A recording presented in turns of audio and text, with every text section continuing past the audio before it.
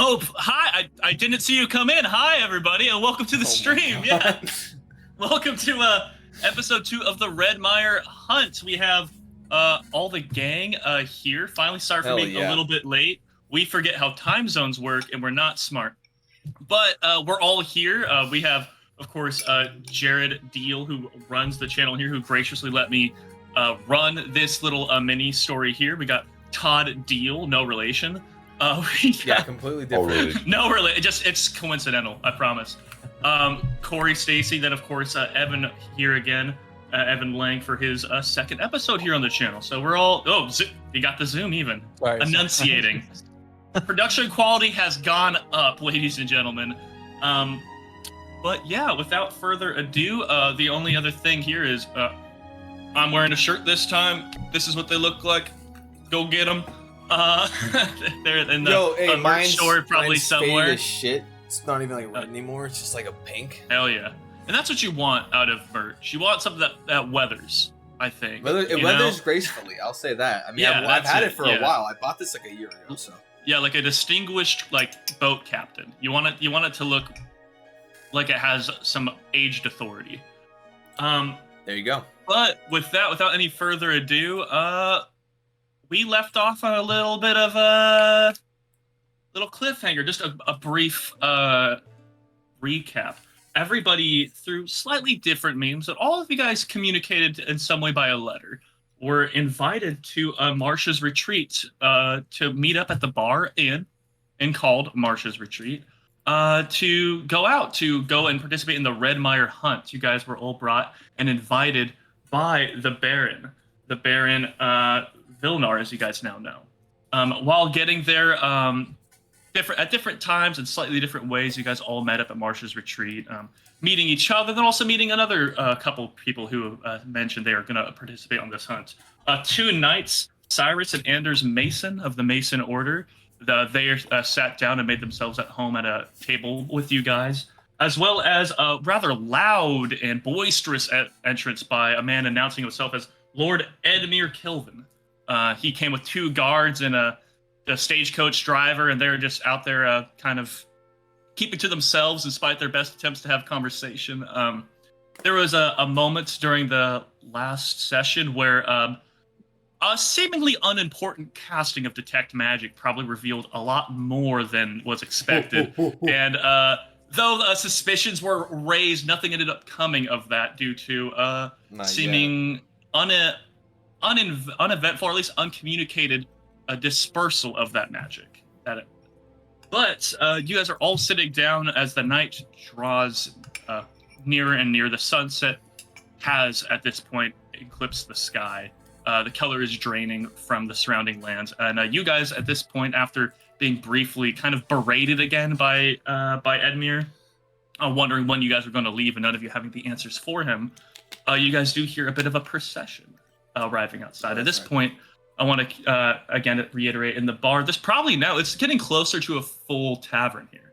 Music hasn't started playing yet. There's probably 50 to 60 people in the bar, and everyone's kind of paying attention to this as it arrives. Everyone has heard, in no small part again, to the loud Edmure of this hunt being brought about by the Baron. And hearing a group of people approaching, everyone's ears kind of perk up. But before that, as it's arriving, I do want to bring it to you guys. I believe everyone's sitting at the same table at this time. Yes. Is there anything in particular? You guys are just hearing rumbling. You can tell just by, you can hear murmurs and stuff outside. You can hear kind of, not really anything more specific than just footsteps and people approaching, footsteps on mud, but many of them. But it's still a ways off. So is there anything you guys would like to do in that time as you just hear it approach? You guys are again sat with Cyrus and Anders, as they're kind of Anders sitting with his back to it, kind of turning around and kind of looking, trying to get a eyeball out the window and such, but not standing up or anything. Are we the middle? Sorry? Are you the middle of the tavern? You guys are not far from the door, but yeah, you guys are about central in the crowd. Real quick, where did Edmure? How far away is he from me? He's if you want feet, or do you want general distance? Feet, approximate feet. Approximately 20. 20. Okay. Kind of scoping him and seeing where he is. I'm gonna try to cast message again and see if it goes through to Galen. Gotcha. Gallon. Gallon. So go ahead and make that. I'll let you choose. Do you want to cast insight or perception? Oh, let me look. It'd probably be insight. No. Gotcha. Yeah, let's do insight. Sure. Yeah. So again, just insight's more of just trying to suss it out, and perception's trying to pick up on anything visual. Well, yes. And so does it go off? Like, or is it just like in the midst of doing it? In the midst of doing it, Okay. like you just trying to figure out if something happens, if you could kind of finger it. So as I'm looking around, 13 for insight. Point it out. Yeah. 13. Yeah. As you do this casting, are you again trying to be subtle with it? Yeah, I'm trying to be subtle. Okay. Well, there's so many people around. I'm not going to make you roll for that. As people are kind of milling about, there's a lot of motion going on around. But as you get this casting off, just looking at him, he's looking kind of over, like looking in your direction, but kind of past you. As he's kind of looking at the door and such. Right. I'm just kind of leaning over. He has like one hand on his side, or one hand like still just on his bow. That's kind of up next to him, just kind of has a hand on it, almost like leaning on it, like almost like a staff, like a walking stick of some sort. He's kind of leaning over and looking. He seems 100% disinterested in whatever the hell's going on with you guys. He just seems to, if he noticed, he doesn't care. Or even if he noticed, he doesn't know what's going on there. If that makes any sense. But your casting of message does go through. Okay, it does. So I'm going to kind of, underneath my breath using the spell, I'm going to cast it over to Galen and say, I think that it'd probably be best if we don't pursue the auras that I was reading earlier, considering things are getting a little crowded. As I kind of look around. Are you sitting? You're sitting across from me. I said no. So like the way I think like you sat in the same spot you were originally, and then I'm like down the bench a ways because I just kind of plopped in. Kind of at the end of everybody else, because you sat across from, I want to say, Richter because of the bag. I'll slightly nod. Okay, so. All right. Anybody else doing anything at this time as the commotion's kind of drawing attention to the doorway? Gotcha. So again, Braff, you're doing this communication. Everyone has like an ale or a cider in front of them, with the exception, of course, of Cordell, who made quite a point and kind of had a journey of getting his damn water to himself.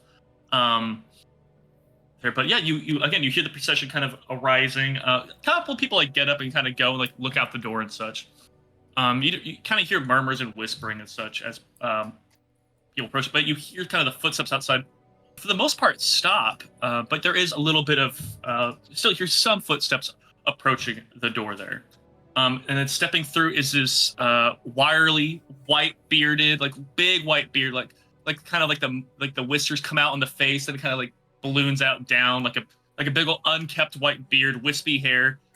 Older man kind of comes through. He has like pretty nice clothes on, but it's like clearly like wooled over, like it's like a winter's jacket and such. Unnecessary for this climate, yeah, but he's an older man.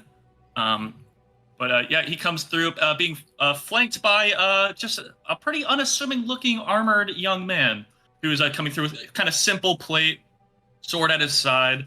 Like he looks like red haired, like you can't tell if he doesn't have facial hair by choice or because he can't. He doesn't look like much older than 20, if that, probably a bit younger, but they arrive in and it's clear to everybody you guys are close enough. I'm not going to make you roll an insight for this. Everyone is looking at this kind of unassuming duo with some degree of importance as they kind of make their way inside. But as the older man comes inside, he kind of looks around and such and makes eye contact with the bartender and begins making his way over as people are giving him plenty of space coming through. You could hear some more of the murmuring going around. And if anyone would like to make an insight or a perception check on that, you are welcome to. I would like to actually just see, look around and see if there's any like customary things that anyone's doing. Like, are they nodding? Are they like kneeling? Are they bowing? Are they saying anything? Sure. You can go give me your perception for that specifically. Okay. Anybody else doing a 10 for that? 10. I'll do perception. All right. Well, as you're doing that, Braff, as you're looking around, people are giving them space. It seems like not like a formal set number, but everyone's giving them at least more than an arm's length. They're giving them some space. Okay. You see some people, whenever, like, more specifically, the old man is kind of dead forward, making his way over to the bar. When they say the younger knight, he is more scanning the crowd, and he's giving little nods to people, and they're returning the nod to him. But there doesn't seem to be any form of, like a bow or anything like that. They're just, like, giving a polite amount of space. Okay. And then, what was your rule there, Galen? Oh, sorry, Glenn. Gooby? Wooby? Yeah. Oh. 12. Look, you can hear some soft murmuring going around. You can't really pick up much. You do hear that you hear the name Senric a couple times, but like going around, but you don't know who they're referring to with that. You don't really pick up on more than what's going on there. Just murmuring. Senric, you say? Senric. Can I do insight? I'd like to think about who is this guy? Absolutely, yeah. If you want to try to just get a vibe on him. And I'm 9. assuming you're referring to the old man. Yeah. He's looking at as a random patron, like, this guy's really weird. He sees a guy with just a larger tanker than everybody's like, what's his deal? What's this guy doing? Yeah. But no, checking him out as he's coming in. Nice clothes, winter clothes. Seems a bit traveled, but looking at him, it doesn't seem like it's patched. You know, it doesn't seem like it's clothes that's needed to be repaired. It looks like something that's still well taken care of. Just the happenstance of whatever journey or whatever travel he's been on is made it dirty by that. But he seems just getting a read on his clothes. His beard is a bit unkept and such, and his hair is a bit wispy and all that. But like, just at least looking at his clothes and such, it seems like he at least has some form of station or some money where he has to care about his appearance. Not anything maybe as exuberant as, of course, Edmure, but looking well taken care of. Okay, so I guess comparatively, Edmure you'd say would be more well dressed than him. Edmure is certainly more well dressed, even if like his taste might be worse. Right. Like it looks like it costs more, but like he put it together, kind of looks like shit. But it's like gotcha. Yeah. Okay. Yeah, he found a way to get Armani in neon, whereas this guy's just like wearing a nice coat. Gotcha. Yeah. And then Richter goes, "Hey, who the fuck are you?" You're muted, Evan, by the way. Yeah.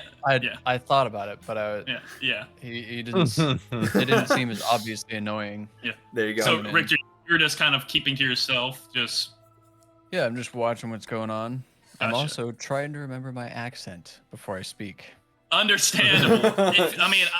If you want a cheat sheet, you could always go to the old stream and just play a clip. That's true, actually. Yeah. Not that I did that earlier today. Nice. No, just play the most important clip. There is one very important clip. That is true. The old man approaches, and everyone's kind of quiet as he comes up to Marsh. He's there. He instead of customarily, like he always seems to be doing cleaning a glass, he's like sitting there, like his arms are initially folded, but when he approaches, he kind of like makes like a mental note to like move him aside and such. Is it like everyone in the tavern's quiet? Everyone's kind of like quiet in the way to let them speak, but like in the back, like towards the stage and stuff, they still hear people talking. Like everyone's kind of like keeping an eye on it, but people are still murmuring in the back, just more of like around them. Yeah, people are kind of more quiet and such. So you still hear like death whispers and such. And just hear like the old man approaches like, "Marsh, how the hell are you?" It's like, "Well, Cedric, it's been a little while. I'm guessing this rigmarole over here," and he gestures his hand over towards the table. Like, "I'm guessing this is for you and your lord there." "No, I mean, probably. I'm guessing they showed up with some letters and were pretty loud." It's like, you're not wrong. Some more quiet, but yeah, and he gestures again back over to the table. It seems like your weird group of huntsmen are over there. He gives a little nod. He's like, "All right, thank you. A cider for me and the boy here." It's like, "Of course." And he like looks over at the young man, just gives him a nod. Doesn't say anything, but just gives him a nod, and the young man returns the nod. And Cedric kind of turns and like kind of scans the room a little bit, before his eyes rest on probably the more colorful table than everyone else. As you know, it's accompanied by bunch of armored individuals, 2 halflings, like Like, you guys probably have more weapons on this table than the rest of the tavern combined. And he begins, like, kind of hobbling his way over. He gives a little wave as he's making his way over to you guys. There's, like, a weird, like, it's, like, 20 feet, but he takes a little bit getting to you. So there is a weird, like, 10-second gap between him waving and making his way over to you. Then before you guys are within, like, a comfortable speaking distance. Like, Yeah. And you see, like, the young man is kind of, like, looking around, just trying to see if he needs help with anything, like moving a chair, like giving him some space. But eventually, he makes his way over to the table, like stops at the head of the table where there is no chair. That kind of turns and looks around the group, like, well, I suppose you guys all, are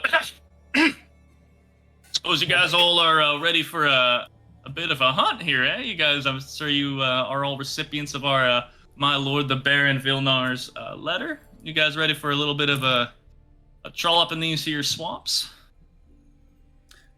I look around to the rest of the party before I say anything to see if anyone else will speak up. Yeah. I think Cyrus and Anders kind of look around the table, kind of doing a similar thing. Like, everyone's seeing who's going to kind of talk first. And with kind of turning to you, like, I don't think I recognize you, sir. And he kind of looks at his, like, he pulls out like a little pamphlet in his, like, a coat, pulls out this like kind of like scroll and kind of rolls it down. It's like, and if you don't mind, sir, what's your name? Galen Van Denst. Oh, and he kind of scrolls down. Down.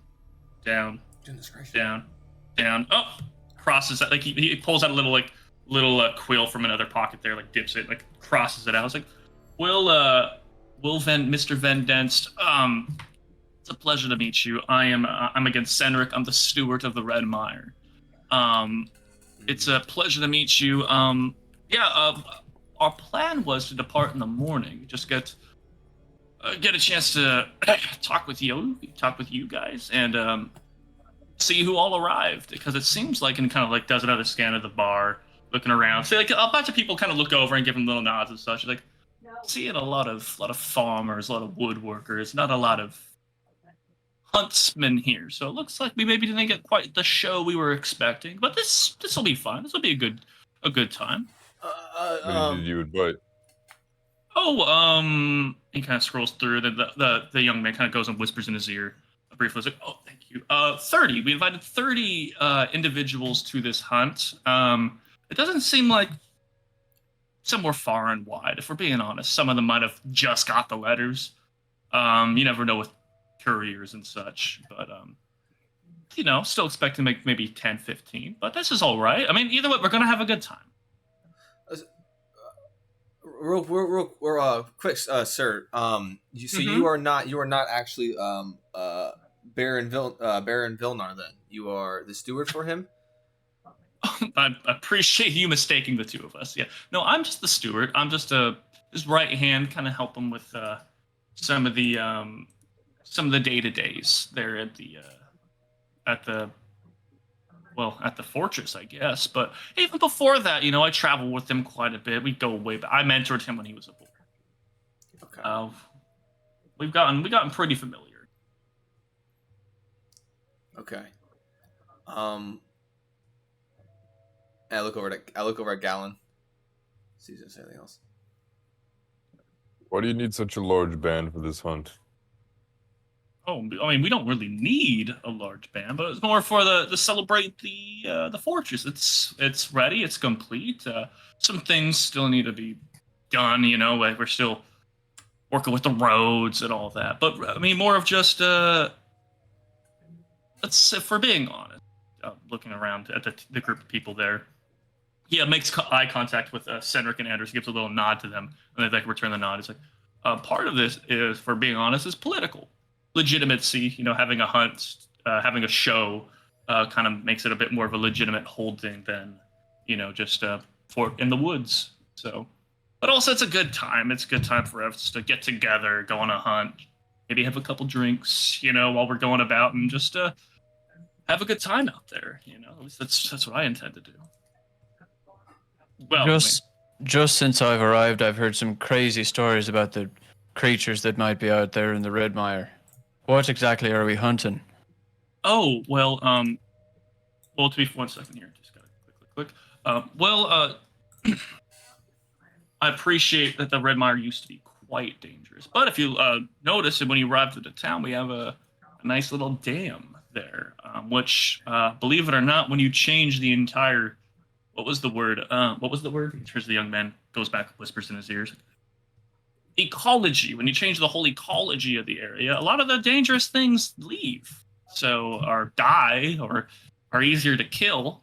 So it used to be quite dangerous, and no one would reasonably expect someone to go and survive them. But now it's we have plans drawn up for agriculture in the area. We have some pretty good bits of land there, cutting wood, making a little settlement outside the fort. It's all but safe. No, safe as a swamp could be, but still. Safe as a swamp. I like safe that. as a swamp, that's right. Well, yes, wait. Hmm? Now, I could have forgotten since you just said it, but did you say what we were out there to hunt? Well, I appreciate you asking, and I didn't want to... And he kind of looks around. He looks around the bar, and he, makes eye contact with Edmure. I'm gonna... Then he goes back to the table. So I think we got everybody we need here. He's still far enough away that Edmure isn't part of this conversation, but not looking around, he kind of doesn't recognize anything there. The hunt wasn't specific. Talking with them, we had ideas of just there's a lot of crocodiles, and you hear in the back just very quiet. Yeah. We thought about doing a competition, seeing who could get the most crocodiles. There was word of a bullock in the area, but we weren't able to find it. So we were kind of thinking more of making it a competition, alligators and up type thing, and maybe over the course of a couple days, see who gets the most points, and we'll count them out at the end, and the winner gets awarded. I'll let the Baron say that, but certainly a reward worth traveling, and even if you weren't the winner, a good time for all, a great time for all here at the Red Mire. Are we going to be? We're traveling to this keep, correct? Mm-hmm. Yeah, it's just it's about a half day's walk or so, but it's a pleasant walk. Okay. I look down towards my notes and book. Like as he's kind of looking around, he goes to say something to the duo of knights and sees he pull out the book. He's oh, there, we got a studious one here. Okay, that's always nice to see. And he kind of and as he's saying that, the bartender, Marsh, comes over with, and oh, thank you so much, Marsh. And he has a little goblet you can see there full of to the brim of red wine. He just takes it, takes a. Mm. Oh my god. A half day's travel at my age is it's a full thing. It's a full thing. And he goes and just sets it down at the head of the table again. As you see the knight receives his ale and sets it down there and turns around, seems to be looking for something behind you guys. So did he come around the table to where we're all occupied on the one end, or is he across the table speaking over towards us? Speaking over towards you guys. That's what I thought. Yeah, because it's a rather long table, but he's not making the effort to go around the long thing. Yeah, he's too ancient for that shit. Yeah, I mean, looking at him now, especially facing you, you can tell he's probably late 60s, early 70s, but also it's a man describing living in a swamp and potentially campaigning with a baron. It's hard to tell how hard the years have been on him and what his age is. Right. You're saying he could be something like 40? He could be 20. Shit. Him and the knight are peers? They're friends, yeah. How young is this baron? He's 12. Yeah. It's my nephew. He's 6. That's a hard 20. It's a hard 20. Hey, you never know. But quickly returning, the young man comes with a chair for him, sets it up beside him. He's oh, thank you so much. And he goes and eases himself down with the help of the knight. As the knight just goes and sits down on the bar, just that long, actual stretch of the bench next to you guys. And he kind of pulls out his little scribe again. He's well, if you don't mind, let's Who's all here? And he kind of goes and points first at you, Braff. It's like, what's your name, young man? Braff Van Denst. I tagged along with Gallon. Oh, you weren't. Well, okay. Well, who got a letter then? Who was? That would be. And I point over to him. He got the official letter. Yeah. Gotcha. No, I got that. He marks it here. And it's like, then the rest of you, if you don't mind, who else got a letter? And you see Cyrus raises his hand, and then he notices your hand there. It's like, excuse me, Cyrus, I have you here. And then excuse me, Cordell. Young fellow, what's your name? Cordell Quicktopple. Okay. Oh, right at the top. Look at that. That's good. I don't think I made your acquaintance. How do you know the Baron? Because he made sure to request you specifically. Oh, previous business. Nothing big. Previous business. Okay. Well, I side eye. Cordell. You want to roll an insight check? Kind of. Yeah, actually, I do. All right, Corey. Either deception, persuasion, whichever one you want. You don't have to say it. Just roll it. 13 for insight. Natural 1. Hey! Oh! Failed. It was a natural 1. What was that? Or persuasion. Was it deception or persuasion? I guess just let's go deception. I have a -1, so Yeah. 0. Okay, Zero. so getting again, absolutely destroying your deception check. What is when you have Braff kind of scoping you out there? What's kind of the look you have as you're trying to sell this half truth, lie, whatever the combination really is? I just kind of straight faced, like no emotion, just prior business. Yeah. I think you looking at that, Sus. Braff, you're like, do you see him? And it's just like, it's too stone-faced. Like you sat down crisscross in a fucking Yeah, room upstairs. this dude said for a mortal, and I said, what the? Yeah. Like, you just tell looking at him, like, they're, like, but just kind of the way he's been talking, the way he's been cagey. He is being cagey now, but there's a difference about it. And you could tell that, again, he rolled a nat 1. I think you looking at this, you could tell in his own way, he is not lying, but he's not being truthful. Yeah. Okay.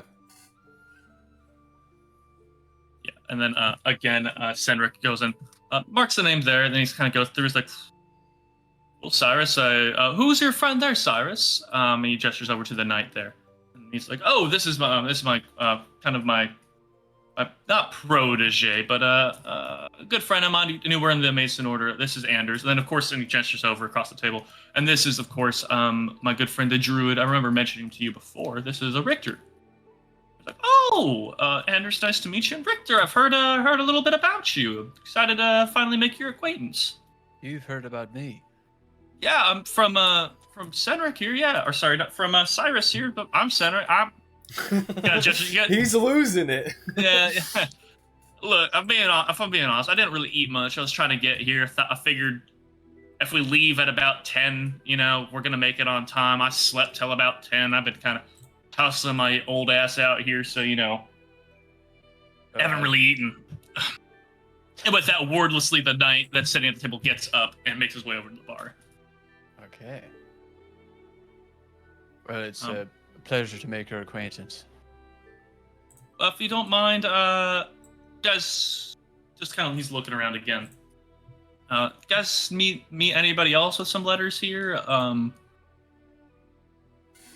Anybody else on the list as he's kind of going through? It's like there's a number of Mason Knights, I'm assuming. And then I look like I'm gonna say something and then stop. And so if he discerns that, then he can pry, I suppose. But I'm like, and then I just don't say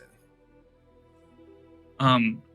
I just kind of go through the list, like, number of your order isn't here, Cyrus, and he just kind of like nods, like, oh, there's a lot of business around, a lot of people are kind of scattered around. It's hard to send a missive to somebody when you don't know what town they're in.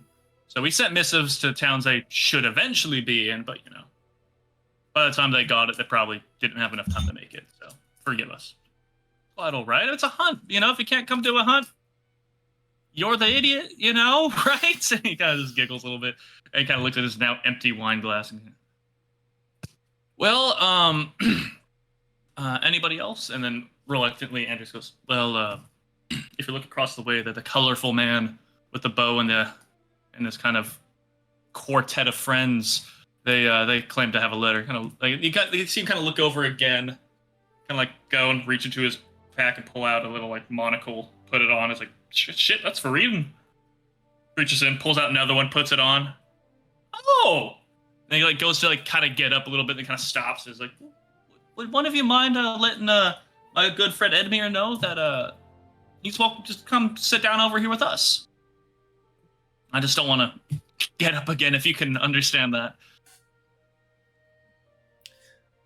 Yeah, absolutely. Hey, and I just yell over to him, getting his attention. Yeah, like he's got to sit there, like he's gonna be kind of like watching you guys when you say like he's already making eye contact with you. Say, kind of like looks over. Yeah. And I gesture over to the steward. Yeah. He just, you see him just go like this. Showtime. to the guy halberdiers. And he just gets up, and the halberdiers kind of reluctantly, kind of like sluggishly get up and come along with him as he makes his way past. He goes by, squeezing by some people like, oh, excuse me, I'm a lord, excuse me, Edmure, pardon me. Hey. And then he goes he handily sits down as the two halberdiers go the long way around the table and sit down, making a little bit of space. They have enough social awareness to give space for the night when he returns to the table. And then you can see his good friend there, Larry, sitting down next to Edmure. And Edmure sits down and goes like, well, Stenrick, I thought that was you. How's it going? He's like, Edmure, good to see you. Good to see you. He goes down.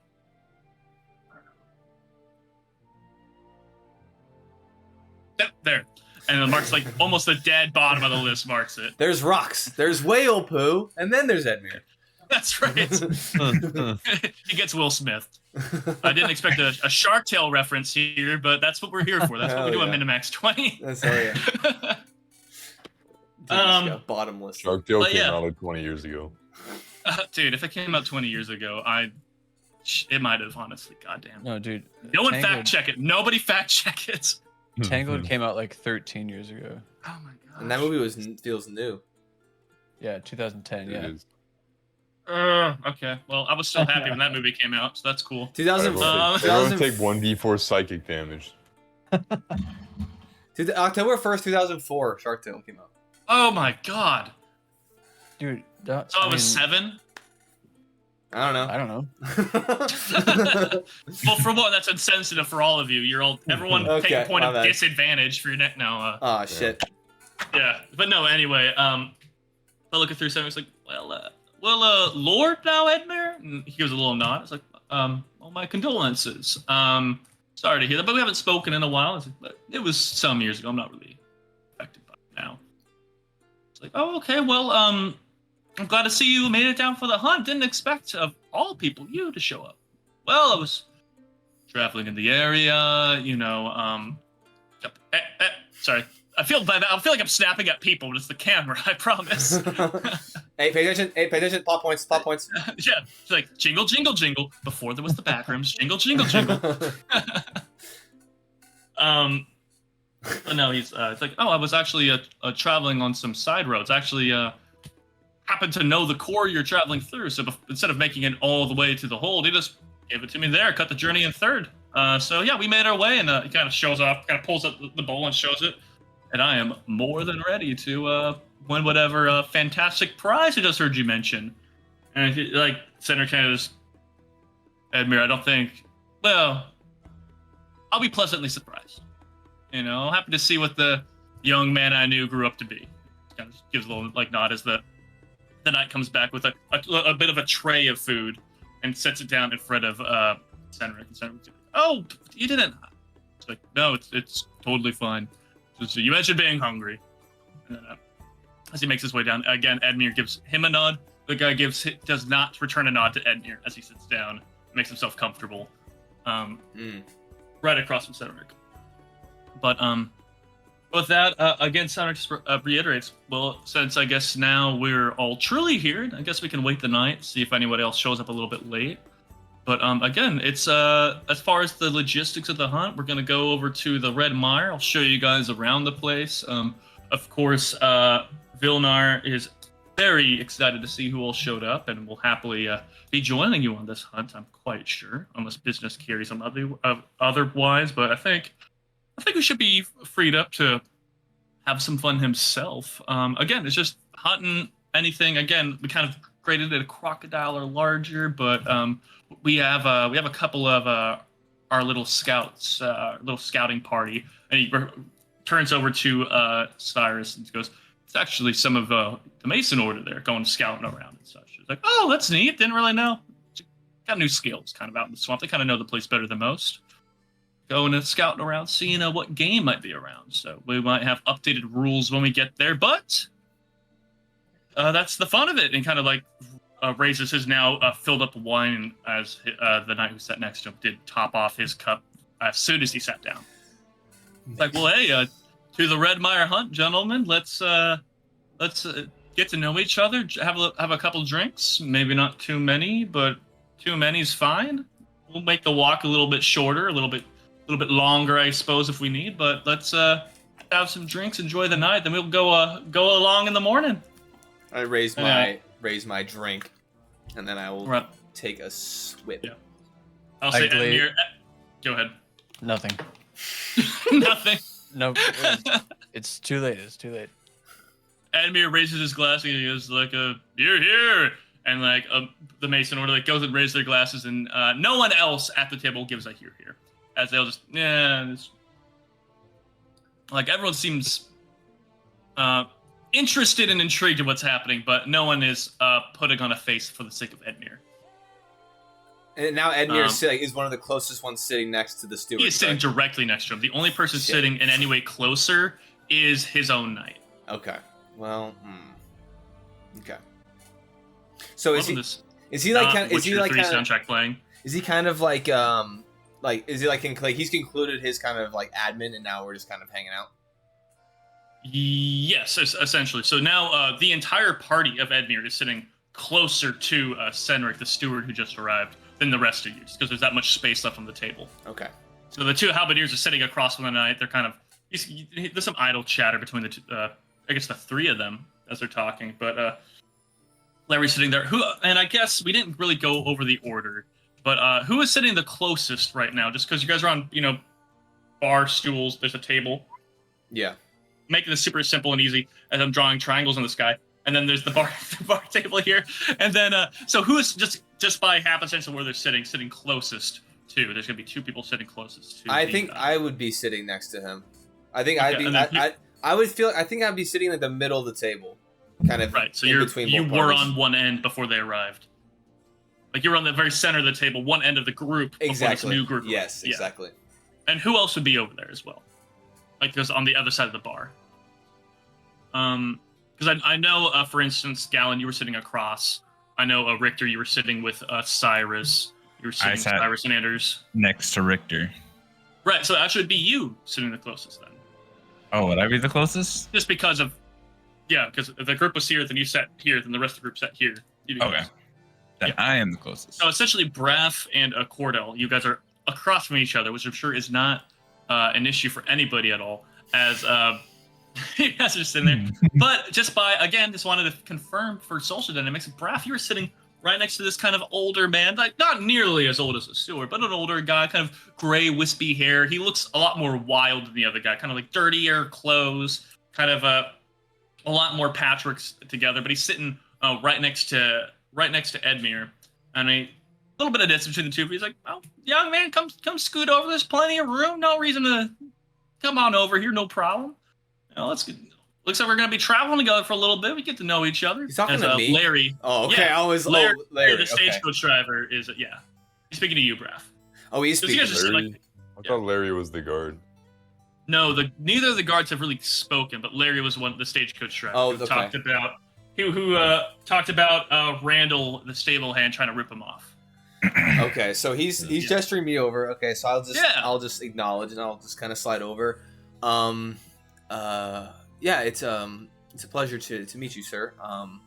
I was curious, and I'm like avoiding eye contact. I'm like making eye contact occasionally, but generally kind of looking down. He's looking very intently, and I'm like nervously eye contact moving himself. I'm like moving my book, like nervously, like fidgeting, and I'm curious as to how long, because this town looks like it's up and coming. It definitely looks newer, and so I was curious how long that you and Baron Vilnar have been here. So this is Larry. He came with Edmure. He was on the stagecoach driving. Oh, Edmure. Larry is the one inviting you over? Yes, Larry. This motherfucking Larry, bro. There's multiple old men here. Okay, well then I ignore Larry and I talk to the fucking steward. Larry's like, come on over here, young lady. Scoot over. Hey, if you choose to do that, that is totally fine. How about this? I'll preface like the beginning of my statement, like, "Hey, how's it going?" and then I'll talk to the steward. I'll acknowledge Larry, but then I'm like, I don't actually give a fuck really about you. And like when you go over to talk, Larry just kind of leans back to let you have your space to talk across the table. Like he's not pushing it really. But yeah, so go ahead, if you don't mind reiterating what you said. So I'm talking to Senric. So yeah, I'm talking to Senric, and I was just curious as to so I've noticing that a lot of the infrastructure on here is relatively new, and so I was curious how long you and Baron Vilnar have been. They've been around. Sid Vilnar, believe it or not, he doesn't like telling people that, but it's Sid. Yeah. This motherfucking Sid, dude. Sid the fucking sloth. Yeah, I mean, we've traveled to this town a number of times over the years. When it was quite a bit smaller than this, of course, this tavern kind of just was around. Got renovated a little bit, but it's been around since I've been here. Wait, pardon me for interrupting, but you have this town, Marsha's Retreat, is not directly attached to your keep? I mean, by proxy and by influence. Yeah, but it's... What's up, Ace? By proxy and influence, yeah, but official holdings, it's kind of its own thing. But we levied some taxes on them for a while. We kind of eased up on them a little bit, just to let them grow, because they're certainly growing rapidly here. But again, the Red Mire hold isn't an official holding of the Empire quite yet, legally speaking. So legally, we don't own jack shit, but. Okay. Here in a little bit, I'm thinking, it's no reason we wouldn't. It's just a little bit of paperwork, greasing the wheels. Maybe having a hunt for legitimacy, a little bit of political show, things like, you understand, young man. It's a lot of things, even the best things in life are often scheduled and planned out and have multiple uses. So yeah, we're gonna go hunt some gators and maybe make some good food out of them, have some good drink, make some good company. But also we're gonna publicize maybe a little bit that we had a hunt here that showed that we had a good time and showed a little bit of legitimacy, and that'll make some things move a little bit faster. Interesting. Okay. And you said how far is it to the to your keep? Oh, and he kind of looks over at the night and he kind of like leans over again and whispers at him. It's like, oh, it's like I guess once you're in the marsh, it's maybe like 7-8 miles of walking, but it's a gentle walk. It's like this. We laid some bridges, so you won't believe how much of a bitch it was moving through there. Especially we had some mounted knights when we first went in there, and horses, man, they quickly became unmounted knights. I'll tell you that. Kind of sad, but that's what happened. But anyway, like we got bridges and such. I still wouldn't recommend bringing a horse, just because again the road's not complete. But yeah, it's a pretty gentle walk. It's a nice trail. Okay, gotcha. Makes sense. Well, to say the very least, I'm excited to be partaking. At the very least, and then I just got your message. I at the very least am happy to be partaking. I have not necessarily been on something like this before, so I think that it'll be a very good. Then this is a good one to start with, because I've been on some stag hunts and such that very quickly become surviving a boar attack, But here in the marshes, you can predict a lot more what's going to happen. You can, there's signs. I guess also lowest thing we're hunting is a gator, so we know it's dangerous. So we're all equipped for it to be dangerous. So if something else happens. I feel like a marsh would be the opposite. I feel like it'd be more unpredictable. Look, if there's a boar in the fucking swamp, for one, I commend him. And for two, if he's burrowing through the swamp, the marsh, the trees, the roots, to run at us, it's going to take him a good Sir, we're gonna see his loud ass about 2 minutes before he gets there. I mainly So we got I mainly mean like the things that you can't see, I suppose. Oh well, we have kind of a safe area and such. So I imagine we'll be hunting in. Again, it's the Baron's idea of what's happening, but we got some safe areas. Again, when we first arrived with the Mason Order, he refers to Cyrus again, who just gives him another like little like like mid-drink salute. It's like when we first arrived, the Mason Order, they had a mage with them who helped us like set up a little bit of like a practical protection. He helped us build the fortress for one, a lot of earth moving and such. But is he still but there? also no, he left quite a while ago. He's quite a busy man. He left maybe 6 months ago or so. Well, But Masons travel. He was a mage with the Mason Order. Yeah, and he refers to Cyrus as like, yeah, that was really just a knight. He was just a knight in our order. But yeah, he never carried a sword even. He was kind of an asshole about it. But you wanted him there if things got too heated. Interesting. Yeah. Well, once again, thank you for your time, and I'm looking forward to this endeavor. As I kind of at this point, I kind of like go to stand up and I'm gonna head to the bar. Gotcha. He like gives you like, oh, no problem. I'm happy to again. And, like he says this to you, but then he projects to everybody. Well, I'm happy to get to know everyone a bit better, and I'm sure the Baron would love to make everyone's individual acquaintance and friendship as we keep traveling. Of course, all y'all probably know him a bit, but and then he lets you leave the conversation. Okay. But yeah, with that, he chats a bit more.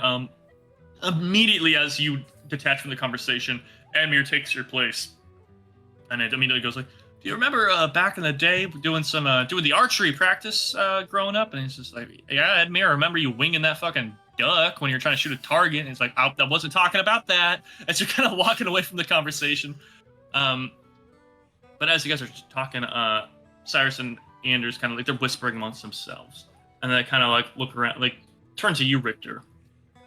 And it's like, I was like, well, Anders at this point, he's the one sitting closest to you, so he's kind of turning over, like, and speaking in a low tone, not necessarily trying to hide what he's saying, but not projecting it. He's trying to speak just to you. It's like, well, gators of all things, right? I mean, I'm right, but I'm also, what do you think? You're the druid. Does that sound like a hard thing to do in a swamp? I mean, I know about gators. I have damn, my daddy used to hunt gators, but I'm trying to figure out if that's gonna be a hard thing to do, or what's your read on that? Whoa. Oh. I'm not sure that,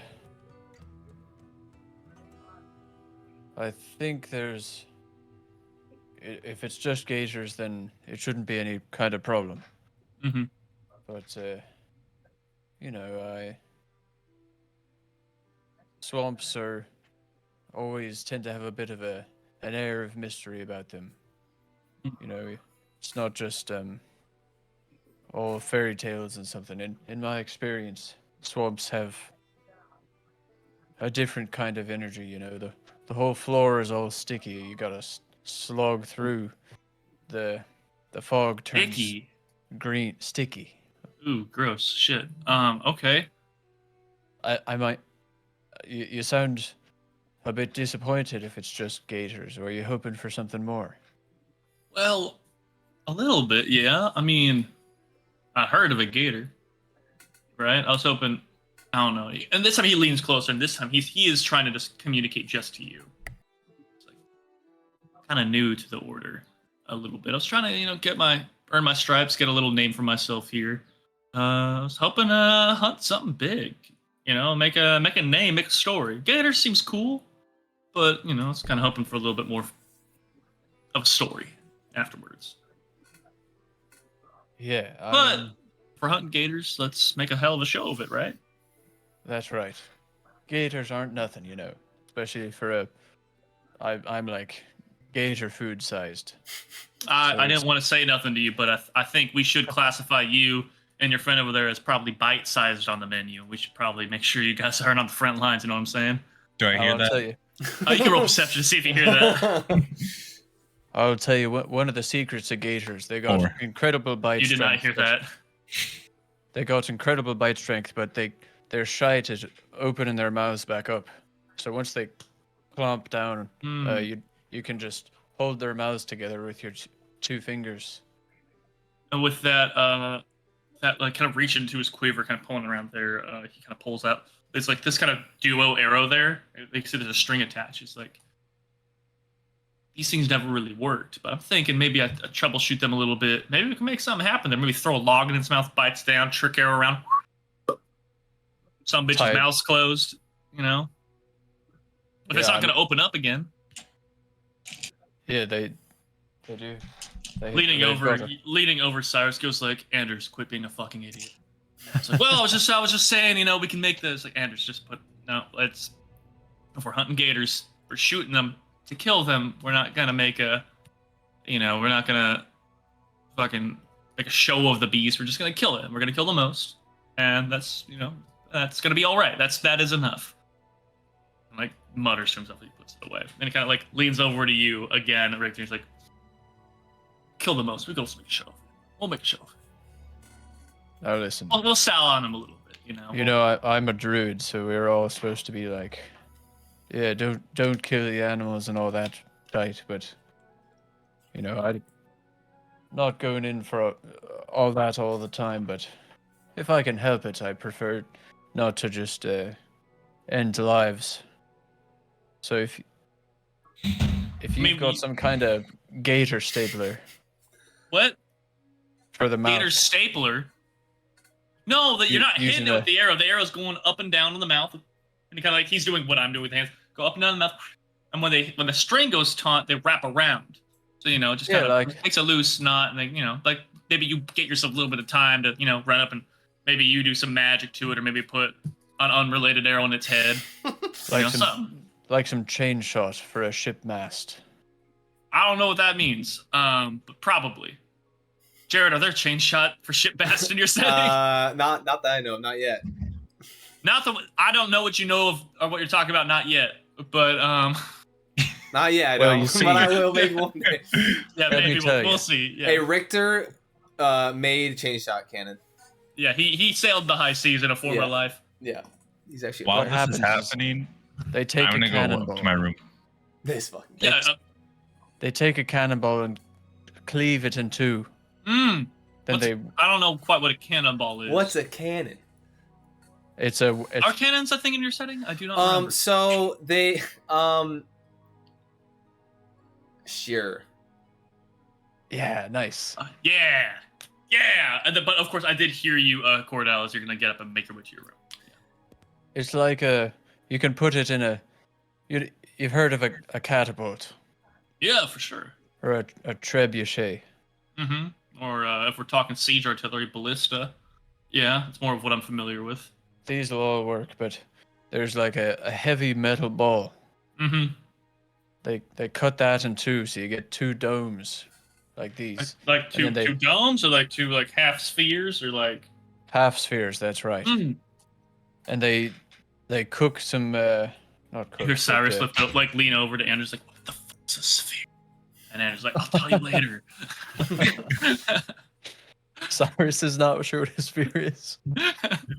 Well, I mean, education in a middle-aged, even a fantasy setting, I don't know exactly how good it is, but it's not great all the time when you live in the woods. Yeah. Anyways, they connect those two half spheres together. Through like Just a like your- magic band, or just- like through a. Just Like a form of- a real oh. thick chain. Do Just they like enchant your, the chain, or do they just like? I think it's a regular. I'm not sure. They coulda. Yeah. I've never seen it in action. You see, I've just seen the design of the thing. It's just like your two arrows connected by a string. Okay. But he kind of it's- pulls them out, like holds them in front of himself It's just like holds them in front of himself as an example. yeah. But each of those arrows is a. There you are, you son of a bitch. All right, he's holding the two arrows in front of him. That was a lot to grab 2 pens. He's holding them in front of himself. Like, Each of those two arrows is a Mhm. dome of solid solid metal connected by a chain instead of a string. Okay. And then, from what I understand, they'll take that, they'll launch it at another sailing ship, you know, with a big tall mast. Sure. Yeah. The chain will wrap right around the mast and cleave it in two. Okay. What next? Well, that's what you're gonna do to the alligators' mouths. Oh, I don't think I'm cleaving an alligator's mouth in two, but I'd love to. Well, no, probably not with just a string, but you got. I will say, you seem to know a lot about metallurgy and like artillery for a druid. And then the sire's like, Anders, drop it. It's like, no, I'm not trying to say. Oh, I'm just curious. How do you know so much about cannonades and Well, I'm not. I've been traveling around for many years now. I don't know too much about the actual metallurgy. I don't know what the cannonballs are made of or the chains or anything like that. But I've spent some time along the coast, the edge of the sea. Yes. Seeing a lot of sailors coming and going, and they talk about these new crazy weapons they're trying to come up with. Sometimes they'll take, they send like corpses over castle walls to spread disease. Yeah, no, I've seen it. Oh, that's some crazy shit. I've never seen that. Yeah, well, I mean, Where Some the people fuck trying is to this do guy it. from, bro? yeah. I mean, Mire, everybody yeah. else is Right- here for this conversation, right there of course, is with the exception of Cordell. Right there, seen some Cordell shit. went up, but everybody's hearing this, and I think for the most part, aside from Edmure, who is talking up Senric right now on the end of the table, everyone else is listening in very intently on this conversation. I'm headed to the bar, but Yes, of course, you go to the bar. What are you getting? well, actually, I'm curious. Did I see Cordal get up? You can go and roll me perception, and we'll get right back to you, Richter. I just want to make sure the background's Truly, moving as this is happening. All right. 13. I'd say, unless you did anything to mask what you're doing, Cordell. I've rolled like 4 10s already, so. Nope. Yeah. You did clock the shortest man in the room by exactly 1 inch, making his way upstairs and becoming the tallest man upstairs. Oh. I'm alone. I want to send Cordal a message. What the fuck? Again, I'm gonna have you do like a spell attack with this to see if you can like clock. You have a better idea, so that you roll with advantage on it, but like pointing about where the room is. Well, And, Use uh, powers of wait, was he- demons to kill him. Was he already? I was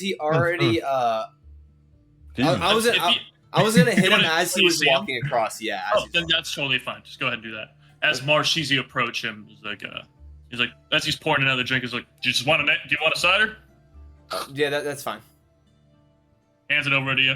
How much? We'll settle up later. Oh. But you have a room. We'll just charge it to the room in the morning. Okay. So appreciate it. Yep. And I want to say to Cordal, I want to say, kind of a little ominously, I'm gonna whisper through the message spell and be like, what did you mean by mortals coming to a swamp? And Cordell, I'll let you tell me. Are you familiar with this type of spell, this type of magic? No. Yeah. So you just, as you're walking, you hear a whisper of the man that you had just previously broke bread with, like whisper in the back, like it's kind of behind your ear, just like. And then he says, what do you mean by mortal? Going to the swamp. So I recognize it's his voice. I would You recognize assume the so, voice. yeah, because it's like a Yeah, whisper. absolutely. It's like an omnipresent kind of whisper in your ear. Yeah, like no matter what's happening, it can be like hailing wind and such. You still hear it as a whisper cutting through everything. Yeah. Would I know I can respond in the same way? I don't know if you know. I will leave that to you. Unless, I guess the spell wouldn't like, it's not like leave a message. Leave a It's message an after answering beep. machine, yeah. Beep. You can't Facebook voice message,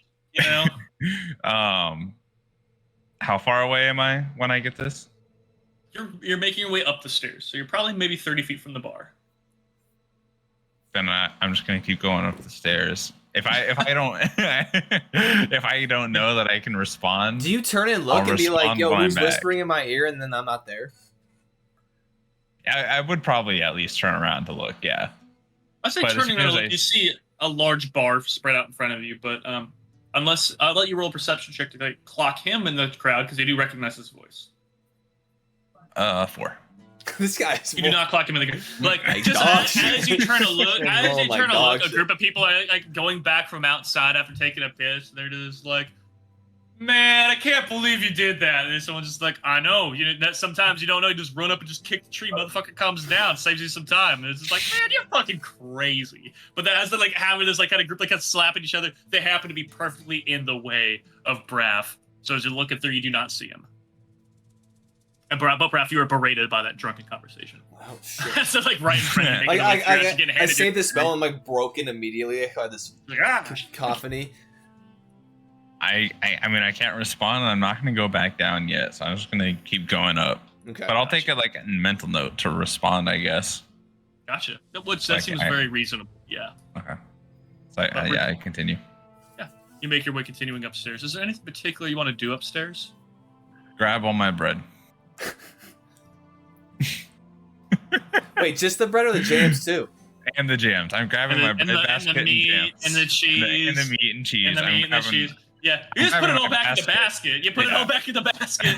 Like, there's crumbs. Where's Like my I think basket? as you're going and you're gathering up, like there's no light really in here. But if I'm not mistaken, you can see pretty well with dark vision. If I'm not mistaken, yes. I can't recall. I believe you do have dark vision. But regardless, in this sense, you are looking around the room. You're gathering everything, just grappling. But like as you're walking through and such, you have bandages wrapped on your feet, right? Yes. Kind of like, yeah. So walking through, you're feeling just so many fucking crumbs on the ground. Like you guys, you were saying crisscross. You're literally tearing bread like savages over the ground. Like you're walking through, your feet are getting crumbed up.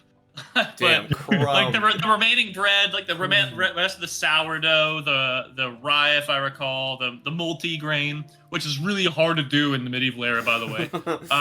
They perfected it here. Like that's the most expensive thing you bought. It's all like gathered up together with the cheeses and the jams and all that, and you're able to just quickly assemble that and make your way down, I presume. I'd also like to take off my belt and leave it in my room, but probably like in a bag, one of my adventuring bags. leave it- I you have, leave it on your something pillow? to put it in. You leave it out in the middle of the room for me to see. You take Or off Brad. your belt that quickly looks like you quickly take off your bullwhip of a belt, and yeah, you're laid down just in a bag or something, just kind of one like maybe Yeah. hung up over a chair or something. You're able to make your way back down. Richter, just so you know, I'm going to come to you pretty quickly. See. Yeah, just wanted to give him the shout out.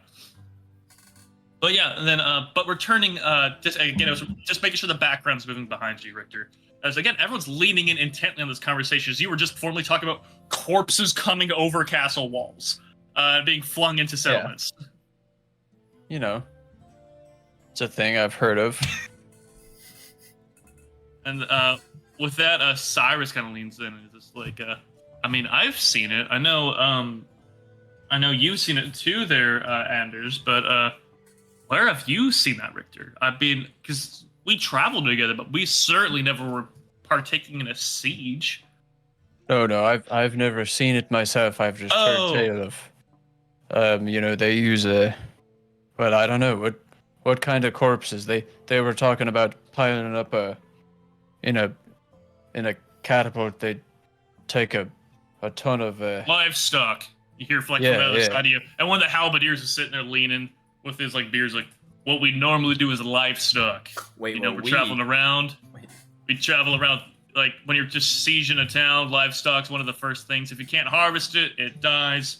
So normally, we'll take something like, I don't know, like a goat or something that has passed away, let it fester. You don't want it to fester, but you also don't want to leave it in your camp. So you express ship it to their camp. Launch that shit over the walls. I understand that Yeah. livestock carries crazy diseases that people aren't equipped to fight, so it's pretty devastating. Does it What work is- out? Is it a useful I weapon? mean, we've sent it over. The siege lasted, and in this particular case, it was like a if I recall, he leans over the other guy's special, like a rebelling like outlaw baron. It's like, yeah, there's an outlaw baron. We kind of besieged it. It was more of a political thing, but yeah, it was like a 3-month deal. We sent the first bit of balls. We sent the first bit of cattle over. Then the next day, I don't know. I think they had a wizard or something, because when we sent the cattle back, they like caught and reflected right back at us. So then we had to ourselves dodge falling cattle, and it was a shit show out there. Yeah, Yeah, you can absolutely stand up. Just like, Of all the things that were said this session, you asking to stand is very reasonable. Okay, well, Cedric is not paying attention, right? Cedric he's kind of talking with Edmure. He's like, they're having their own dialogue. All right, I'm gonna stand up and walk over to the bar and approach. Marsh? I guess in the timeline of it, I will stand up shortly after Raph goes to the bar. Yeah. So I would imagine you guys are crossing paths as Raph's returning with the cider. All right, well, I will approach you. Mm-hmm. And I will say,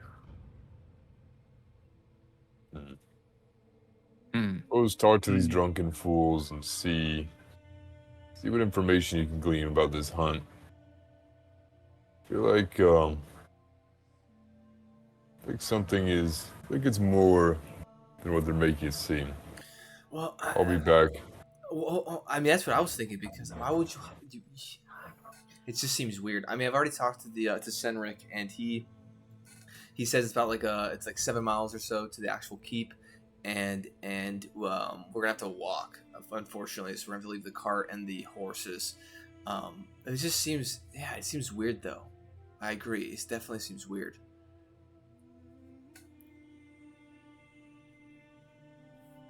I'll be back later. Go ahead and Okay. Yeah, I'll definitely I'll glean what I can, and then I'll be up at some point later. Don't kill me. Don't stab me, please. I will. Do you want me to like warn you ahead of time, like a knock or something? no, it's you. And then I'm gonna leave the tavern. Oh, I thought I would leave him more surprised when he doesn't go to the room and he like walks out the front door. I'm like, okay. So you're making your way outside of the tavern. Yes. Okay. And then we'll get to you in a little bit. As Braf, you're making your way back down to the bar, and you're sitting through a good bit, I would say, of Richter and the Halberdiers' conversation about siege warfare. And in that time, Cordell, you make your way back down again with your basket of food, meats, cheeses, so much bread. Like, dude, just so much fucking bread. And I would say, just because of your proximity with each other, and you did clock him moving upstairs, Braf, you would see before most other people, Cordell arriving with his wicker basket full of bread. Do I see him arrive without his bullwhip around his waist? You can go and give me a perception on that, yeah. I feel like I would, only because I definitely had to discern it the first time that it was magical, and I was like, what? I guess for perception, though, that'll be a 5. You see him approach. He's carrying his basket in front. Like, not to tell you, Cordell, how you're carrying it, but I'm imagining you're carrying it kind of like it's like I'm just carrying like this big old basket of bread is in front of you. You know, you are 3'1", so this basket of bread is not small. I guess it was made for a human being. So Little Red Riding Hood's making her way over with his basket of goodies for Grandma. Exactly. Back to the table. You're not able to clock the bullwhip though. Okay. As I pass, and again, Braf, really cool. Is it a bullwhip or what? It was just like it's BDSM. I guess it's a black whip. I forgot how long. It has runes in it. If you want to call it a bullwhip. Sure. I like that works. I wanted to make sure as we're going to keep calling it that that's accurate. That works for me. I don't have anything Is it in like my head. Indiana Jones length? Like This wrapped man's up in proportionate to your size. This man's 3 feet, has a 46-foot long bullwhip. He's dragging. He uses it like someone would use a bow. It's like he's fly fishing. That's what's happening. Yeah, exactly. Yeah. I was. By all means, continue. I will say. Oh, go ahead. Sorry, no, you're good. Okay, because Braf, you're walking past me, right? Before he's at the table now. Yeah, because I went to the bar, you went upstairs, and it took you some time. So I would say I'm back sitting down listening to Richter talk about war crimes, which I will say I'm writing down. Like I usually like you've seen me look through my book some, but like now at this point, like while he's talking, I have started taking notes of just some shit that Richter's saying, kind of half just absentmindedly like question marks and like trying to just annotate some weird. That's the first time I've heard of stuff like that. So. Yeah, definitely stop me if I start like encroaching on the way your world is built. Well, I don't know. I'm just making shit up. I don't know who needs to answer this question. No, you're good. So far, I mean, I'd say you're pretty in line with some things, at least in this region, because I would say this region has a lot of marauders and whatnot, so it wouldn't be uncommon for some pretty disturbing tactics to be utilized in warfare. So, all right. I am just gonna go back to the table then. So nothing. You come down with your basket of food as you are now clued in immediately to a conversation that Halbertier's describing. Flown cattle from Trebuchet being reflected back in midair and their trajectory being relocated back to the surrounding army of a siege. I'm gonna make a spread of all the food while this conversation goes on. Yeah, just talking about it's like you don't know what it's like, just sitting there, just diseased cattle you just loaded an hour ago, being reflected back, smashing you. Oh, thank you, taking a bit of sourdough. Appreciate that. As it reflects back, splashing in front of you. Just take it out. Like he takes a piece and breaks it, gives it to the other guy who is silently sipping his beer, takes it, just eating, just enjoy. I have a prop. I'm not enjoying himself, That's tough. That's it's difficult to hear about a cattle splashing onto the ground. Splashing is not the best way you want cattle to be described. I'll be honest. But that you seem like you kind of know what you're talking about. You at least seem passingly familiar with splashing cattle. If that's the way it has to be described, I hope I never have to see it. I hope we never have to see it again. And the other guy just goes, like, lifting his drink, just goes, here, here. And with that, the other halberdier and, like, Edmir just jumping into the conversation goes, here, here. Like, way too high energy, not listening. He's like, here, here. And just takes a swip, and Sammer kind of raises his glass and drinks. Neither one of them aware of what they just cheersed. As they sink back into their more private conversation. And if no one is stopping him, the halberdiers will continue talking about the horrors of siege warfare for a while. Cordell, do you sit next to me? I believe I'm directly across, right?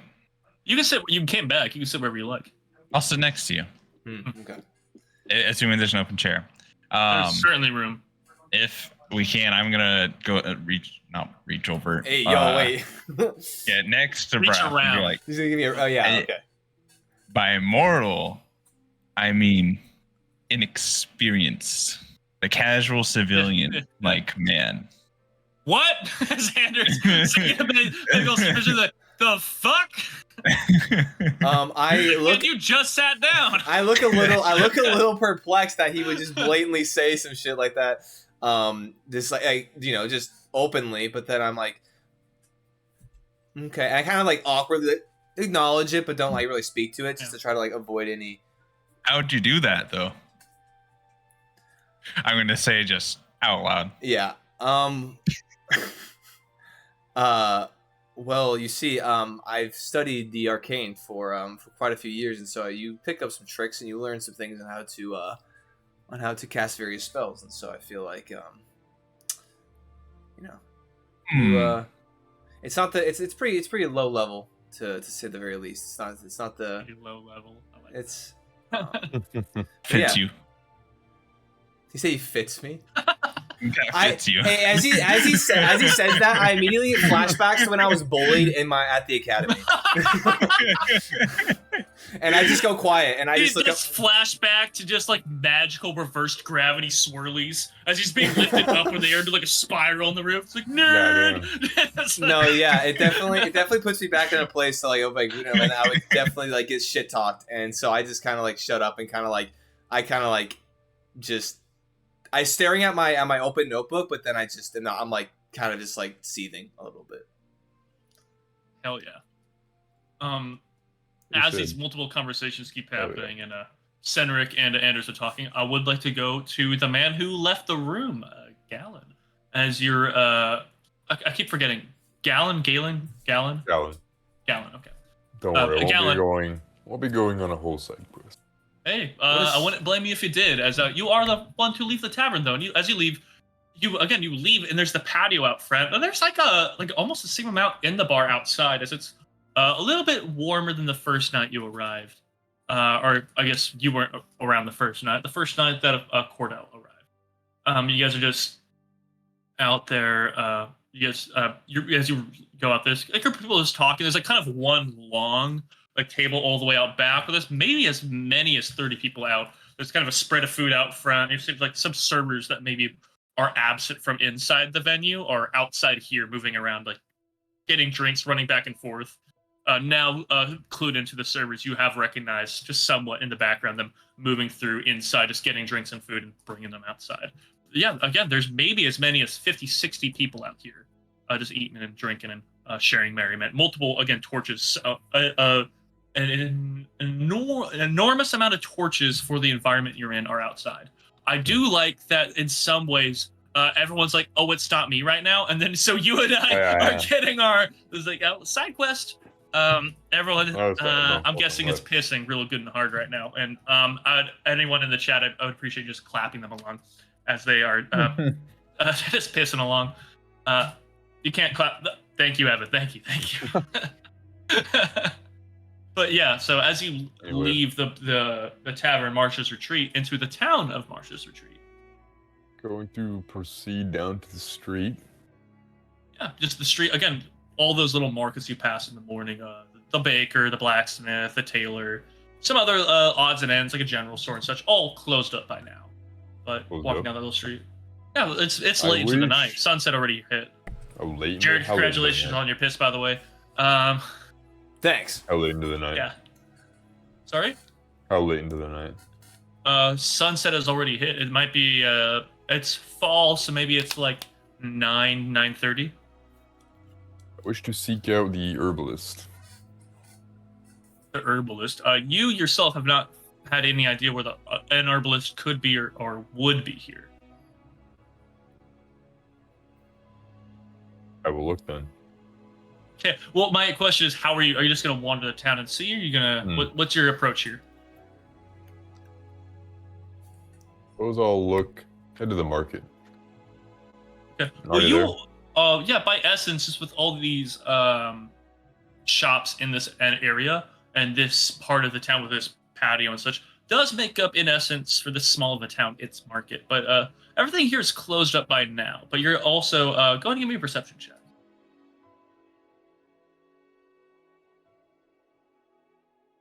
16. 16. Looking around, you're able to read all the kind of, because it's one of those things where it's like all kind of identical buildings, but they have the kind of outstretched little metal bars with hanging signs along the side. So you're reading this like they're not anything dressed up. They're not really trying to market. They're just trying to communicate information.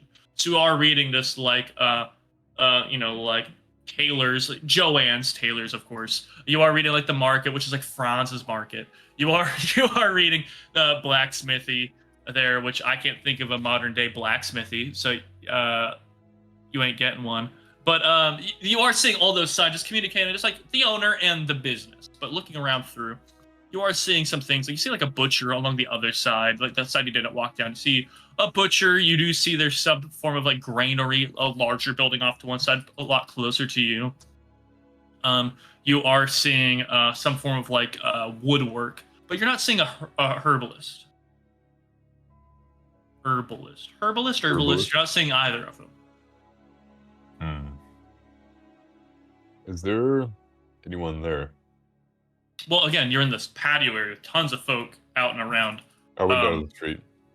Yeah, no, what I mean is the streets are directly connected to the patio, but this patio area, when it's not full of the business or the bar or the tavern, is kind of would make up an impromptu market. Oh. I'm gonna make my way down the street towards the gate. Yeah, How far away just is the it? way you came. Yeah, I guess. I'm gonna look for a guard. Yeah, well, you make your Watchman, way. if you will. Yeah, you make your way down. Again, you hit this row of like kind of like this low stone wall of torches about every 30, 40 feet or so.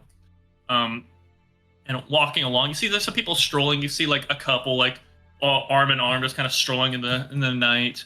There seems to be like some kids running around and playing, being chased by an older sibling, trying to rustle them back home and such. But aside from like sincere exceptions, once you leave the market and start heading down the street, it's very quiet. Heading down that street you arrive from, you see the stable outside. You can see that you have your wagon out there, and there's two kids with like sticks, kind of ting ting ting ting ting, like sword fighting on your wagon. As you make your way down through, they don't recognize or see you as you're making your way. But as soon as you hit that road, there is somebody walking with a torch. He does guards a stretch from an initial impression, but it seems like a guy just wearing a heavy tunic. He has like a club on his side. And by club, I mean a heavy stick. He's got a torch in one hand, club just kind of hand resting on the club in his other hand. He's kind of walking through. He sees you, gives you a nod as he's just slowly kind of moseying, looking around with the torch in hand. Excuse me, are you a watchman? Howdy, sir. Yeah, I am. I'm tonight's watchman. How you doing? I'm doing all right. How about yourself? Good, quiet night. Kind of gestures over to the kids fencing on your wagon. Like just little rascals running around having some fun here, but boring night all in all. A night for a stroll. Do you get much action around here? Oh no. Again, I'm tonight's watchman. I am the watchman of the town. If we got much action, I'm sure it would be an actual job, not a volunteer position. A noble uptaking. Well, it's a quiet spot. We don't really get a lot of activity over here, which is great. It's a blessing. But of course, tonight I'd like to be out at the tavern. But tonight's my night. I'm going on a stroll, walking around the town. So I would take it you're familiar with the place. Oh, I walked around it 3 times tonight. I'm pretty familiar tonight. He kind of chuckles to himself. The town's changing all the time. But yeah, I'm familiar. Is there an herbalist around here? Herbalist? No, not really. We don't really. There used to be one some years back, but once the marsh kind of went away, she kind of decided to move. It seemed like, well, at least in the middle of the night, she was gone. But Evan seems like he's making sure his doors are locked. Nothing on the outskirts of town. Well, she was on the outskirts of town where she lived, but nowadays, I'm pretty sure a new family moved into her place, but yeah, it's just it was a quiet little spot. People just went to her for like diseases, get like some like farmer's wart, you get like a bit of like a winter cough, something like that. You go check it out there.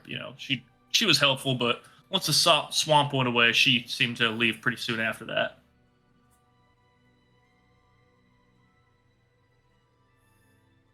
You have nothing else of the sort around here? Not really, but also people haven't really been as sick since she left, so we've been grateful. I mean, if you know a herbalist, you seem like a traveler yourself, feel free to let them know about Marsh's retreat. We'd certainly accept the new resident. It's always helpful to have a healer of some sort, but no, I'm afraid right now, if you get sick, I normally just drink it off. Hasn't been that bad lately, so it's been all right. Break a leg, you broke your leg, but herbs weren't doing much about that anyway. I haven't heard about rosemary and thyme really mending your femur. So, all right, well, you take care out there. I will hand in. You take care, and hey, gold. if you want, you're handing him 1 gold. He like takes that in his hands, like, well, sir, I appreciate it, but I'm just you don't need to pay me for asking me questions. You just ask me questions. I am aware. I'll keep walking. All right, are you walking past him or just turning around? Walk past him. Okay, did they make your way past him? Like, all right, well, I didn't get your name, sir. Gallon. Gallon, it's a pleasure to meet you, Gallon, and welcome to Marsh's retreat. If you end up staying around a while, perhaps I'll meet you in the tavern. I'll nod and then keep going. Like as you turn around and walk with it, all right, and this puts the coin back in his pocket. And as you continue walking through the night, again, everyone else back at this the actual tavern proper, drinking. At a certain point, Edmure, having talking, seems to the extent of his tolerance. Cedric gets up and moseys, and he makes his way like immediate between Anders and Cyrus. Like, if you boys don't mind, like, oh, of course, sir. And they scoot each side and let him like make his way directly between. I was like, I just wanted to get some new meet some of the huntsmen here, make some new acquaintances and friends. And he sits down in proximity to Richter, Cordell, and Barath as he makes his way down here. And he's like, again, he has his wine glass out, topped off yet again. As he sits down around, he was like, well, it's again, I invited a lot of folk out here, but it seems like not a lot of people answered the hail, but a lot of people were had +1s, and that's nice too. So again, Braff, it's a pleasure to meet you. Why don't you tell me about yourself a little bit? What brings you out here on the hunt?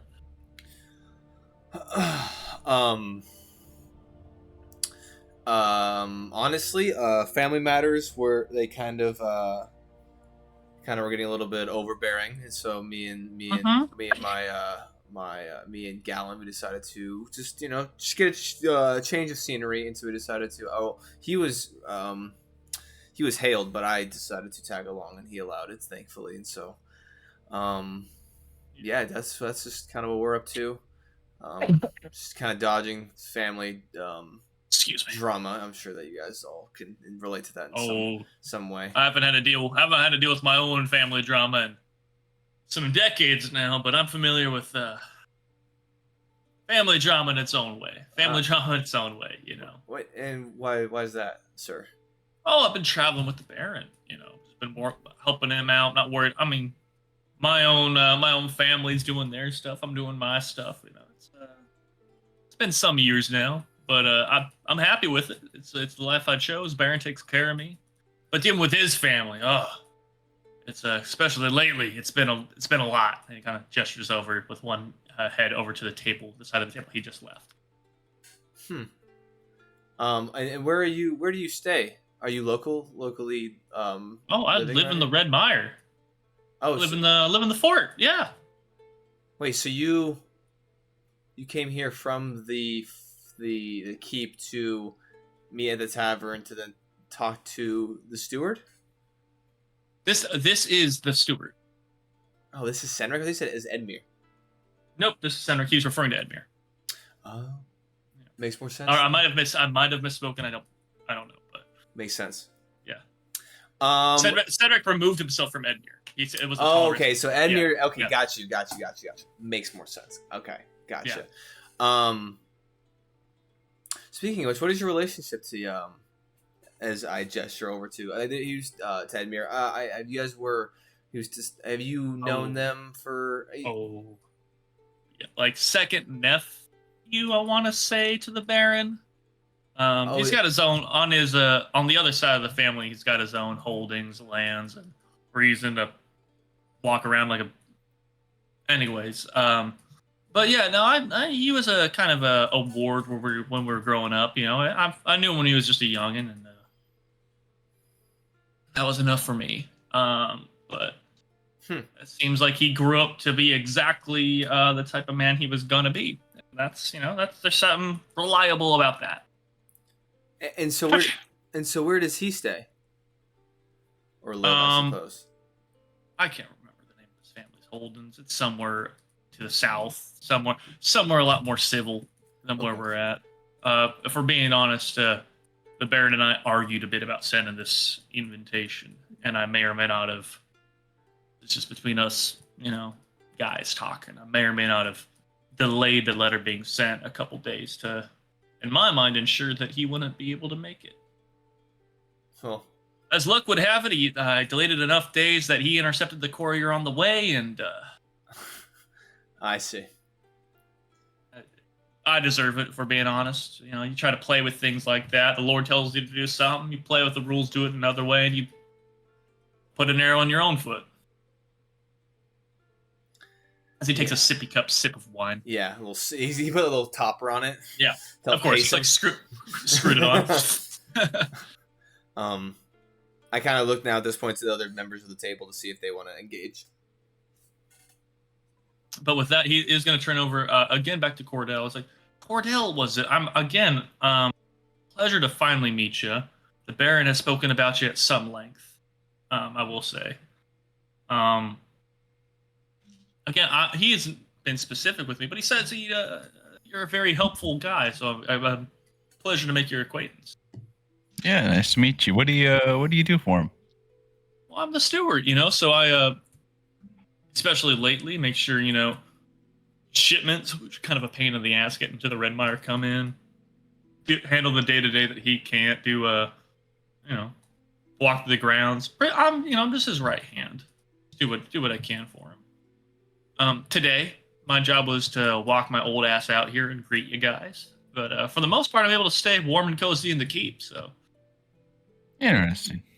But again, he said you were helpful, but he didn't elaborate further. If you don't mind, what is it that you do? What's your Really just a handyman, you could call me. And people need help, I help them out, and pretty much what I did for the Baron. Okay. Well, I mean, handymans can hunt too, So That's I right. hope you have a good time out here. And again, Sid's gonna be happy to see you again. I'm sure. He was most excited about seeing you. Will you be coming along with us for the hunt? On the hunt? No, sir, no. I walked shit roads and passable bridges to get here.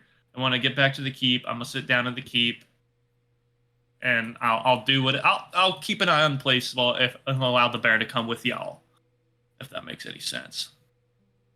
I see. Not much of a fighter. No, not even in my younger years. No. I talked myself into getting punched a couple times, so that's about it. That's no point throwing a punch back if I'm just gonna get my ass beat twice. So I see. Yeah. But as far as hunting, especially if you guys were hunting rabbit or something, I'd stick my dog on them. About as much as I could do there, but I don't think my dog's gonna do much against a gator or something like that. No, definitely not. Well, nice meeting you. Right. And then again, he turns back over. The druid, what was your name again, sir? So sorry.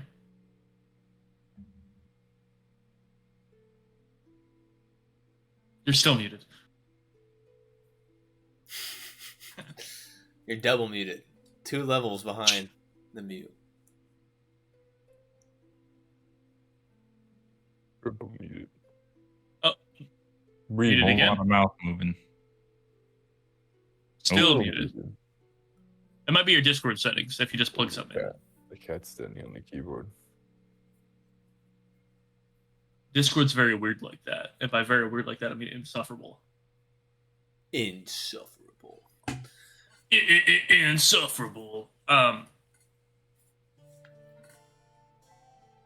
just want you to know I'm still trying not to punch Cordell in the nog.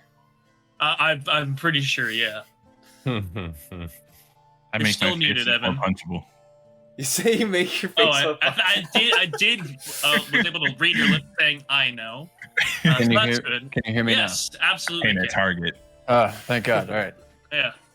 What was your question? He turns to you. He's like, "I'm sorry, Druid. What was your name again? I'm afraid I've forgotten." Oh, that. Richter. Oh, Richter. Well, we haven't had a druid that I know of out in the swamp, so this could be a good opportunity to kind of check out the local area. Maybe you tell us a little bit more about it than maybe we know. What? I will be honest. I never thought a druid would participate in a hunt. Well, I might just be tagging along for the ride. I can't say I'm really planning on taking down any large creatures myself, or small ones. Any creature. It's not really my style, but if it comes down to it, if somebody needs a help, wrestling one down, then I'm not gonna shy away from the task at hand. Okay. So if I understand, You're you right. won't kill. You won't kill. Look, when you're my age, you cough like you breathe. You know. If I'm understanding, you won't kill something unless you have to kill something. In which case, you will readily kill something. That about sums it up. Yep. Gotcha. Well, again, I'm surprised a druid would willingly put themselves in that situation, but I'm not gonna speak for you. So I'm glad to have you here. And again, I'm sure maybe even after the hunt, the Baron might have some tasks for you. Just looking through the swamp, seeing what you can see. I'm sure your eyes are more keen than even the Mason Knights and their little scouting party they have moving through there. Yeah. To be honest, I'm looking forward to seeing the swamp. If I have not heard that sentence a day in my goddamn life, but I'm happy to hear it. It's a bit arid nowadays, but it's there. Arid, you say? Well, there's not a lot of water coming into it now, is there? I see. It's really drying out. It is. There's still swamp aspects of the swamp, but it's a pretty dry spot right now. Or at least more dry. Sorry? Swamp ass. Swamp ass. Well, allegedly. That's all I'll say. But nowadays, kind of leans in a lot less swamp ass than you might be worried about. That was I'm going to be honest, was my first thought when the Baron told me we're going to go conquer a swamp was how many briefs do I need to pack? But thankfully nowadays, not a big issue. Only 2. What are briefs? What are briefs? Oh, it's This man knows everything about cannons and siege warfare. Underwear, never heard of it. It's an undergarment, especially when it gets warmer out here. I mean, because right now I got the whole long socks on, but they're just kind of localized around your waist and a little bit of your thigh there, and they're comfortable. But again, medieval briefs are now a thing. Yep. I cannot bear to say he's wearing a loincloth right now, so here we are. Boxer briefs, let's go. That's right, boxer briefs, pure elastic. There is in fact a brand called Under Armour, which gives you a +1. Hey, nice. Let's go. +1 to your AC, specifically if they target your dick. Yeah. Survival in humid climates. But chatting with you guys a little bit, Senric's gonna just getting a general idea of you guys. He's gonna begin getting himself up to the table. It's like, well, if you'll excuse me, I'm coughing a little bit more than I should be. Probably drank a bit more than I should have, and we got to move in the morning. So I guess first light, meet you all down here, and we can start moving to the Red Mire. Sounds good. All right. We will meet you here in the morning. As he gets up, I'm gonna get up too. I'm like, gonna stand up as well.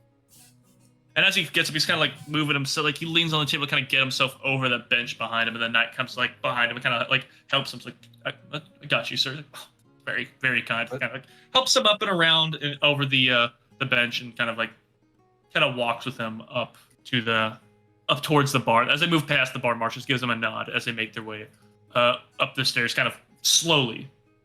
But you stood up. Are you gonna make your way upstairs as well, or you just stood up to be polite? No, I'm gonna just stand up, and as he kind of departs, I'm just gonna be like, well, I think it's best that I retreat to my room, and I guess I'll see you all in the morning, and I'll just turn and walk away.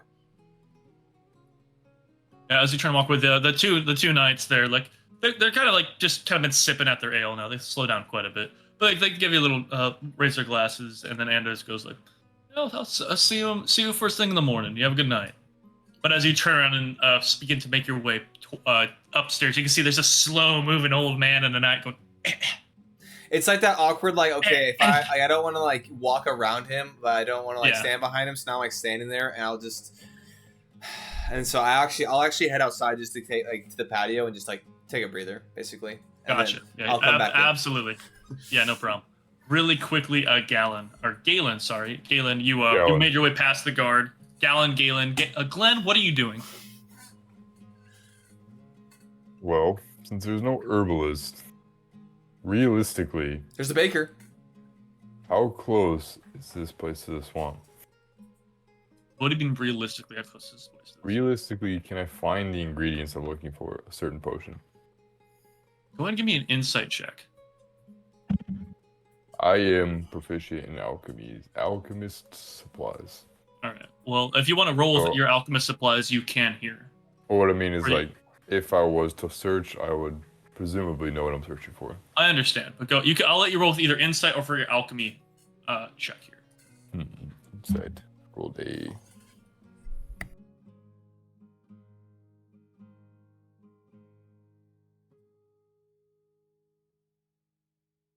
6. A 6.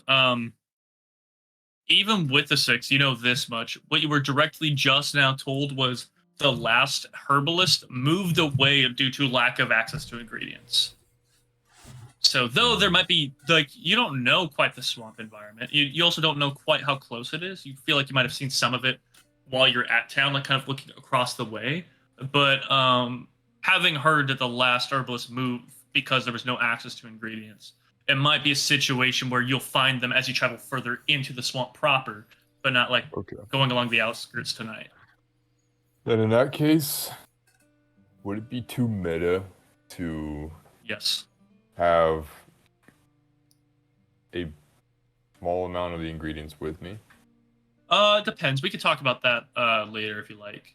Okay, well, I was just looking Yeah. to see if I could brew a potion that would give me...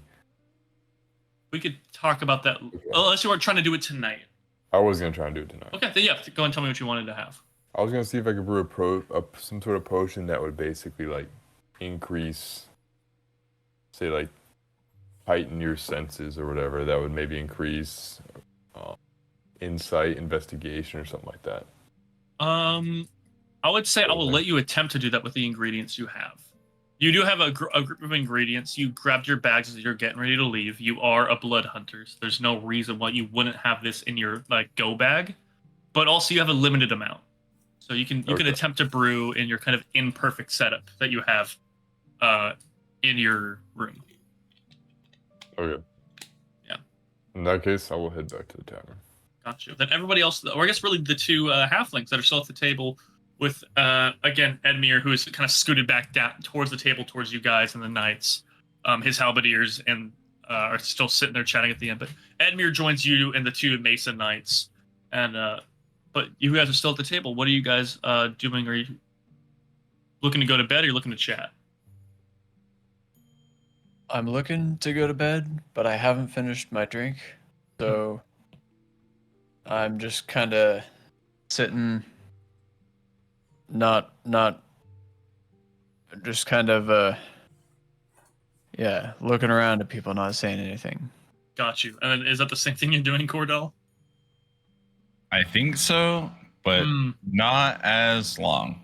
I'll probably just make my way to my bed after like 10, 15 minutes. Yeah, Edmure comes and sits with you guys. He chats with the knights a little bit, but he's just talking long about, I've known Senric and the Baron years and such. I used to grow up with them. He just goes on long, winding stories about just growing up and like doing archery practice and doing statescraft and come on you camera, get over here, get over here. Shaking it works just like a baby. Nice. Just violently shake it. And he could take those facts home.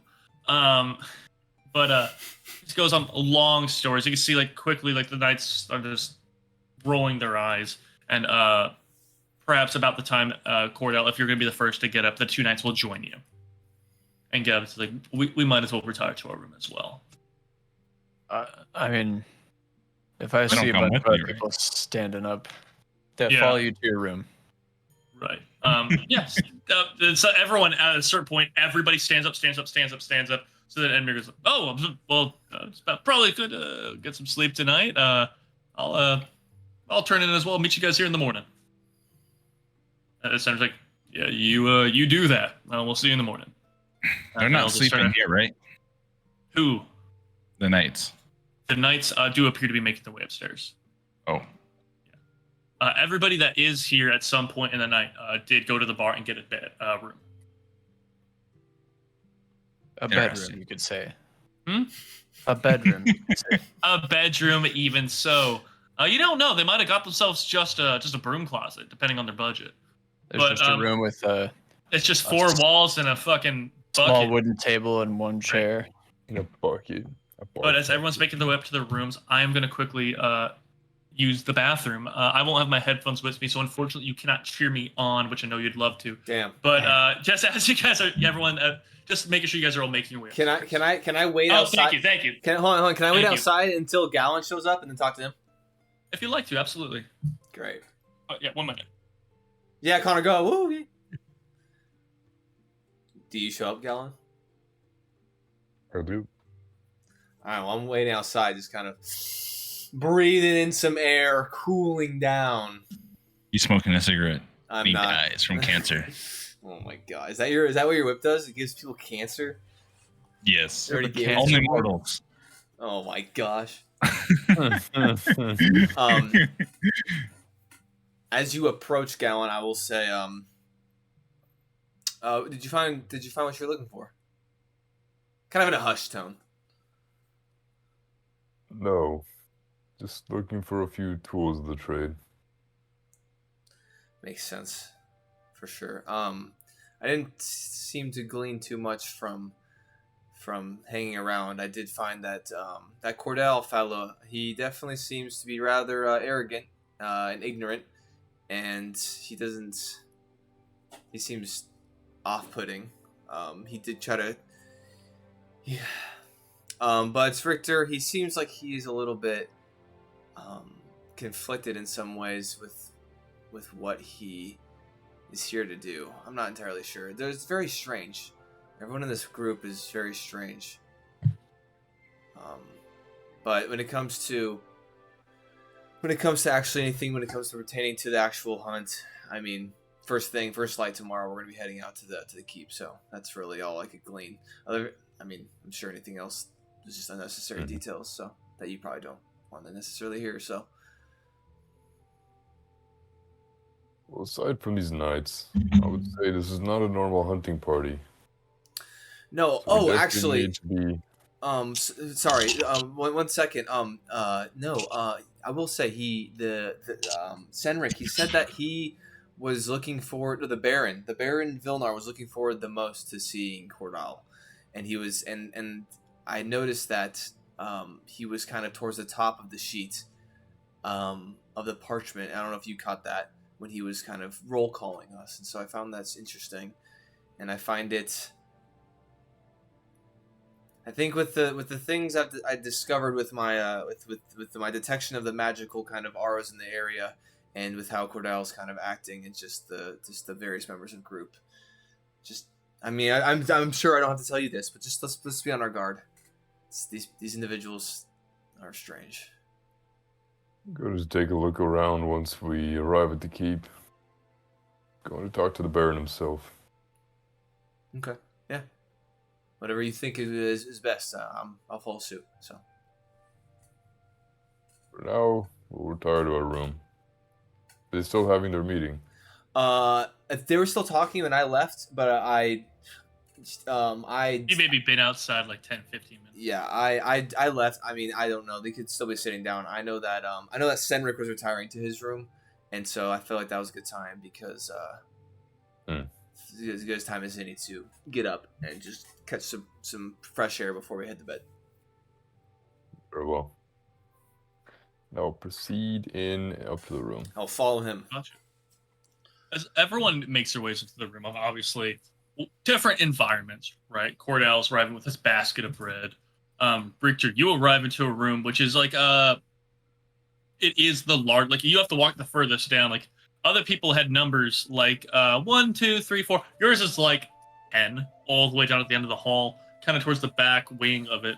And the only reasoning for that is it's a larger room. Both you, Anders, and Cyrus all make a little homestead there. Little beds and such, like tables. There's 2 beds here. There is a 3rd bed there, full sized, as I had you in mind, and so you have a comfortable place to lay your head. Of course, Gallon and Braff, as you make your way in, familiar room. It doesn't seem like anyone was rustling around in here, as you guys might have been worried about formerly, as the rooms certainly do not have any locks.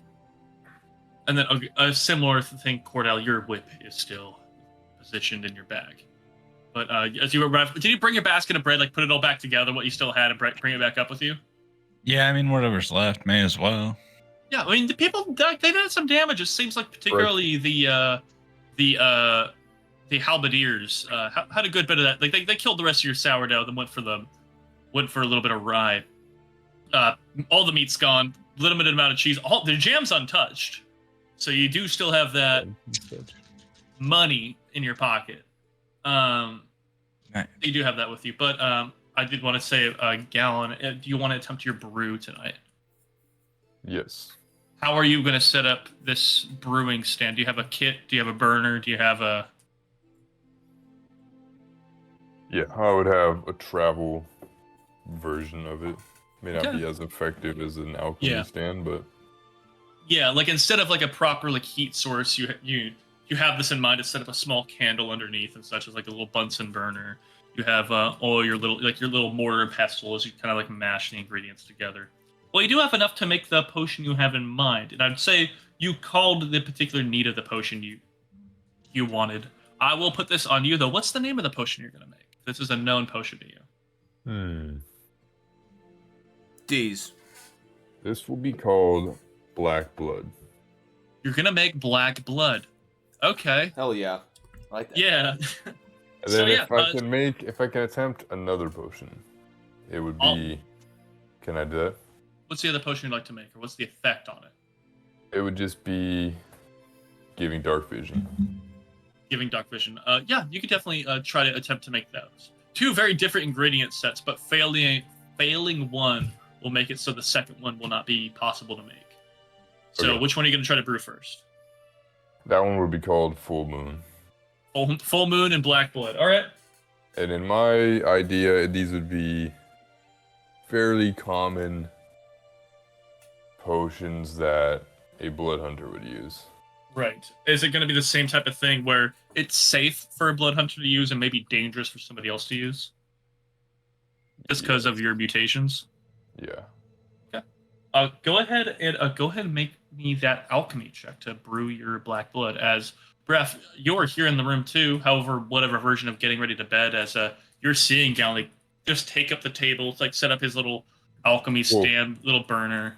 So I would actually stay up for a little bit, and I would do this more when he's asleep. Okay. Sure, I'll let you do that. But Brav, are you going to attempt to stay awake, or as he is staying awake a bit, it seems, or? No, I think I'll just go ahead and I'll just kind of doff some of my my clothes, my equipment, kind of putting my satchel back down where my bag is, and then I will just kind of do what I've done for many nights. Ever since going to the academy, I will just kind of review notes for spells and how to cast them and different things, and eventually find myself to sleep just kind of with my notebook kind of in hand. Got you. Yeah, no problem. Then go ahead, Gallon, as he finally goes off to sleep. You're free to do your burning. Well, let's go. He blows up the Let's see. Come on, bro, please roll high. Would it be intelligence and proficiency? Or for his, I believe so. For his, it would be alchemy? intelligence. Yeah. And then if you have proficiency with it, that'd be adding proficiency mod. That would be a 12. A 12, I will say, I'll give you grace here. As you did describe these specifically as blood hunter specific potions, I'll let you roll both these with advantage. As long as you understand the restriction is it's dangerous for anybody else to use. Yes, I was figuring that we could even do something more, because the blood hunter's abilities, like you'll take damage through like your hemocraft die, and maybe not like full damage. We could do like maybe half damage, because right now it'd be like a D6. Yeah, we can talk about that for sure. Okay. Yeah. Because it's like, I don't know, it's just simulated kind of like the toxicity of like the potion or whatever. Right, but also the damage would be far more severe to a normal person. Yes. Let's see. Rosie was knocking my die everywhere. Classic. Intelligence plus proficiency. That would be an unnatural 20 Nice. for the advantage. Yeah, you burn it. Like, you first start burning it, and there seems like a slight issue with it. And, just like, you're able to recognize quickly at, like, going through. It's like, oh, you're using a candle that was in the room. It burns slightly differently. You just didn't realize you just have to, like, double up. Just take another candle, light that wick, put it underneath it. Just get more direct heat on it. That's just representing you rolling advantage on that.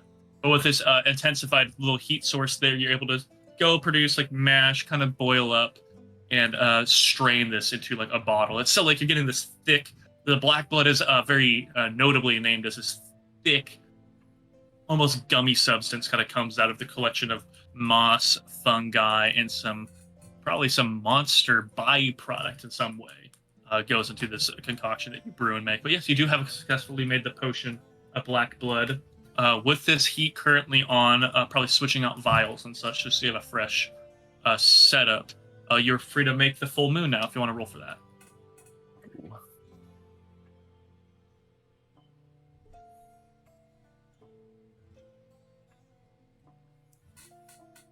That would be a 18. 18. Yeah, you brew this one up.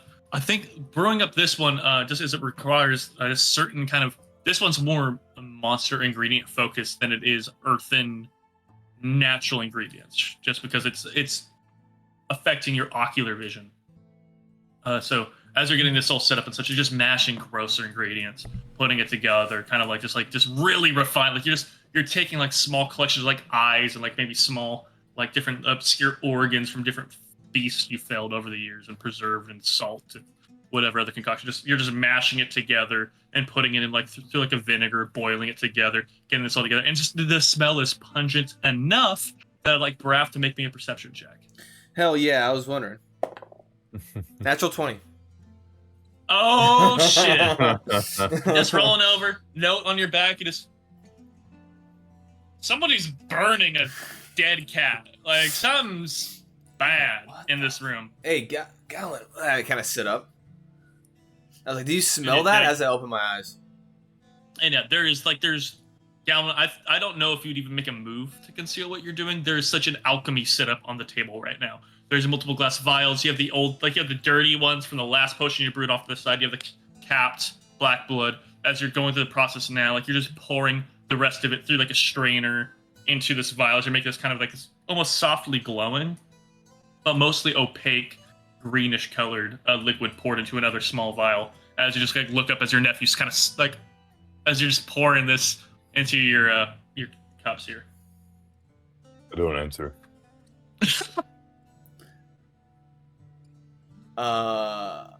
Do I smell this by chance? You are a room away, so though this is pungent, you can roll disadvantage. Actually, you're a room away. Should I just go back to bed?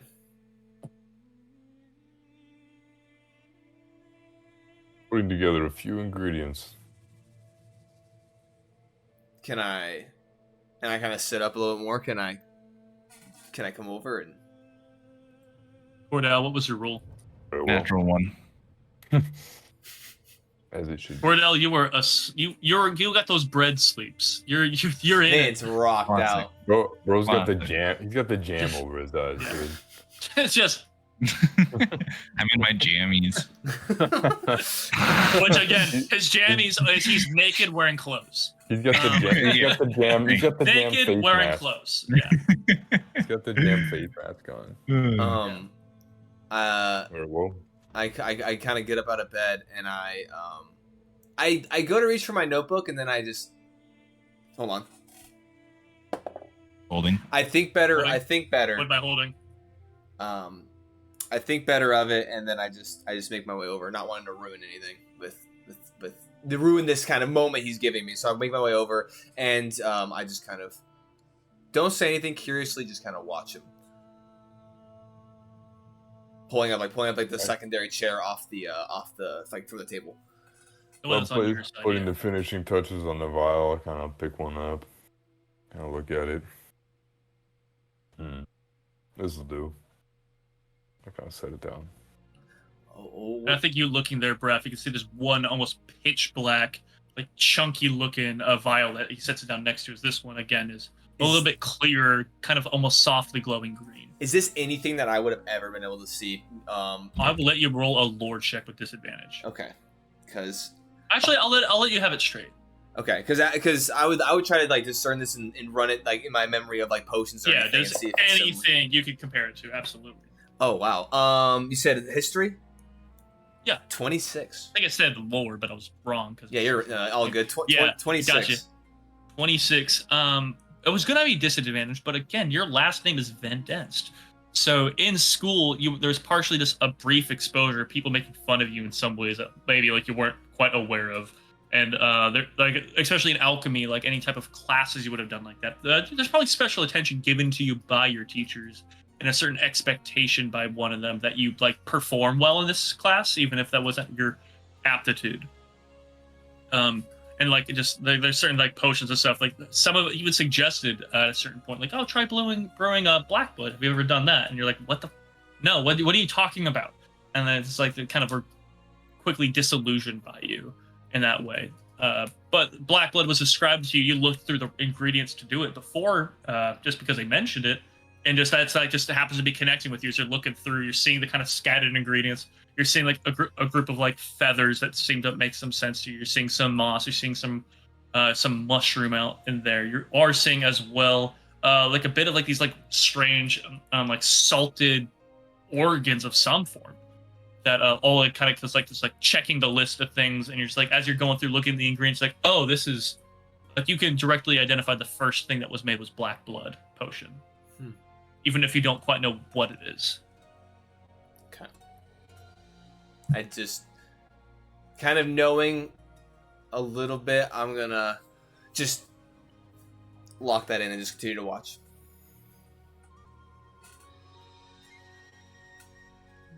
I'm just gonna, so I'll slide it over towards like the other potion, and I'll begin cleaning up the alchemist kit.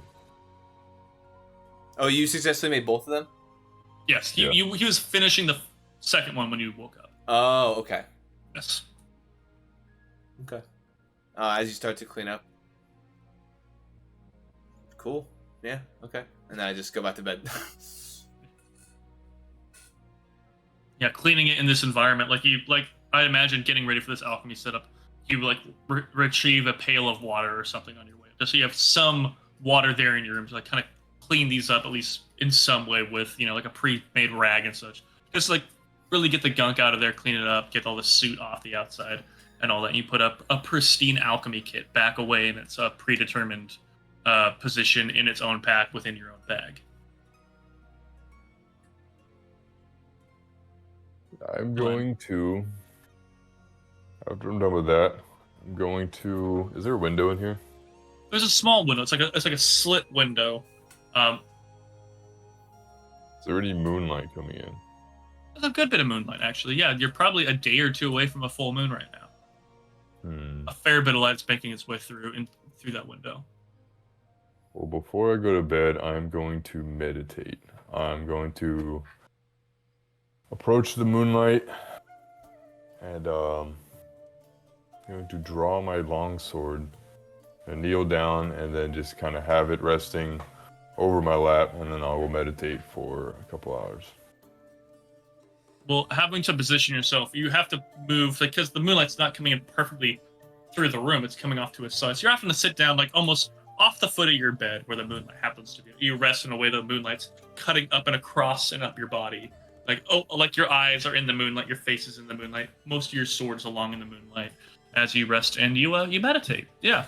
I would like to kind of catch a glance at this secretly. You can roll me a perception because drawing a sword is not going to be that quiet. Well, I was like waiting for him to go to bed and then hearing him like shuffling around and then like stop moving, but don't hear his bed rustling. You never hear the bed. Yeah. So I'll say you can go and just take a peek.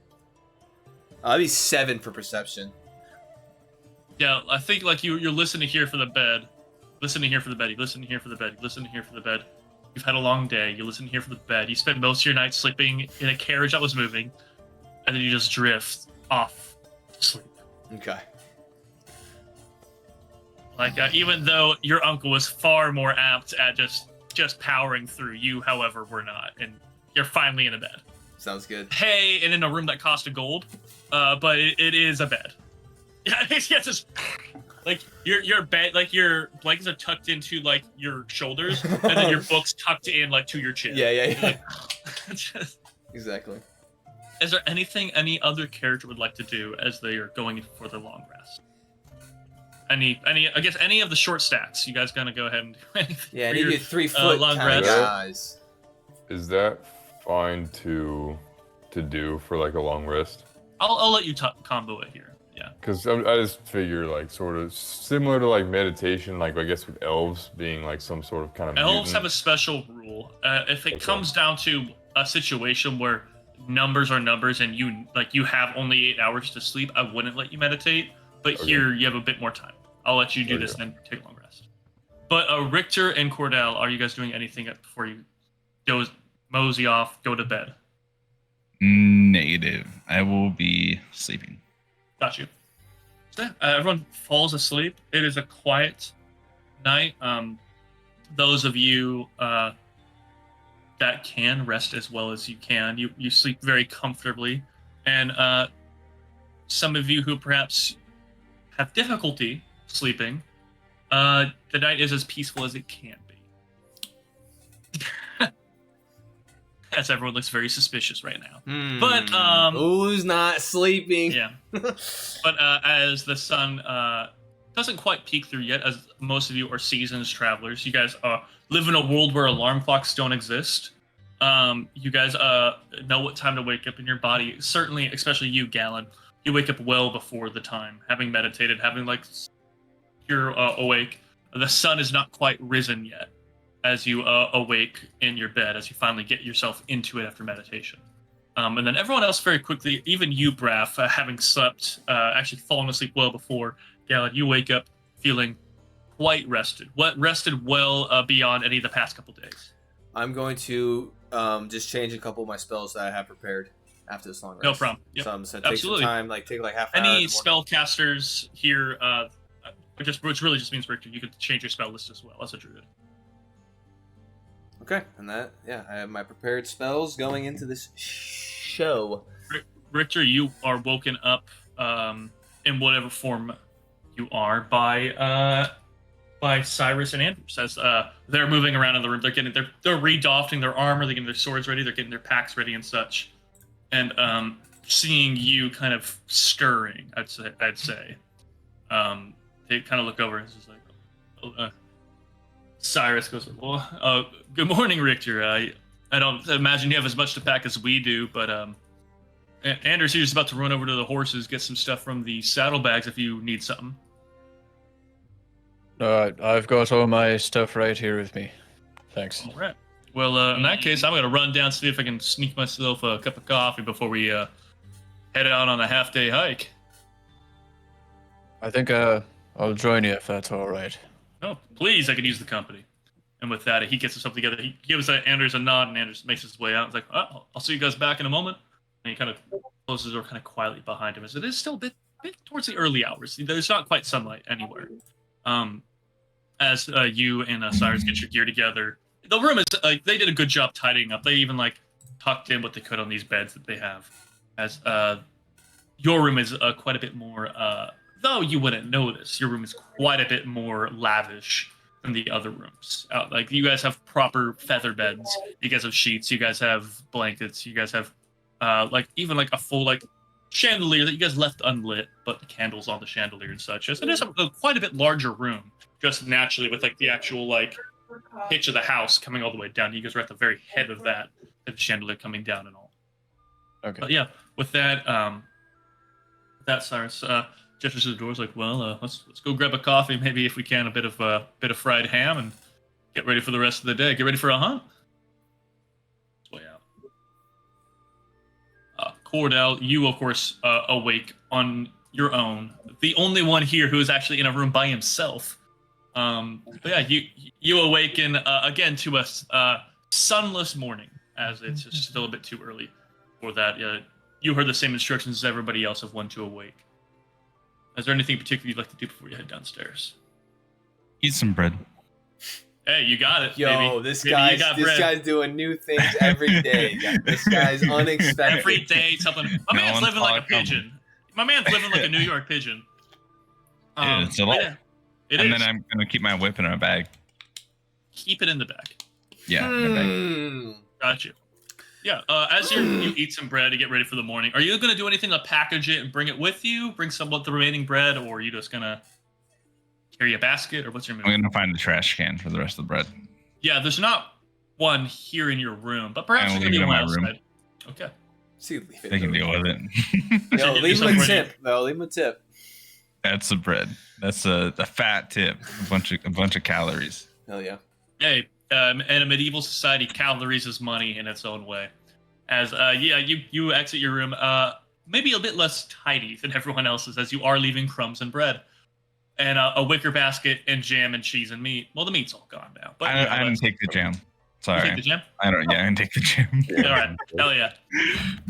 Yeah, you got a pocket full of jam. Just Bro, did Gallon steal Front some of pocket. Cordell's bread, bro? Wait. This guy's munching.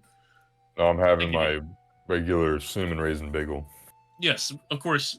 That was in my issue for bag. any standard issue. I think that actually was, if I remember correctly. But yeah, everyone at their own timing. Of course, you, Richter, getting there first. Cyrus, get down there. There is kind of the middle-aged woman who was down there earlier in the day. Sees you guys approach as she's like bags under her eyes. She seems tired as hell. She sees you, but she has like a bit of like a craft of coffee there as she's like as this like a fire. The first one you've seen behind the bar, kind of going in the central pot, kind of broiling this thing. As soon as you guys approach, first thing she says when she sees you is like, "Would you two like a cup?" Cyrus and me is like, "Please," and I imagine we have many others meeting us this morning that would like some as well. It's like, got it. Yeah, well, keep it going, and you guys find yourselves a table. As quickly, Gallon and Braff, you guys make your way down to the table. Real quick. Braff, One more. Go ahead. Real quick. I'd like to cast Detect Magic ritually one more time before I head in downstairs. that room. Yeah, in that room. Go ahead. I do it. I take 10 minutes. I want to say to do it. Real quick, I will say for context, I guess it would be 10 minutes, and so before like Gallon's getting all those things together, I go just real quick. I think it'd be beneficial to maybe try to see if I can discern anything else when it comes to those magical auras that I was detecting last evening. So I'm just gonna real quick to perform a quick just spell ritual, and then we can head down. I mean, no need to wait. I guess. I mean, I'm just if you I'm gonna perform this real quick, and then I'll meet you downstairs. And I kind of start to like get some components out, and I start to pour over my book as I detect magic ritually cast. Gallon, are you gonna wait for him, or are you gonna head downstairs on your own accord? I'll gather my things and I'll head down. Gotcha. You get your things. You head down as Braff is continuing his casting. Everyone is making their way downstairs, with the exception of Braff this time.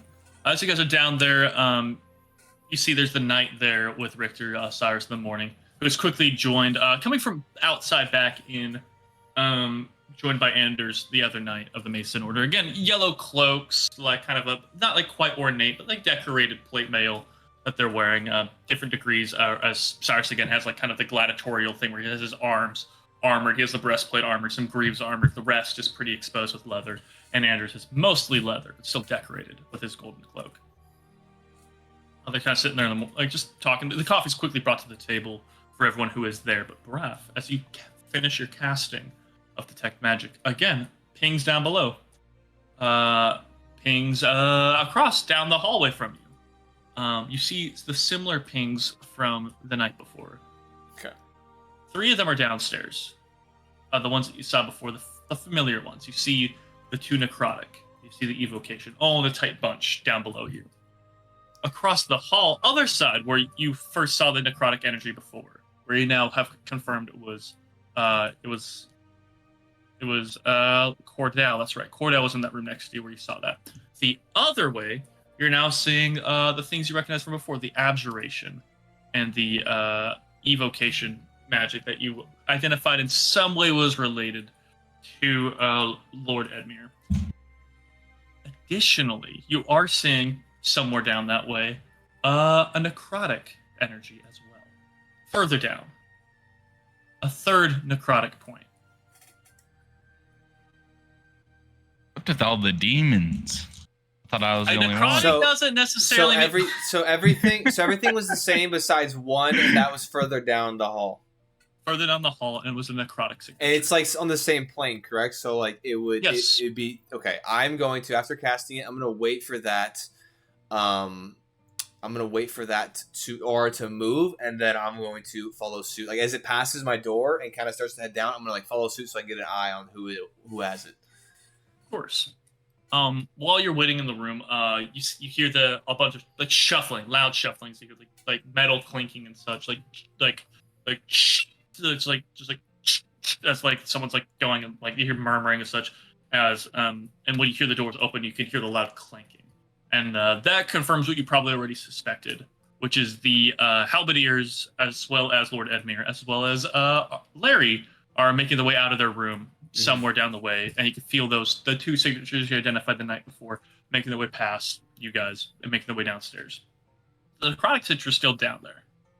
And it's still down there for a bit. And it's still down there for a little bit. And you're waiting probably a good 5 minutes after they leave. You've been here for 10 minutes since your casting has popped. Okay. For everyone downstairs, the Edmure arrives wearing a slightly different getup from before. He's still wearing very nice pants, very nice boots. This time they're armored heavily. Like he's wearing like plate mail boots.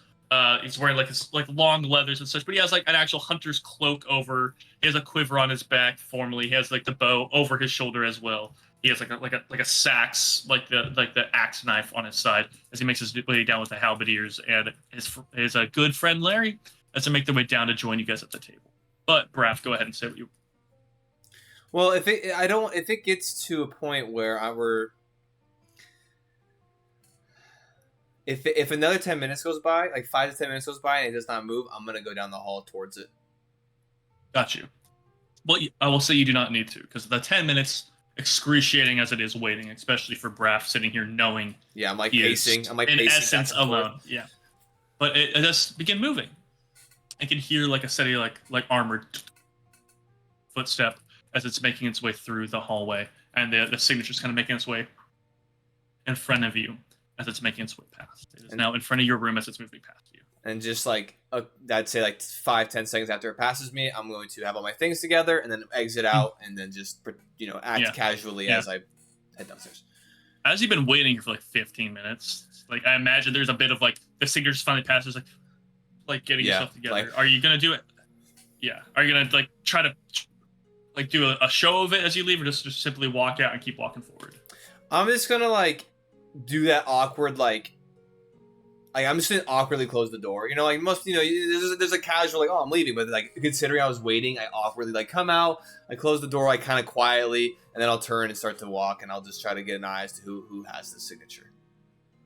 Got you. But yeah, you open the door, you turn, close it quietly behind you. Door number 2 in this kind of smallish bar inn set up. And as you turn to look in front of you, kind of turning now to like give you a nod. Is the knight you saw the night before traveling with the steward Senric. The signature is not on him, however. It is just in front of him as he is walking Senric further down the hall. These motherfuckers, bro. Okay. I mean, he's an old bastard. He probably takes some time. And if I do catch up, I'll just kind of, I'll say good morning, and then I'll just wait. I will say you will certainly catch up as he's going slowly down the stairs. He's being helped by the knight as they're moving right down the stairs. He's kind of like, oh god, oh my god, it's like this slow. In his mind, he's going kind of quick for his body, but he's. What is emitting? Where is the aura? Oh, it seems somewhere central on his chest. It seems like maybe kind of low, like sternum height. Okay. I will just wait for this crotchety man to go downstairs. Yeah. As he goes down, he hits that kind of platform where it switches back. He turns and he's like walking. He just like catches, he sees. He's like, "Oh God, good morning, Braff. It's you ready for a bit of a hunt?" Well, I mean, the hunt word keeps getting thrown around, so I hope we can actually put it to some use, and so I'm hoping today we actually get along with it. Oh, you got to get used to waiting on these things. It's just now, like, he's not walking. He has stopped on the stairs. And you can see on the face of the knight, as he's just, like, stopping, like, just between you two, like, not able to move. Yeah, As he's, I'll has to help keep him. going to try to like push this party forward. I'll like keep walking Yeah. down and try to get him going. Yeah, unshaken by your social pressure, the steward stands there and it's just like, these things you gotta be a bit patient, you know. The hunts again. It's important to know these things are always a little political. So, you know, there's good time. There's gonna be some drink. There's gonna be probably a feast out there, you know. But hey, after the hunt, there's gonna be a better feast. You know what? Because it's something that you went and got. Yeah, you're definitely right, Cedric. You ever go and hunt something yourself there, Raph? No, and I'll actually like at this point like almost like start squeezing past him like this is actually Oh, pardon me. Excuse me. Oh no, yeah. Go right ahead. No, this is something kind of a first for me. So I'm a little bit I can see that. You seem ready to go. Go ahead, pass, young man. well, and I kind of like As he fully steps back to let you go down the stairs past him. yeah, and I kind of stop and I kind of lean in. I'm like, and I whisper like I would say a twinge nervous. I would you know, but I'm looking forward to the experience and. Well, I'm sure the Baron and your good family member there, Galen, looks pretty stern. He looks like he's probably been in a scrap or two. So listen to them. He'll be just fine. And no shame if you don't catch nothing, but I'd recommend catching something. I have a feeling. we'll be. The guy, like the knight, kind of slaps his back, like, "Oh, thank you." I have a feeling we'll be catching something one way or another. I'll see you when you get down here, and I will. Oh, there's not that many diseases left in the swamp. I think you'll be fine. I'll just keep walking. Okay. And it's just like you hear him kind of muttering behind him. I was like, "What a nice young man." Like, let's keep going, sir. As he like starts helping him down the stairs. You make your way downstairs to everyone gathered around the table. But like turning to you, like the two knights, like kind of like lift their mugs up to you as you make your way past. Oh God, Evan! I just saw a flashbang go off in your room.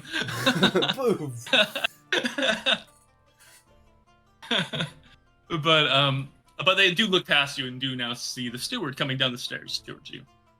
And people have been like kind of eating a little bit. There's a lot of oatmeal is readily available, so people are eating at some oatmeal and some grain and such. Oatmeal, Todd. Todd, Quaker oatmeal squares are there for you. Oh, fuck yeah. Yeah, just there, just in warm milk. The milk's better. fresh, maybe. Yeah. Maybe.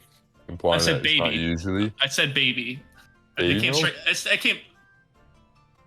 It's fresh from a cow's tit. You fuck. No, I Fresh baby said, milk? I said maybe it's fresh, implying that it's sometimes not. But you said baby. Yeah, I did. I said it's fresh baby. Not Fresh stating baby milk. origin. Definitely Anyway. fresh baby As you're milk. drinking, just a Anyway. horrendous human rights violation of, you're enjoying your oatmeal squares. They're dry as hell, man. You can pour water in it now. There's no milk in this village. It is dry. Or there has to be. They have bread. But anyways, as you guys are just eating along, the steward kind of makes his way down, kind of down finally to the main steps, and he kind of just like, "Oh, hello, hunters." I cast Detect y'all- Undead. I was kidding. Holy shit! Where are you? Yeah. Down here though, your spells are still active. You still have Detect Magic on. Oh, good. Yeah. And like coming through, he's like, well, say here in like maybe 10 minutes or so, if you're all done eating, I'll meet y'all outside and we can start the walk. We can start just a steady walk out. This is obviously significantly more coughing than he was doing yesterday. Yesterday he was like a little bit, but now he's like fucking dying. He's coughing a good bit now. Yeah. Okay. As he says that, I'll kind of turn back and I'll be like, "Sir, are you going to be fit to make the journey back? I mean, you didn't seem this unwell. I mean, pardon my, I don't mean to be rude, but I just feel like, are you going to be all right?" Oh, it's the morning, waking up in the morning, sleeping in a cold room. Always got a little bit of, So no, I'll be all right for the journey. Especially gestures over to the knight behind him. He'll make the walk real easy for me, so it won't be no problem. Nice. No, I'll turn. You can see, like as you say, you can see the knight kind of like stretching.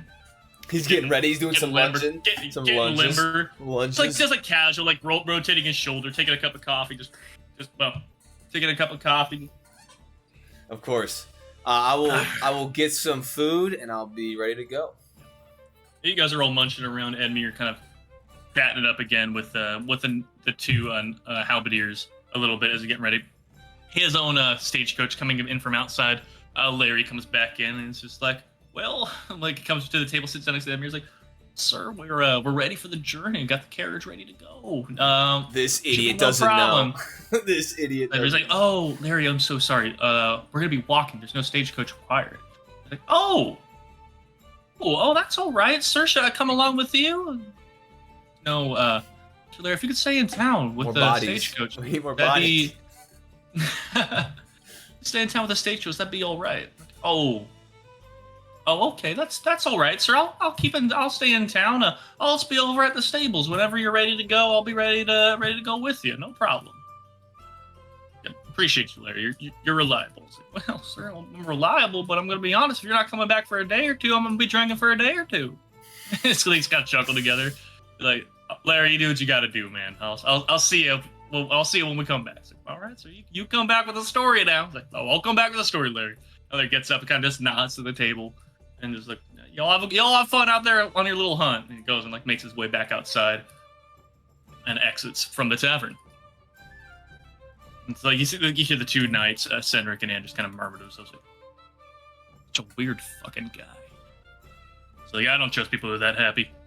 They're just like kind of like just sitting there, just eating their food, drinking their coffee as like everyone wraps up their food and such. And Cedric makes his way outside with his knight. And it's like, all right, boys, I'll see you all outside when you're ready to go. And they both make their way outside of the tavern as everyone else is still seated. I will sit next to Gallon. Mm-hmm. And I'm assuming we're wrapping up E at this point. I'll just be like, yes, yeah. Yeah, I'll be. Is there anything else we need to get before we are ready to go, or are we about ready to do this thing? I have everything to you. I'm ready to go. Let's do it.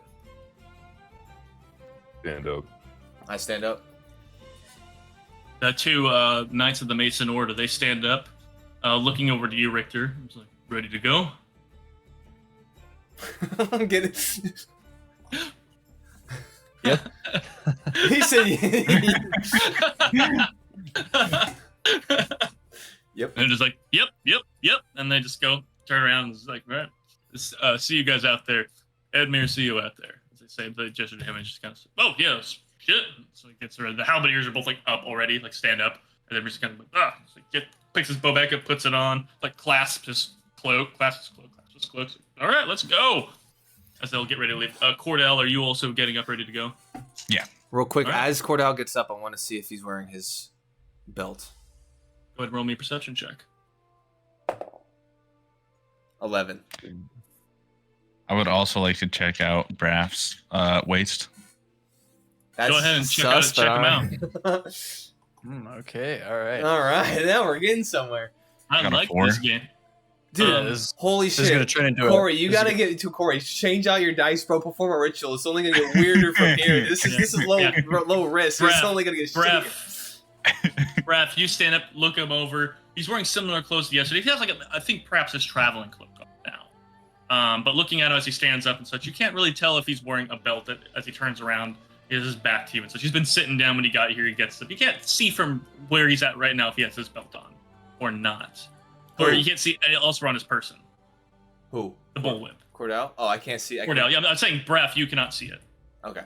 Yeah. Cordell, as you get up, you just you notice him looking at you, and you start looking at his waist, and he has like a leather belt on in some capacity.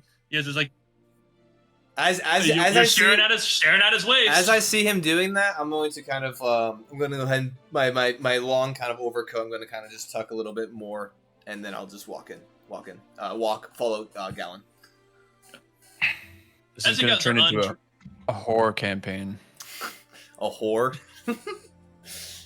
As you're just checking out wastelands and such, as you leave, it's like, as you guys begin making your way out of the tavern into the woods. Wait, hold on. I guess detect magic would still be up. So would I see the aura where it's at?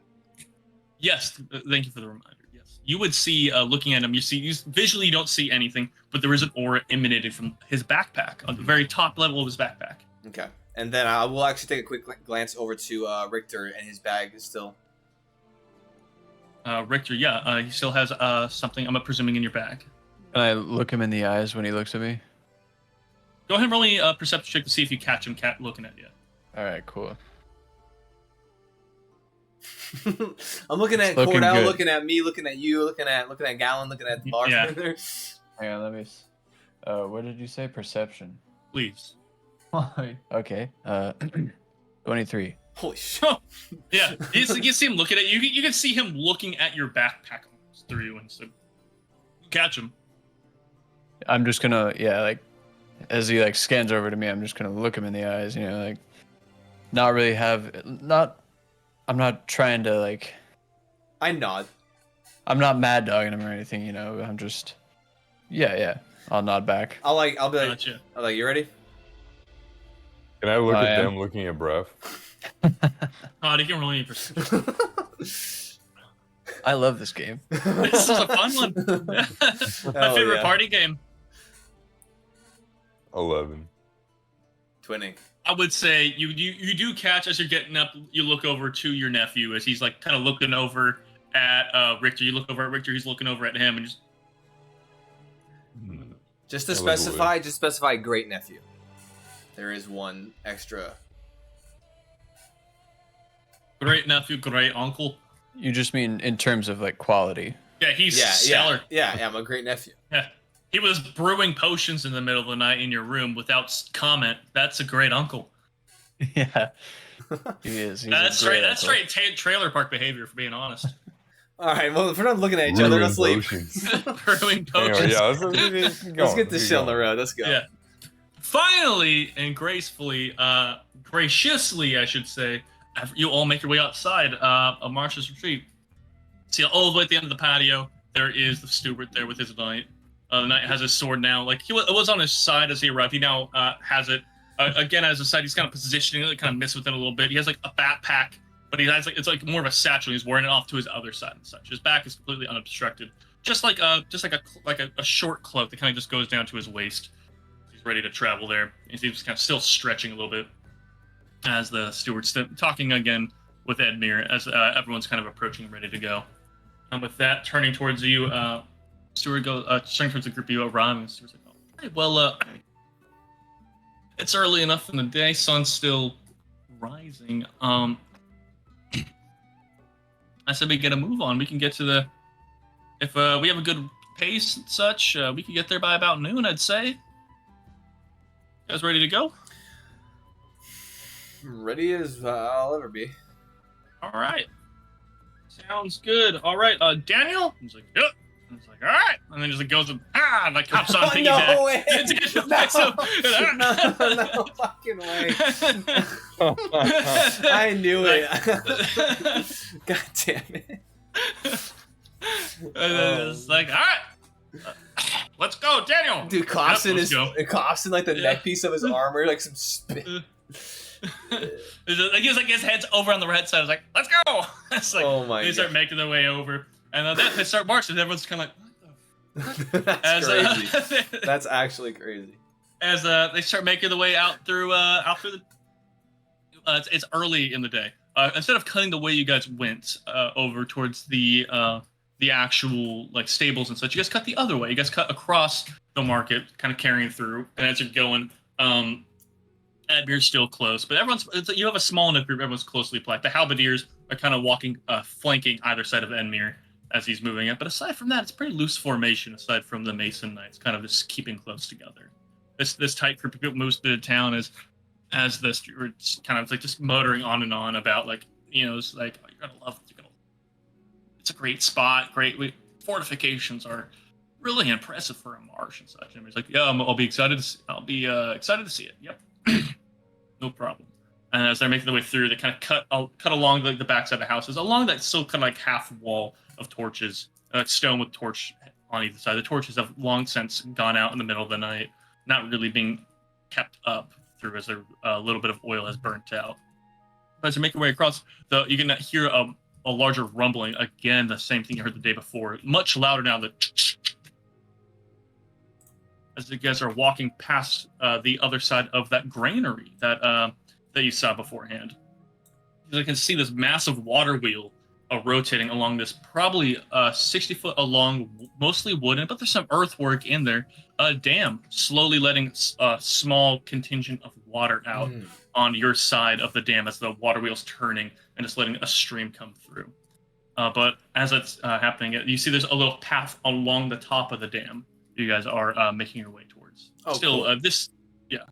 As you're making it through, kind of turning back to you guys, like piggyback and like leaning back over to talk to you guys. The Cedric goes like, see, your Mason wizard there had this idea. We were traveling, there's all these swamps, all these dangerous places, the locals with all their, their own like religions and beliefs. And the problem is they had their own like schedules, they had their own routines. So if we disrupt it, it helped out a lot. So he had the idea to dam the river using some magic, using some lumber, and using some backbreaking work. It looked like we made this dam here, and that really helped out. As you guys come across, like step up to these large wooden planks, you see this split timber all the way along. It's just like this kind of like loose railing, kind of going like it's like wood posts with rope, kind of going along. The dam itself is not incredibly impressive in scale and size. Like as you guys come along, you can see there is now this made little expanse of water kind of coming through. Just kind of you can tell it is washed up higher than naturally it would sit, but it still would be rough to describe that body of water as any type of a lake. It is just happens to be a stagnant river. It's not holding off a vast expanse of water, but it is still holding off water. And comparing the side there with water, kind of up maybe 3 feet from where you're walking, down to the bottom of the dam, where it's maybe 40 feet down. Just like a large expanse, it's been blocked off. Like a trickle of water is coming through the watermill and such. So I was like, and again, talking through as you guys are walking along, as you hear the clunk of the plate boots of the knights moving the knight, and then of course at this point the piggybacked steed that the steward is using here coming across. How tall is Cedric? Cedric the steward? Yeah. He's like a big guy, or is he a small? He's a wiry old man. He's not much taller than maybe like a 5'6", 5'7". It's hard to tell how old he was in his prime, or how tall he was in his prime, or how big he was. He's quite old now. Not quite standing upright. Not quite, Okay. Not like fitting the frame he had in his youth. So it doesn't seem like the knight that you now know is his name's at least Daniel, carrying him along. Doesn't seem to be struggling in any way. Nor does he seem terribly surprised by what's happening as he's carrying this old man along. But as you guys are making your way through over the dam, he goes on to explain. Like, yeah, Marcia's retreat was a good little hovel, good little town, but we built the dam here and started turning. We decided to make use of the dam with the water mill to mash some grain.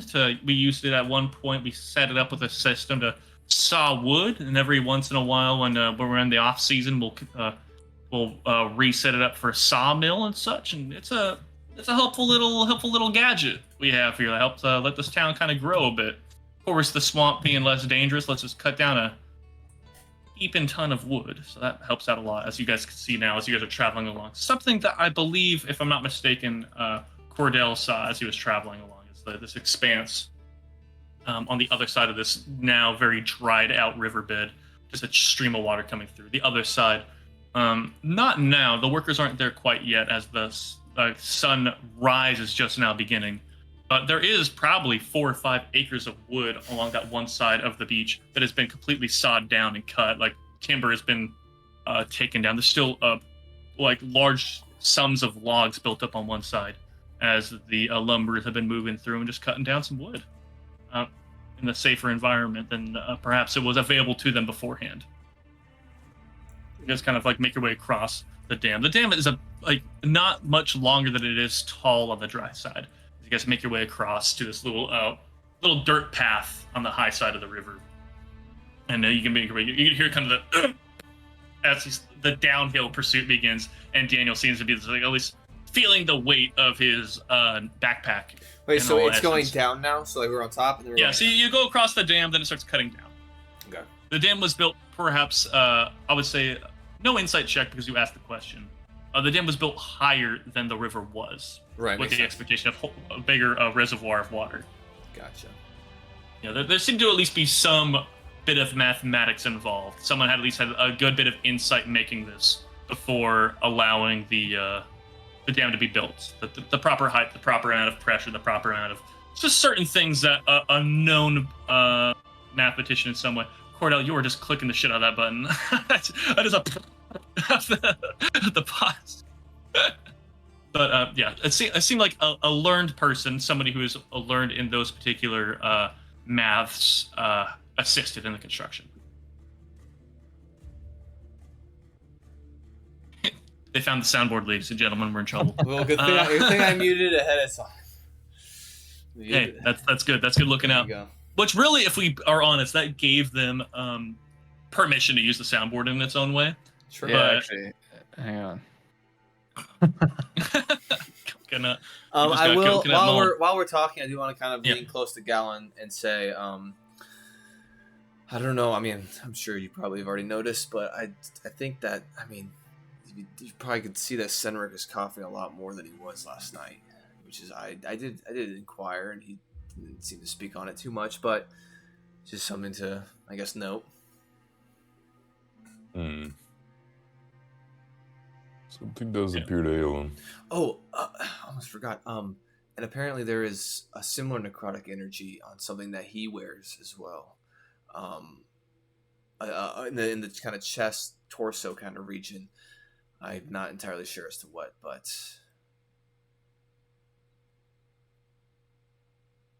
interesting. Investigate further once we get there. Yeah, I feel like things will maybe make a little more sense as we actually get into this, but I figure I'll let you know.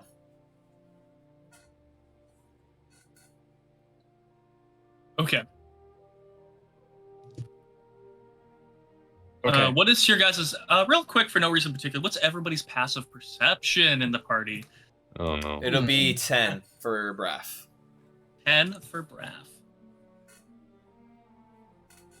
Now we're getting into it. Oh, here we go. Now, I didn't say anything at all. I just asked a question. No. I'll call it when we need to get to that. Oh, point. sorry. Hold on. Yeah, which is soon. I'll be honest, but oh fuck. Oh no, bro! I like my character. Passive perception. whiz. So what? Yeah, passive perception. Mm-hmm. 16.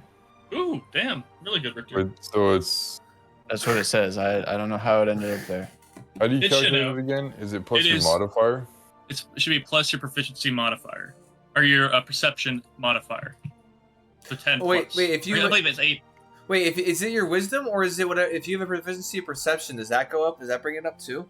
I believe that does bring it up. I'm gonna look real quick just to make sure because it would be. Well, yeah, as you guys as you confirm the math on that, Braff. Well, I guess Jared's doing it, but Braff's also probably looking at his books. Yeah. You guys are making your way down. Let's just make it around. It's a very steep kind of hillside you're making down. It's like a little bit of switchback moving through, just a dirt path. As you guys make your way down, as you kind of hear as the Daniel's taking large steps. It's kind of like jingling the steward as he's getting he's like just backpacked around him.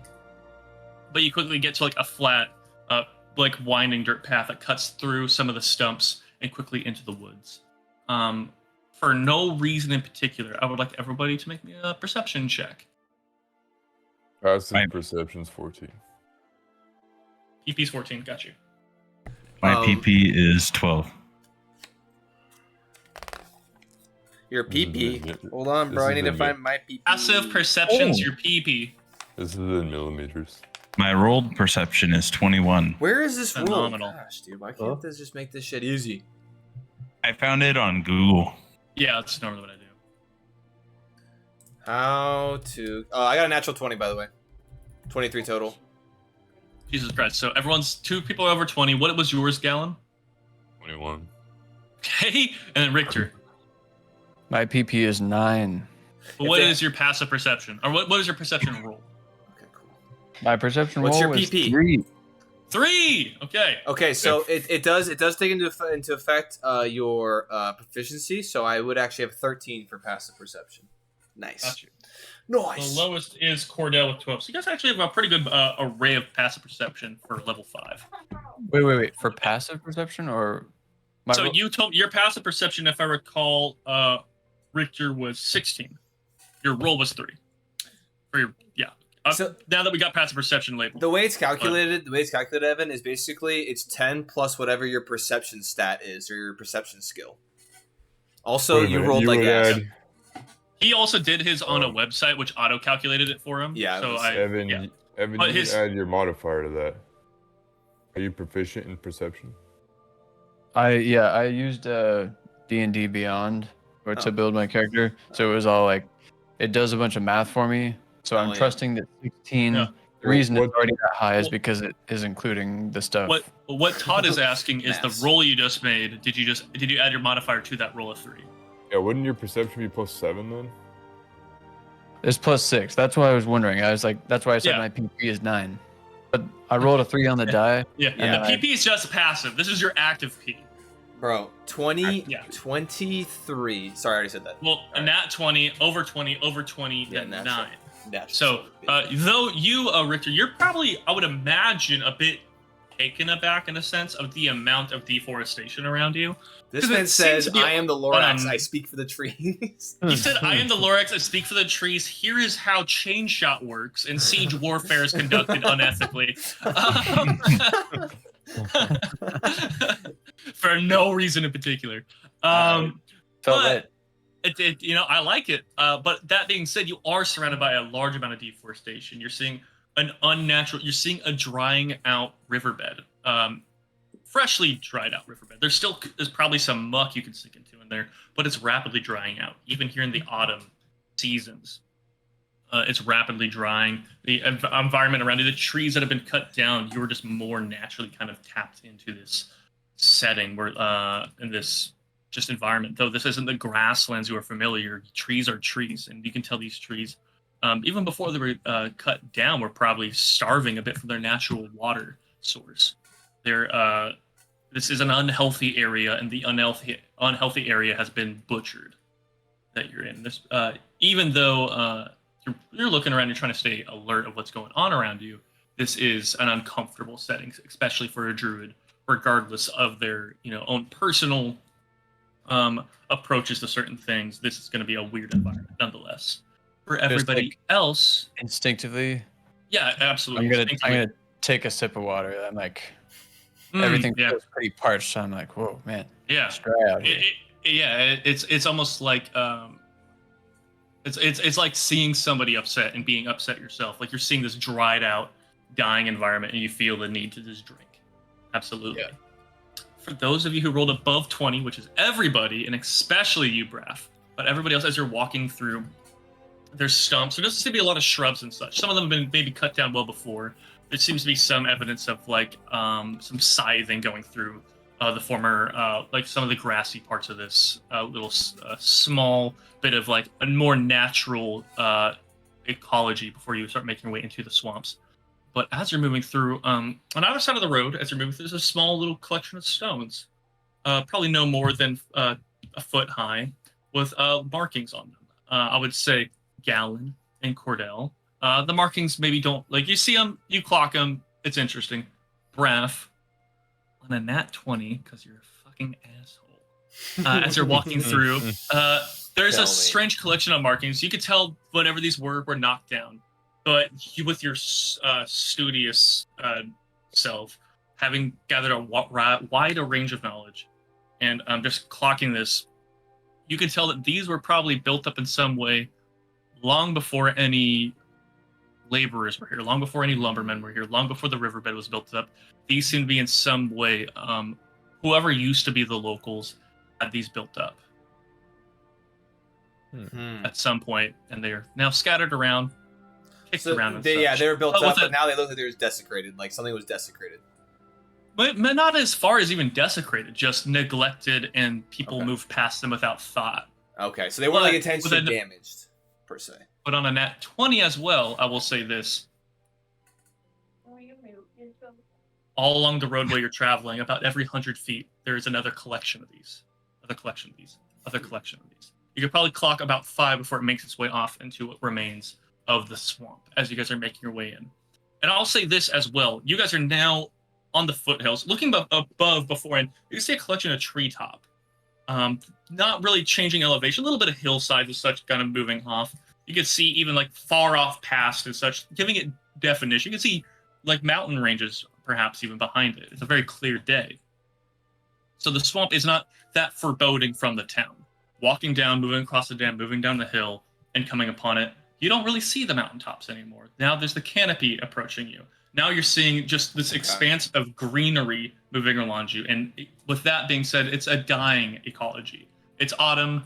It's swamped. The swamp is being drained in its own way. It's not being fed. It's suffocating. The autumn should not affect the swamp, but you're seeing dying trees. You're seeing more orange than green. The greenest tree tops are getting the most sunlight, but everything else inside is uninviting and sick. But that is the path forward. You guys are making your way into the Red Mire. As again, Braff, you see this. And I'd say even, Braff, you have the greater knowledge of seeing that you could tell that these were probably old sigils from long before on the roadway. But I'd say Cordell and Gallon, you also could see the other collection of little stones on either side of this little walkway you're moving. As you guys are making your way into the Red Mire. Is there anything you guys would just like to clarify? So we're on the dam now. We're walking down, and we're like going like almost into it on a slope, like kind of coming down. You guys already descended the slope. You're on a flat plain, so there's probably 400 feet of flat plain before you enter the swamp. Gotcha. Yeah. As we get closer, I want to kind of see if I can discern what the markings might have, if there's magic held within them, and what they might have done at some point. Absolutely. As you're making your way by the first setup, there's a second setup, there's a third setup. There's however far along you want to stop and look at it. I would say the first one I would probably kind of. So there's a distinct path with these markers, or it's almost like these markers are making almost this inherent path. I would say there is a dirt path. These markers on either side of it. Okay. So it seems like this was a path long before this was a logging trail. Okay, gotcha. And now that it is a logging trail, it's also using the same path. Okay, cool. Yeah, so I'll say the first ones, I will go ahead and kind of, as the group kind of just continues to shuffle along, I'll kind of just like tap Gallon and just be like, just give me 1 second. I'm gonna step off to the side and investigate these. Yeah. How would you like to investigate? I was thinking over. I was kind of thinking, looking them over, kind of seeing what the sigils are, potentially rolling Arcana. Okay. First, roll me an investigation. Okay, sounds good. Or I'll let you do nature as well if you'd like. I'm gonna do investigation. Gotcha. Yeah. 14. Looking these over, it seems like there's a pair there, and there's an uneven amount of rocks. Like one has maybe as many as 8, one has like about 6. But they seem to have been built up. One is still about standing, about 2 feet high. The other one's kind of knocked over. Mm-hmm. But looking at the one that's standing, it just seems like a balanced amount of rocks. Not like just rocks simply built up in a spiral, like a little, like almost like a shrine of sorts. But the one that's still built up, that's still there, it seems, for one, surprising. Looking at it, it isn't a stable structure. But it seems like the loggers, in their own way, have been careful around it. Uh-huh. But also there is some form of, I would say, unfamiliar sigilling on the topmost rock. This one, there's like a lot of rocks building up. This one is like almost a circular, like river stone that's set up there. With like this seems to be like some form of indentation kind of carved into it. Okay. Anything I can discern? You cannot discern necessarily what this is. You are not familiar with the language. However, I'll allow you now to roll your Arcana check if you like. Okay. As everyone else is kind of making their way down the path, I would say everybody in the party can see, if they would choose to turn around and see Braff has stopped looking this over. When he said that, I'm gonna wait. Okay, so you're waiting there with them, Gallon. 22 for Arcana.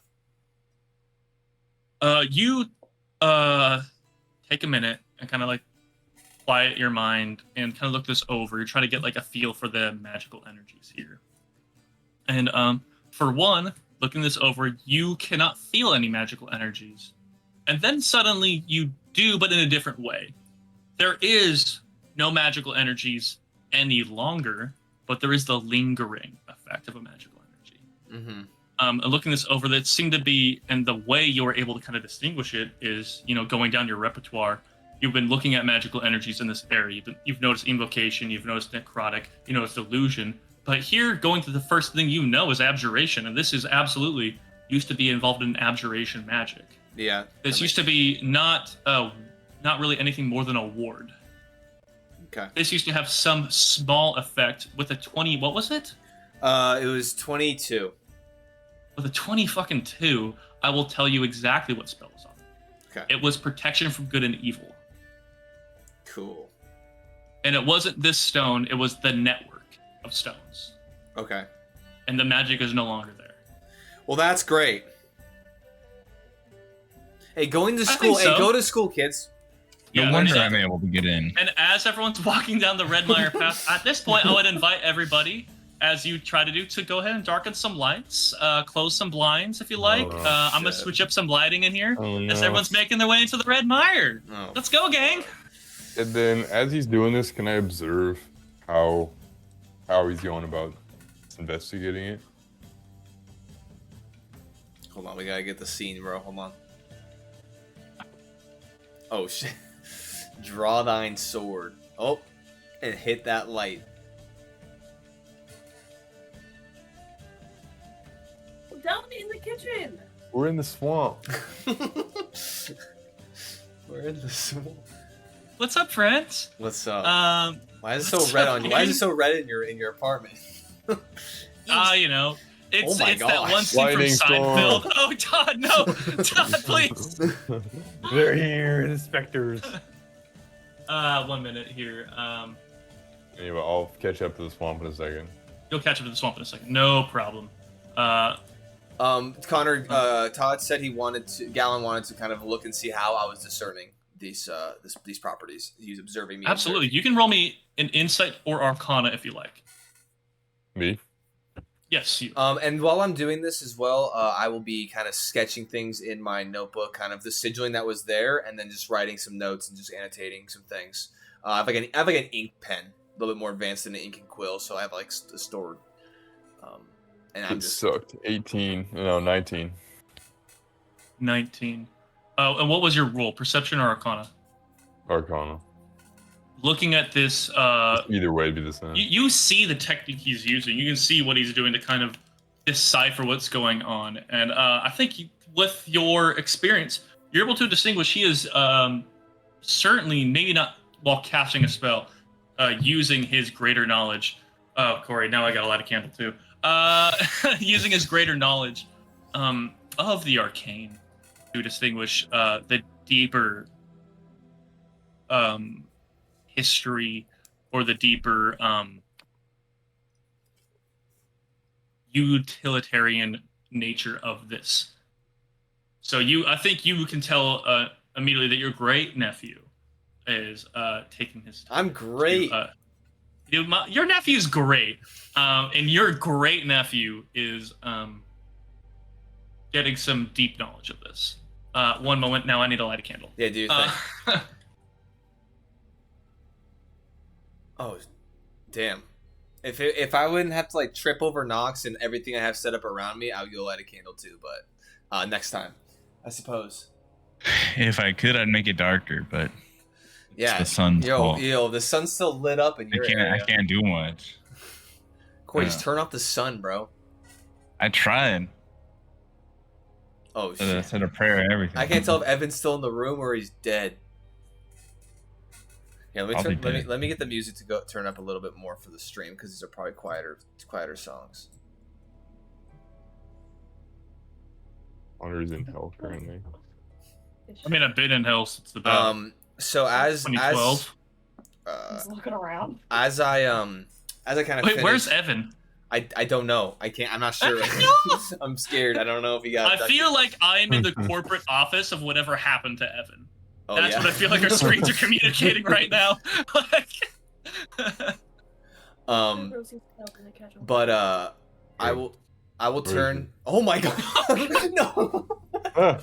Wait a minute. Wait, that was scary, bro. I'm not ready to be scared yet. Hold on. I will turn to Gallon as I'm kind of finished up with discerning this, and I'll turn to you and I'll say, I'm trying to speak kind of quietly so I don't reveal anything to anyone necessarily. Well, the rest of the group continued on. Yeah, they're You guys gone. have Right. at least 40 feet of privacy. Right, but I'm also just still speaking kind of quietly, just in case. And I'll say to Gallon, I'll say, it appears that that these kind of stacks of rocks, these marked, these like sigils and these markings, they appear to have some sort of lingering magical presence, and they appeared to have been at one point a ward of some sort. However, obviously, as I like kind of gesture around with the deforestation and kind of the this place now being occupied by the Baron and these people, I think that the desecration of this land has probably turned off this ward, and I have a feeling. I take a deep breath. I have a feeling that something that might have been held at bay, or at least was being repelled by this, potentially could be more present now. Yes. A ward that is now broken. I commend your knack for observation. It is, I have the stupidest grin on my face now. it's coming, You just got good boy points. I feel like it will come in handy again here soon. I wouldn't share this with the others. We're going to, once we get to the keep, we'll see what the Baron has in store. I agree. I think that as I kind of look to the group that's still continuing to walk, I mean, we're all in this together in some way, but I have a feeling that others might not be revealing their full hand. So, I mean, as are we, but I feel like, I don't know, the auras that I've been reading with just, with some of my spells, I don't know. Best to be on our guard, so yeah, say we keep this amongst ourselves. A nod, and then let us catch up. Okay. I thought Corey was doing this to me. Sit, Connor. But as you guys make your way, catch up with the party, you kind of hustle up with everybody as the rest of the group, and as you catch up with them, you make your way into the shadow of the Red Mire. As the sunrise is catching up, the sky is brightly colored. You're like the pink hues, like the touch of yellow, is like kind of coming across the sky. Somewhere far off, a mountain range somewhere, the sun is now peeking up above. But with that, you guys are coming into the long shadow of the swamp, the Red Mire. Making your way in. You recognize it kind of on the path making your way in, but now it's far more prominent as you are in the former riverbed of some sense, at least the same ground topography of the riverbed. You're walking and your feet are kind of like mashing the ground a little bit as you're stepping on red soil. You're stepping on some form of clay as you're moving. Does it feel good in my toes? It feels fucking great on your toes, dude. Like your bandages are wet. Exfoliating. But it's like it's like the dry, like kind of cracked ground right now. Like when the ground gets really dry, like like in a hellscape, like in a place no one should live, like Eastern Washington. Like just the dry ground, kind of cracks. You're kind of walking on that, so it is like kind of a very dusty ground that you're walking on. But it is again a very soft, like rust orange that you're walking on, and I think so. Entering, you guys see in some way how the Red Mire maybe perhaps got its name, especially seeing the stream running off, coming out of the water mill. A very pure looking water kind of came out of the mill's deposits and splashes down, and the little runoff relief from the reservoir kind of runs down. Karate you. as well, as well. But now quickly hitting the ground and moving through, it quickly picks up sediment and moves and becomes this kind of gross orange brown as it moves through and into the depository of the swamp. And with that kind of moving through, still on the back of his knight Daniel, is like, all right, well, welcome to the Red Mire. Let's again, watch your step. There's going to be some bridges and such to pass through, but the road's not properly done yet, so just keep in mind you might have to do some quick stepping and moving around and such, but it shouldn't be so bad. As I said, I've done it plenty of times. He kind of laughs to himself as he's holding on to another fucking dude who's carrying him through the environment. And with that, this like stepping past, there's kind of these almost two trees. And all the trees here, again, they're swamps. They're kind of short, kind of gnarly trees that kind of managgle around themselves, like long, like pulsating almost branches, kind of like shoot off in various directions. But all their trees and such, as they gather out, carry down long, almost like vine leaves of just like the canopy is dense in here. And as you enter in, the light coming through, you can see just like just the rays cutting through different spots. You can see splotches of sunlight in what you're looking at as an otherwise dark environment. As the sun rises, you get the perception that you might be able to see a good bit more in here. But mechanically, before you guys fucking tell me, I have dark it vision. is dimly lit. Oh. So if you have dark vision, you will have a mechanical benefit. I do here, not. I'm a looking human. through. Sad. But Yeah, as you dude, guys nobody? enter, I don't. Does anybody here actually have dark vision? I want to say not me. I believe maybe I might. Cordell does not. Wait, don't I the would half? know. Oh, that's Hang odd. on. That's odd. Wait, are you I- both halflings or gnomes or neither? They're both halflings. Halflings. Halflings half don't have of dark our way. vision. That sucks. I don't think so. No. Here, hold I'm on. we're not only inclined. half- I'm not we're only inclined to half change it human. either. I'm gonna look. Hold up. Hang on. I don't know how to navigate this. I think only like a deep gnome would have dark vision, right? And I believe your original draft, you were a demon. Perhaps. In my original draft. Yes. In my new draft, final draft, I am regular. Yeah, so you can, just casually. God. You're not regular. You're only half. Yeah, halflings, unless like you have a different or a sub race, then nope. I think aside from that, only subclasses might give it to you, but neither one of you are playing Gloomstalker Rangers, or Undying Warlocks. I think might have it. So otherwise, you guys all I think the first time in any D&D campaign since 5th edition came out, all of you guys without dark vision enter a dimly lit environment. Braff's kicking himself for not taking the spell dark vision. Fuck. Like as you're entering, I imagine you're entering in a far more wooded environment than before. Like this canopy is dense, and for everybody here, none of you guys are especially familiar with swampland. It is looking more alien than even some other more hospitable environments, especially for you there, Galen. I don't believe you've been in a swamp before, unless you are telling me otherwise. I mean, I have been. Considering I'm like a ghost slayer, I'm fairly certain I've been in a swamp before. Oh, for sure, yeah. But This this swamp one in may particular, seem different. you have not been in. But yeah, this swamp, the canopy might be more dense here, but at least you are walking into an environment more familiar to you than before. And I think for you, with that in mind, you're seeing a path forward, which I imagine would give you some sense of comfort. At least, like, all right, you're not trudging through waist-high water with whatever. But you are seeing, in some way, there is a paven road, a paven dirt clay road heading into this winding, dimly lit abyss. Does anyone draw torches? Well, Daniel doesn't, as he's carrying his good steward, Senric, but I had to double check because I was about to say Cyrus. However, Cyrus, being immediately behind him, does light a torch and carry on with Anders behind him. Anders does take a bow off his back, just readying himself as he carries on. But immediately behind him is the two halberdiers with their Lord Edmure.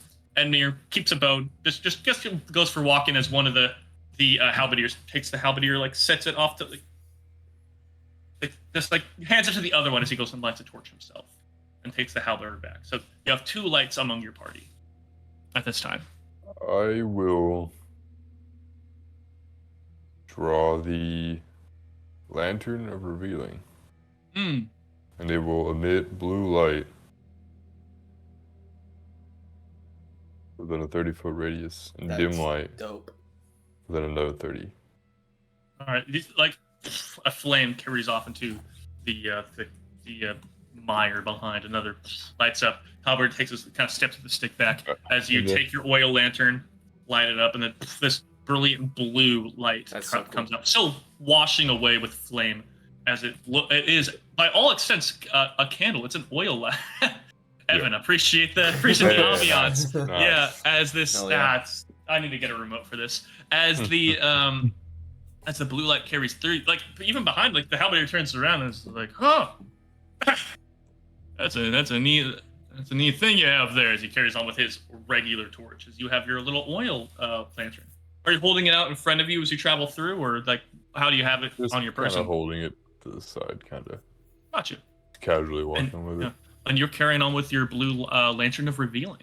Anybody else in the party have a light source with them, or are you guys going to depend on the 3 available to you? I have one on me, but I will just be next to Gallon, so there's no necessary really need. Got you. Is that the same statement for Richter and Cordell? That would be in the Explorer's pack, right?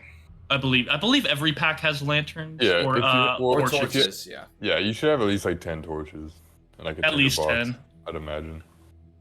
10. I mean, we have plenty of light, right? 3? I think comfortably moving through with this little caravan. You guys are kind of stepping like. You guys are each giving each other probably at least 5 feet of spacing, as it is a narrow path, kind of winding. But 3 torches among you isn't a bad number. Among us. It's like I'm 30. Among feet you, wide. I was very specific with my words, you son of a bitch. Among y'all. It's it's bright for 30, but then dim for another 30. So it's a So, decent amount of light. especially if Gallon was between you guys are very well covered. I'm just gonna stay close to Gallon, but not awkwardly close. 30-foot diameter or 30-foot radius? I can look it up if you'd like. Oh wait, for Gallon's lantern. Mhm. Oh, okay, sorry. 30-foot radius. Damn, that is a massively bright. So a 60-foot sphere around you is brightly lit. Yeah, so it's just a Yeah, 30-foot radius and, and dim like, light these- for an additional 30.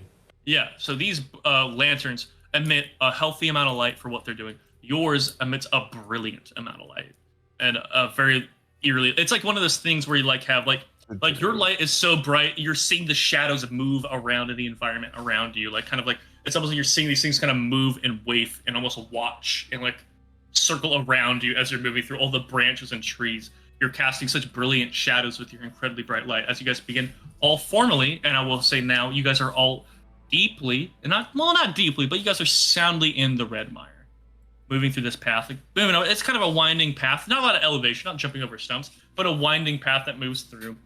How far along have we got? Would you say, ODM? I would say for this, you guys probably have traveled like 50 feet away from the trees that allow you into the entrance. How So long? you guys are in the How long have you been traveling? How far do you You guys think? have been traveling like 30 minutes. Okay, so we still got a ways to go. You guys got a ways to go. I would say he said it was maybe, I think it was 6 or 7 miles. Yeah. You so guys that's- have maybe moved a half mile. Okay. My screen like super dark.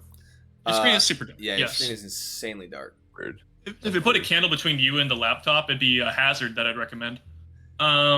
Just a thing you have to worry about every time you type. You might set yourself on fire. Yeah, Is that better? he fucking has it. There it is. There you go. Just get hell energy to That's- shine at that's you. strange I'd recommend because- that. Because highly. in not full screen mode for the browser, it shows me pretty bright, and then when I full screen it, it's really dark. Even the bright light you have, I think compared to everybody else, it looks good. I wouldn't worry about it. Okay. Jared, he has a darker outline, but it's like a floodlights on him almost in comparison. And so if you're trying to match the lighting that Jared has, I don't think mortal man can. I don't. Where's Jay's? I'd say Jared's looks really good, is what I'm saying. So Okay. if you're trying to mimic that, yeah. You're pretty. I think he has a light focused on himself. I literally, this is my laptop just blasting me with light. That's it. Oh yeah. I guess I could do that. What I've done before, Yeah. just Okay. hey, here's a trick for home kids. just look up the color of what light you want on yourself and Google Images and full screen it, and then that light will be emitted back at you. And if you guys are shooting like headshots for LinkedIn, that's what I've done with like just like a soft green light or whatever for whatever environment. Yeah. There you go. Also, if you're using me for like ideas for professional shots for LinkedIn, you're fucked. Maybe Google it. But anyways, into the red mire we go. My watch is blowing up. You guys are moving again, winding path. Those of you who are maybe inclined with directions, you can tell you guys are winding as you move into the red mire. You guys are now winding, first entering from a eastern approach, now winding a bit to the southeast as you're moving. Just as you enter the mire, you enter it, and then just quickly snake off in another direction from the way you begin arriving. But sticking along, you can tell as you guys are traveling, this intense light from Gallon.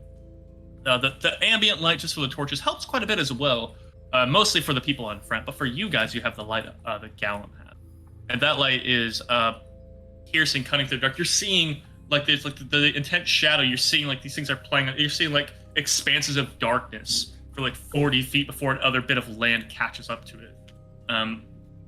With this intensely bright light, you're not able to tell if that's part of the waterway around you, or if that is perhaps a deeper hole, or something else entirely. You're seeing like the moving shadows around you and such. And for you specifically, Gallon, holding this particular lantern, I would like you to give me a perception check. If you can, Todd, just turn up your brightness a little bit, just for the stream. You are a little dark, but not. You don't have to do much. That's perfect. That's good. So yeah, you're good. Wait. Just lean all the way in. That helps me specifically. Hold on a second. But if you give me that roll before you leave, that'd be great. Nope. You ain't getting shit. You got a 3. He got a nat 1. No, those are your rolls, huh? A little bit better. Well, no, you had it perfect. You can leave that light off. You had it perfect. All you had to do is turn up your screen for your screen laptop. brightness. Yeah. Just that way, there's more light facing you, so your face is brighter on the screen. Yeah, that's literally. Yeah, you're perfect. If you come back and you operate with that, you're good. You're perfect. You're perfect. Right? That's what we're trying to communicate. He's not my great uncle. He's my perfect uncle. Like enough. There you go. That's perfect. Yep, you're good. Your lighting is great. Now let's continue. That's weird. The screen's being all like, I think it like auto shifts the brightness down. That's what kind of makes it a little bit dark. Anyway. Again, if you Google white and have a picture of white as the background. I did exactly what you said, and I literally Googled red, and it's on my lower screen. You look like a Kavinsky Outrun album. Oh, what am I? Yeah. Oh yeah, you're totally right. Yeah. This is straight up Night Run. Perception check, please. And then there's Corey with the daylight in his whole room. Well, okay, like full disclosure. I just have blankets over the light around me, so I just am able to edit it out of the shot until I show everybody. Nice. You like Smart. That's beautiful. Magician. Thank you. I reveals. like to be beautiful. Again, what was your perception check? 15? It is 15. 15. Moving around with this lantern, you are seeing it is morning in a very humid environment. So as I'm moving through, kind of rising up from the shadow around you, there is a strong kind of illusion being played at you for a minute. But what really is happening is just literally got shot. Yeah, Nox is upset. Okay, hold on. Y'all keep doing your thing. I'll be right back. I said horror campaign. I meant it. All right. It's like I sent a hit out on someone near He your organized, house. yeah. Nox's Cross. PTSD confirmed. It is. That is kind of. This is kind of sad to think about now. That is Well, a not thing that really. happens Yeah, Not really. sadness happens. 1 minute. for dogs. I'm now mimicking what you did, Evan. Open image with the tab, multi-screen technology. the multi-screen I'm trying- technology. I also have, not to get really technical Fucking and out of the Spectre, D&D did you stuff, hear that? but I've got a bunch of sliders here. I've got this brightness slider. This is the lowest, and this is the highest it goes. Oh God, that washes over the room very quickly. Yeah. But then there's this gamma slider, which is separate, and that does Ooh. a slightly different variety of. Corey, I love it. Thank you. Corey, that actually like I- that Yeah, whoa, what actually is works that? really well. Nice. I really like it. What are you doing to it? Yo, how did you do that? He has moved his other monitor over. Oh, that's Oh, so wow. strong. That just is his second monitor. That is Right next to your that's face. so strong. Corey, Modern I problems like your require camera better modern when half solutions. of the screen absolutely cannot be you. That It- works so it's well. working pretty well. Yeah, as long as your eyes are okay with that. No, dude. Yeah, because that seems like a lot. Nah, like dude, my just lights, 10 evaporate feet your... that way. But yeah, again, to reiterate, Gowan, you see this kind of the fog and mist rising up. It's getting to about waist height around you, but playing off your lantern, you are seeing a bit of movement in it, like a little bit of little darting movement through there. As my watch is yelling at me again. There seems to be almost something in this mist, but anytime you try to like localize what it is, you see something move around, you see something move past, you see something move past. But to the eyes of anybody else, they're not really seeing anything. But to you in this environment, with holding your lantern specifically, you are very attuned and aware of something could be out here. You knowing especially the true nature of what you're holding. Yo, wait, hold on. What I missed? Shit. Nothing. We were talking about lighting the whole time. We were Great. gamma sliders. Nice, okay. Did somebody die out there? It's all good. Yeah, I don't know. Maybe it was a firework, maybe it was a gunshot. All I know is that someone got smoked, so... In Texas, they're one of the same. Yeah, it's the same shit, literally. Someone got Dude, I was gonna say that's like a Port Orchard classic. Yeah, so... But we're good. Knox is calm. We need some water. We're chilling. Good. Yeah. Hell yeah. Anyway, to make Braff shit his pants, I'm gonna whisper to him, "Do not leave my side." I shit my pants immediately. Do you want to roll a con save for that? Or? No, but I like Yeah. visibly tense. I'm like it's like going into this, I was like, it's okay, yeah, first kind of real adventure out here, and then now that like we're kind of in here, I was feeling some pretty good vibes, just because my great uncle gave me a compliment, I was vibing. Now I'm like, okay, this is getting real, and so I tense up and I get a little closer. Do you want to let everyone roll perception, Connor? Because technically, it's Nope. not just. Okay. I know how your exact thing works, and absolutely not. This is a you thing. Don't take this away from yourself, homie. You gotta be No. This is a Todd thing. No, I know. That's what I'm saying. Don't take it away from yourself, bro. Okay. You get to know things we don't. Also, what is behind? Oh, it's Ace, dude. I thought something was rising behind you, Well, Corey. You saw someone behind Corey just go. Holy shit. When you turn out the Cool. lights, it does enhance a lot. It's a fucking ghoul, dude. Yeah, so I like, have been kind of offset a little bit behind Gallon as he walks, but now I'm like parallel, I'm in line with him, kind of like almost. You cannot be in line. This is a narrow path. I walk in the mud. No, I'm just kidding, but I'll get closer. Got you. Am I in front of Gallon Yeah. or am I behind him? I would assume I'd be in front of him. Yeah, I was assuming you were in front of me. Okay. Then I'll just I kind of put- keep our distance a little bit shortened, and I nod, kind of tense up, and I'm like, okay. And then I'll rest my hand on my sword.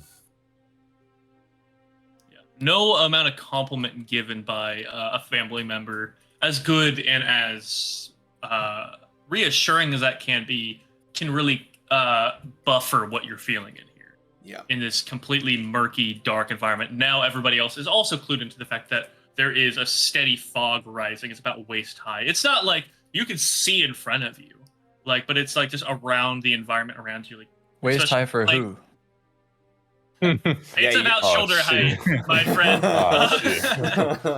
That is most man. unfortunate. Waist height to, A grasshopper. the Everybody. normal folk. Yeah. I would like to Shut the fuck up, Todd.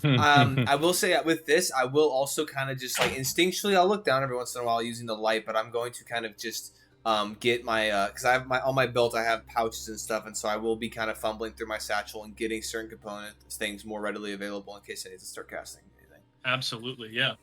As you're moving through, getting all your stuff ready, Also- everyone's kind of moving through. Go ahead. Quick note, just for you, Connor. I haven't really done it much thus far, but I do have this kind of almost wrap around my spell book that is actually fastened into my satchel. So if I were to drop my spell book, it would be there'd be like a cord attached to the satchel itself and within it. Gotcha. Yeah. It's not like obviously like anything super crazy, but at least in the event that I would drop it or if something were to happen, Yeah, it's it'd like be attached. dragged behind you a little bit, or Yeah. like at least close. Yeah. You got the wallet chain. Pretty much. See, my man's walking around with that Hot Topic Spencer's Gift fucking chain on him. Yeah. Exactly. Like the whole time they're talking about chain shot, he's just like, damn, I kind of got one on me. Like, stay strapped, my boy. Yeah, I got to. Exactly. I know about So- But again, you're moving through the mire, you're moving through the fog and the rising environment. You're moving through. For those of you again who aren't specifically Galen, Galen. The spelling keeps messing with you. That's my Galen. Galen, Galen, not Galen. Gallon. Like Not the Glenn. amount of Glenn. water. Yes. So as Glenn is moving through, Easy. as Galen is moving up through there, he has the light on himself, which anybody who's camped or hiked at night knows. Whoever has the headlamp or has the flashlight has a enormous advantage moving. Whereas everybody else, you're dealing with the shadows behind the person, around yourself if you're in front. Mm-hmm. So there is a little bit of like weird stepping. You're on a flat path. You're not on anything more complex.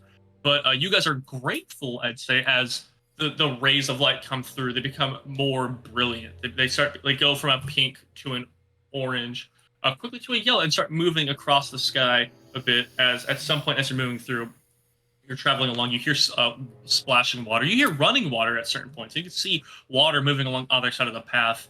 And as you come across the first little bridge, it's like maybe a 10-foot long bridge. It's really just two fallen logs. Like on one side, there is like a railing. But at that point, when you get there, there is light coming through the sky. Even here, there's a break in the canopy. You can see light dancing along the shore around you. For the first time, able to see without a yellow orange torchlight or without a blue brilliant oil light, you are seeing the sunlight hitting the shore. You're seeing the water around you is a flowing in here. This area, you're actually hearing the water moving underneath this bridge, but it is a brilliant red. It is a very very stark red moving through. The clay on the ground is even lighter than the water you're around as you guys are moving past. This bridge is probably about a good 5 feet above the water and such as you're moving past. But it just is a necessary bridge. You're just coming up on it. Quiet all the while as he's been moving and such. You could hear like the heavy panting, but kind of turning around but on the back of Daniel, like turned around. Center turns around and is like, well, this is the first bridge we put up here for our when we're campaigning through, moving all the locals out of here. We set this bad boy up, and this has been well traveled. Just a little bit of history at this point. As he turns around, and Daniel kind of like has to step up on the logs to like actually get up on the bridge and like move along the bridge, and he makes his way across. Followed quickly by Lord Edmure, makes his way across with his bowstring on his back, just kind of, and then the halberdiers cross as well. So it's now just your party on one side, the other on the other. What, if I may ask, what kind of locals used to live around here? He's on the other side of the river. Oh, whoops. I mean, Come on! Water's fine, and if you're not in it... Or cross the bridge. Yeah, you make your way across with your blue light cutting across. I think there, like, you see even Edmure, like, holding on. Like, at this point, he moves so his neck's around Daniel's head. Like that, like, around his neck. Just so you go, like, ah! Because the light, like, the first time he's actually looking at it, like, ah! I hit him with my F-150 LEDs. Right, you hit him with the, what are they, the zircon or whatever headlights. The light bar and all. Yeah. It's like, oh, jeez! You make your way across the bridge. There, and as you come across, it's only like a 10-foot long bridge. It's a very short amount, but you just have to travel through as it's a large ravine. I follow. Yeah, you make your way across as well. And as you get there, Sarah's like, that's a bright, weird light you got there from Galen. Where'd you get it? Had it for a long time. Got it from an old friend. Got it from an old friend. Well, it seems real handy. Do you want to go in front with your big old light there, or are you good where you're at? I can. If you want to go in front of me or right behind me and such, and we can. I immediately through get this. nervous.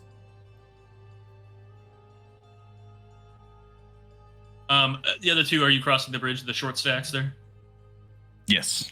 Which is a helpful way to bundle you two up. We either have family members or we have people who are below the height limit for most Disneyland rides. Damn.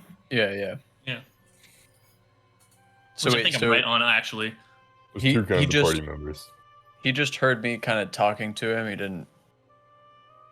He did not catch what you said. That's fine. As you make your way across the bridge, he's kind of talking with Galen.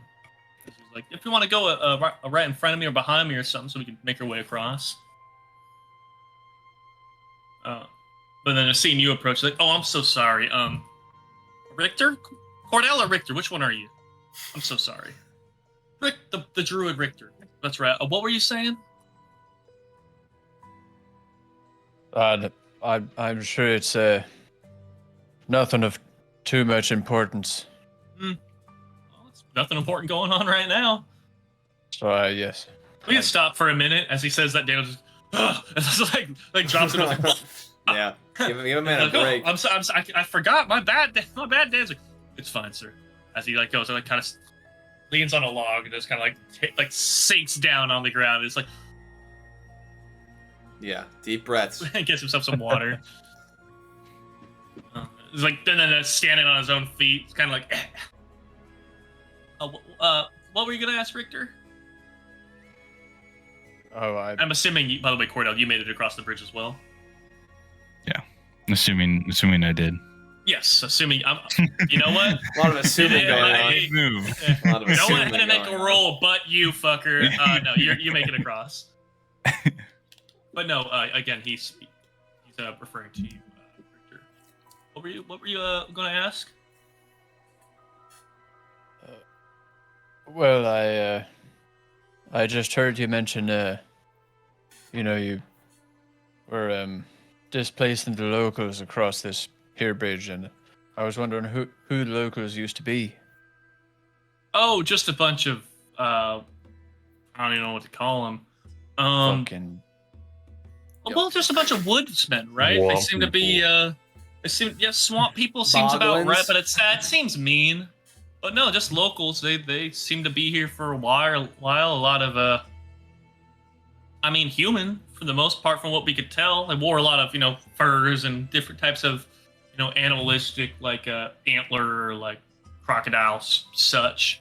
But they seem like people. I mean, from what I saw, what we cut down. But we tried making our way through. We tried having them join up. They weren't interested. They most of them didn't even speak a common imperial tongue. So we only had like one or two of them we could even talk with, and most of them weren't interested. So we see them every once in a while.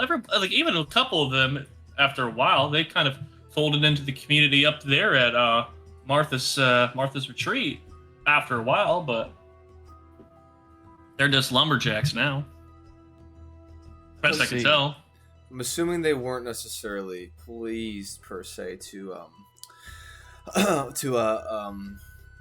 I guess be occupied. I'm assuming there was some sort of conflict of sorts.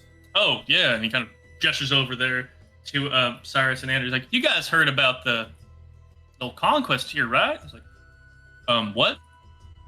Oh, that's why we had your buddies out here. Like, well, we heard it was happening. We didn't hear about it. Like, oh, yeah, no, we all your boys. We had what?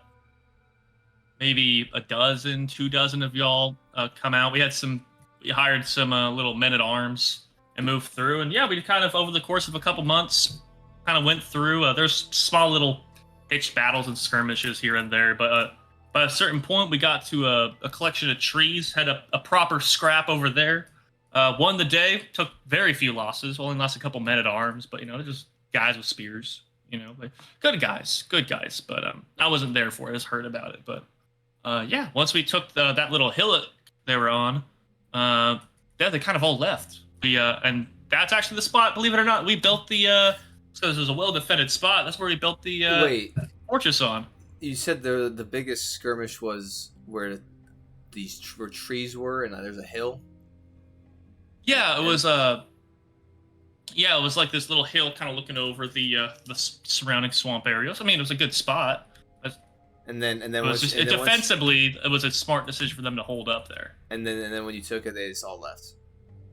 Well, when we took it, no one got away, but whoever was around the area, yeah, they didn't really stick around much. Have they done anything necessarily to retaliate? I haven't seen anything. I mean, I've heard about people like loggers out there every once in a while might like see somebody in the woods or such, or like even like some of the patrols we had move around. They might have seen something out there, but nothing really. I mean, this was like 2 years ago. We haven't really seen much since. Okay. I look at we Gallon. Built the whole fort since. I look at Gallon just for a second and. Okay.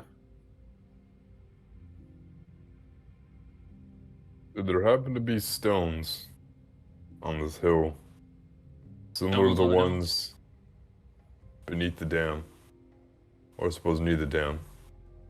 What are you talking about? I'm not familiar with any stones.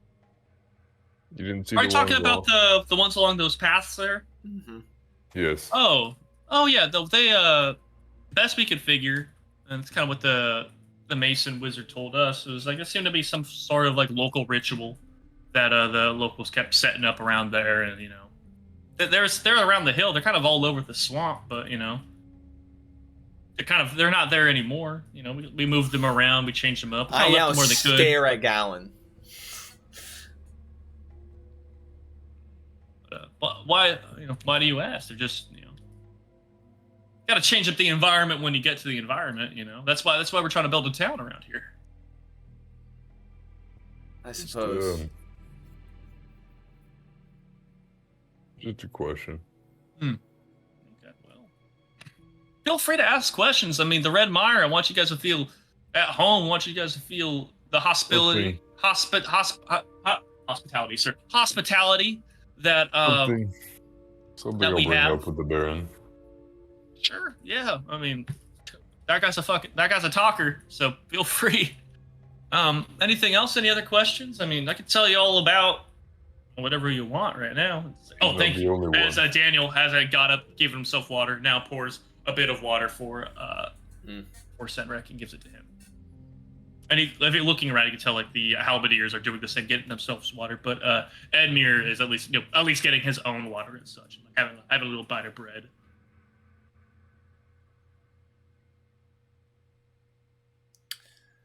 And I start digging into my backpack to get water skin.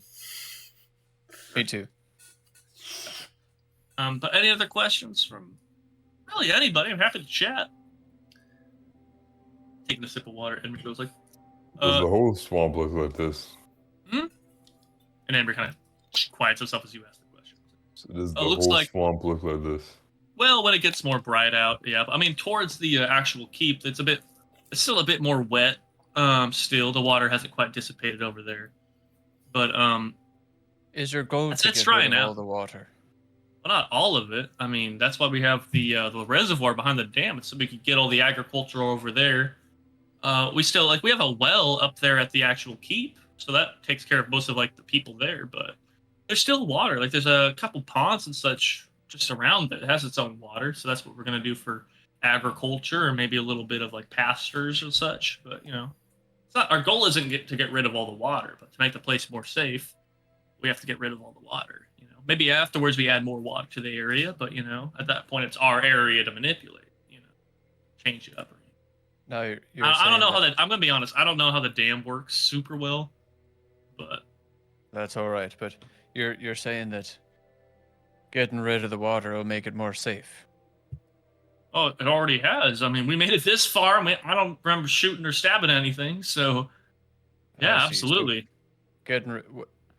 Before the water was, when it was more of a traditional swamp, what kind of things were you having to fight off? Well, again, I haven't really fought much, but there is the tree, the swamp guys out there, as he's taking a big old sip of his water. It was the swamp guys. Obviously, there was a lot of them out there. There'd be frequent attacks moving through.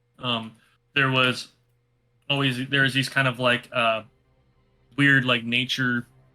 I don't know about spirits or such, but there's these like tree guys that'd be around there normally with the tribes people moving through, but they weren't that big a deal. You just cut them down like anything else. Wildlife, you have crocodiles. There's a reason we mentioned crocodiles and alligators. I don't remember which one it is that's out here, but yeah, they were quite a pain in the ass to deal with. Crocodiles, sir. Crocodiles. That's right, crocodiles. But they're quite a pain in the ass to deal with. Especially before there's roads, you have to walk through the water, and you never know what's going to be underneath the cut. Maybe a mutant crocagator. Crocagator? Sir, I don't know if there's crocagators. But yeah, there's danger out there. I mean, even still, I wouldn't wander too much in the water. You never know what's out there. I mean, I've heard crocodiles. I heard there's tree people. I mean, especially in the middle of the night. Like, we're safe now, but middle of the night, there's always creepy things out. I think we've seen them play tricks on you. Seeing as there's no water to wander into, I feel perfectly safe. Well, we passed over a bridge full of water, but yeah, you're right. We're not really walking through water. I feel like as a general note, we should probably consider there's no here. Speaking of the current circumstances, considering that we are currently now in the Red Mire, and I understand, I don't mean any disrespect to necessarily what you guys have been doing here, but I for one do not feel completely at ease. I mean, Richter, I'm glad that you feel so. Guys, please. It's a hunt. We're gonna go hunting. Like, again, I told you guys the road wasn't done. We're gonna have little guard posts and such around to make sure people are safe. But please, the whole point is I want you guys to feel safe here. We're telling ghost stories in a swamp, right? We're telling war stories in a swamp where the wars had, but it's totally safe. I wouldn't worry about it. I mean, be cautious, I guess. It's any woods. The woods can be as safe as they can be. You still might, fall down and hurt yourself. You might stumble across a boar. Again, boars in this environment will be wild and easy to kill. But more importantly, just be safe, stay on the path, and when it comes time to go hunt the alligators, then you're the real danger in the swamp. You know what I mean? Roll a perception check. Yeah, you can roll a perception. Generally looking around. Was that a real cough? No, I haven't really coughed since we've been playing.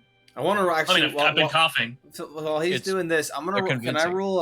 Thank you. Can I roll an insight on his cough and just see if he's getting worse or if he's like what's happening with this dude? Yeah, go ahead and roll insight on the cough. Give me perception for you, Gallon, and then also tell me what specifically are you looking for. I guess just generally, maybe like where creatures would be, or like if anything's moving around, I guess.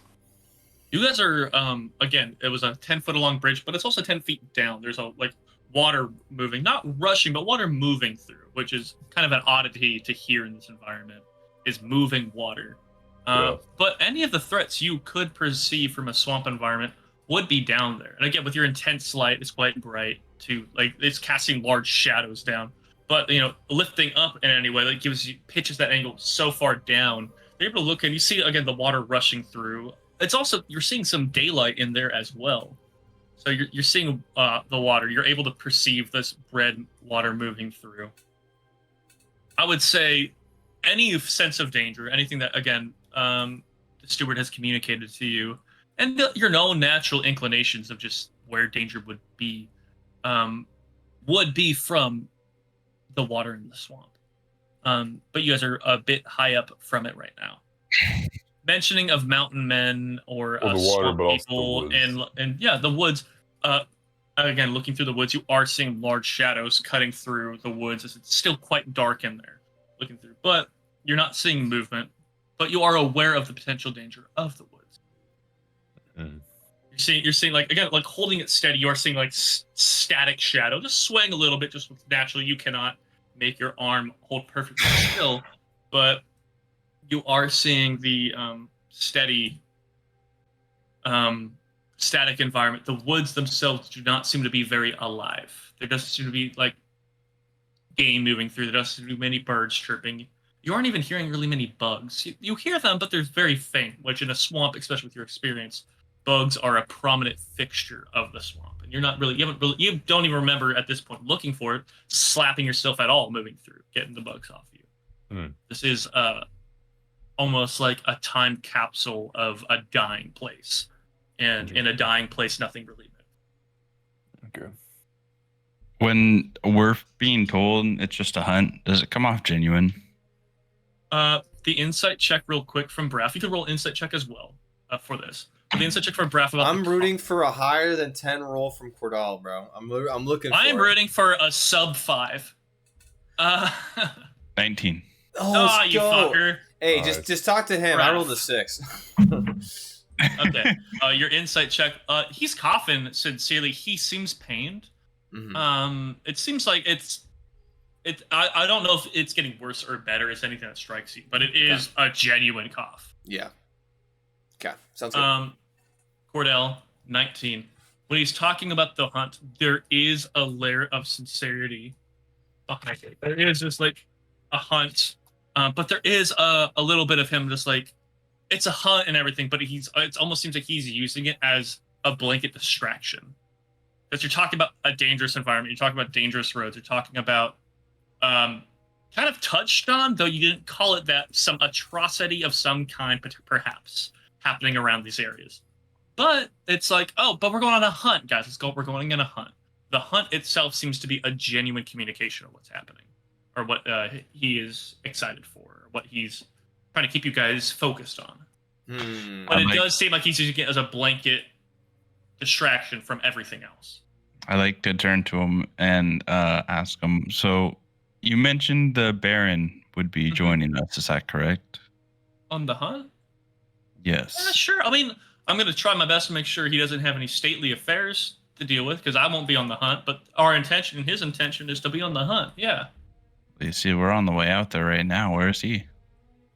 Probably still in the keep. It'd be a bit rude to start hunting without everybody present, especially, again, as we spoke about, it'd be a numbers game. If, he's out there, he kills 3-4 gators before you guys get out there. Now you guys got to catch up. That's not a good host.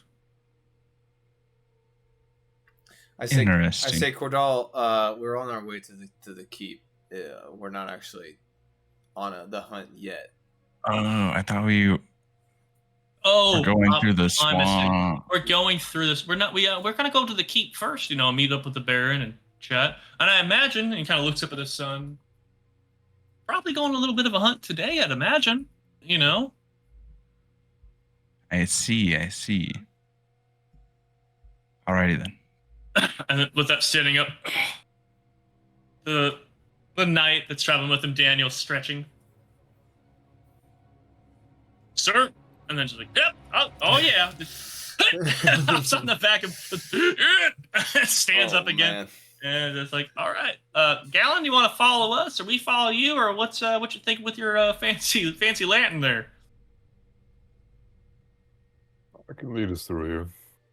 Right, let's go. I'll go behind him.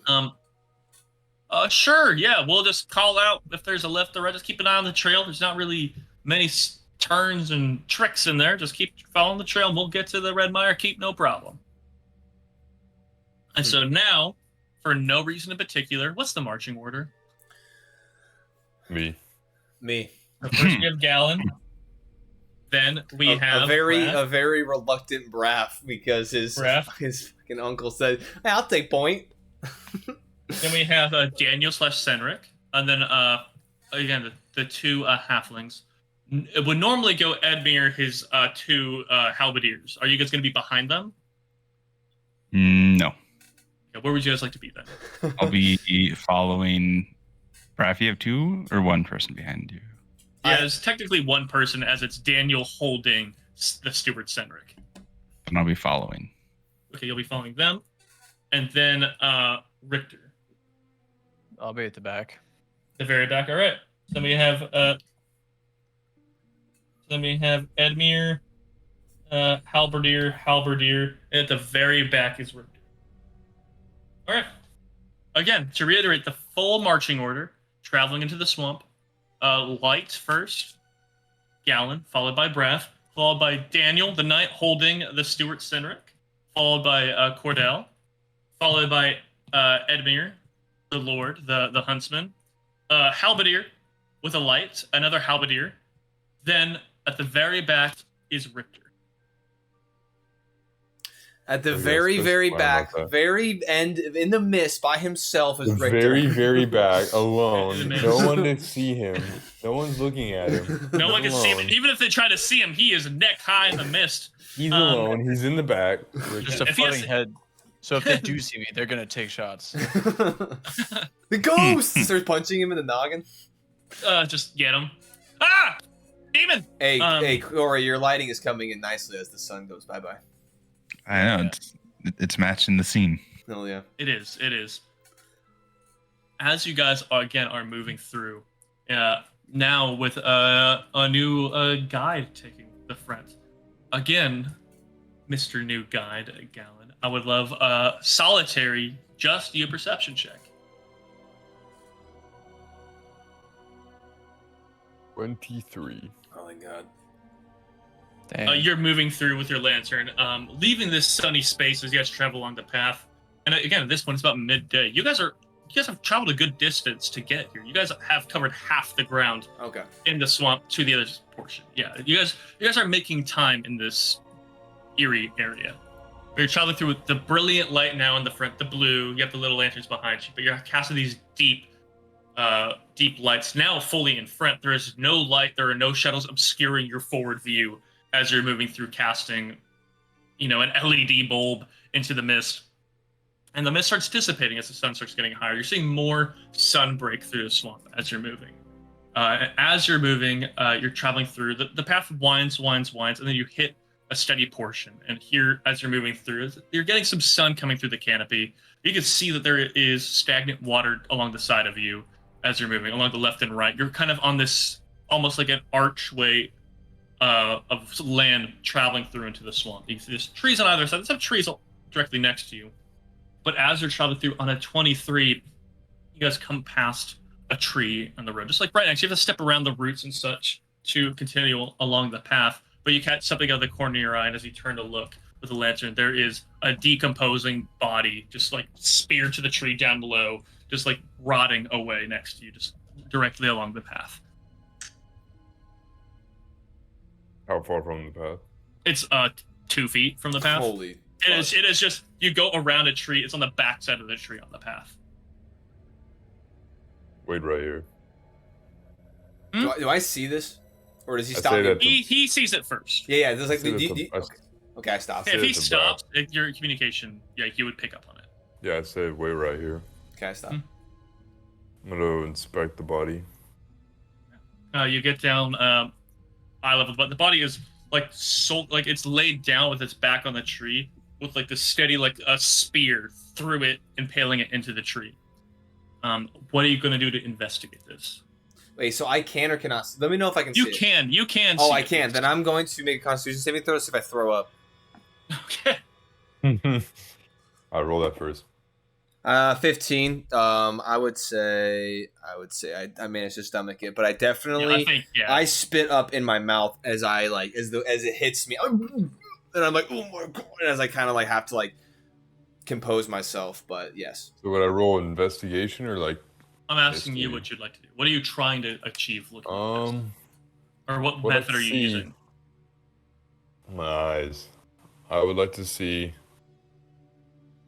I want to see like who it would be. If it would be, which faction would it be? Yep. Go ahead and roll an investigation. Then I'll give you more than that if you roll high. I'm gonna back up a couple steps as I'm. And as you back up a little bit, 18 plus. Boy, what's going on there? There's 22. There's a body. Oh, let me see. As Daniel kind of moves around past you. Next number's like, oh, what's the total roll? 22. 22. You're looking at a body that's been there well over a year, just impaled to the tree. Like you're seeing, like there is no skin left. There is just rot, long since eaten away. You can see as you're looking at, there's insects still moving through and mulching on it.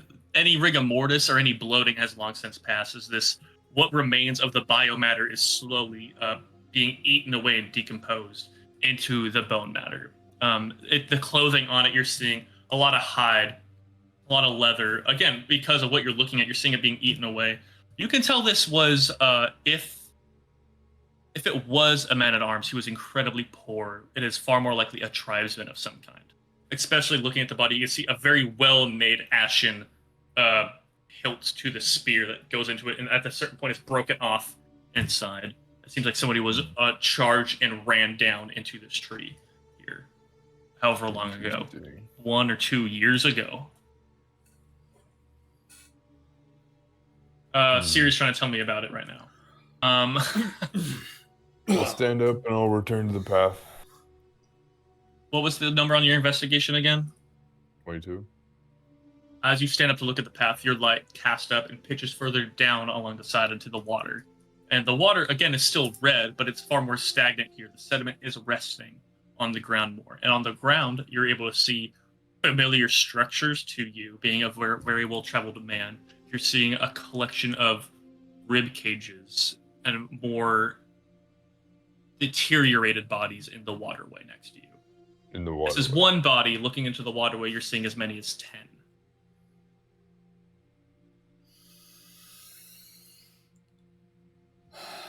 Let us keep moving. I'm like panicking. I would say you, unless you want to roll for it, Braf, he is specifically angled to see this. He has a keen eye on it. This is a thing that only at this point Galen can see. No, right, but I'm still recovering from the body. Oh, yeah, absolutely. Just making sure that's communicated. I'm like, because Centric, what was his name? Cedric.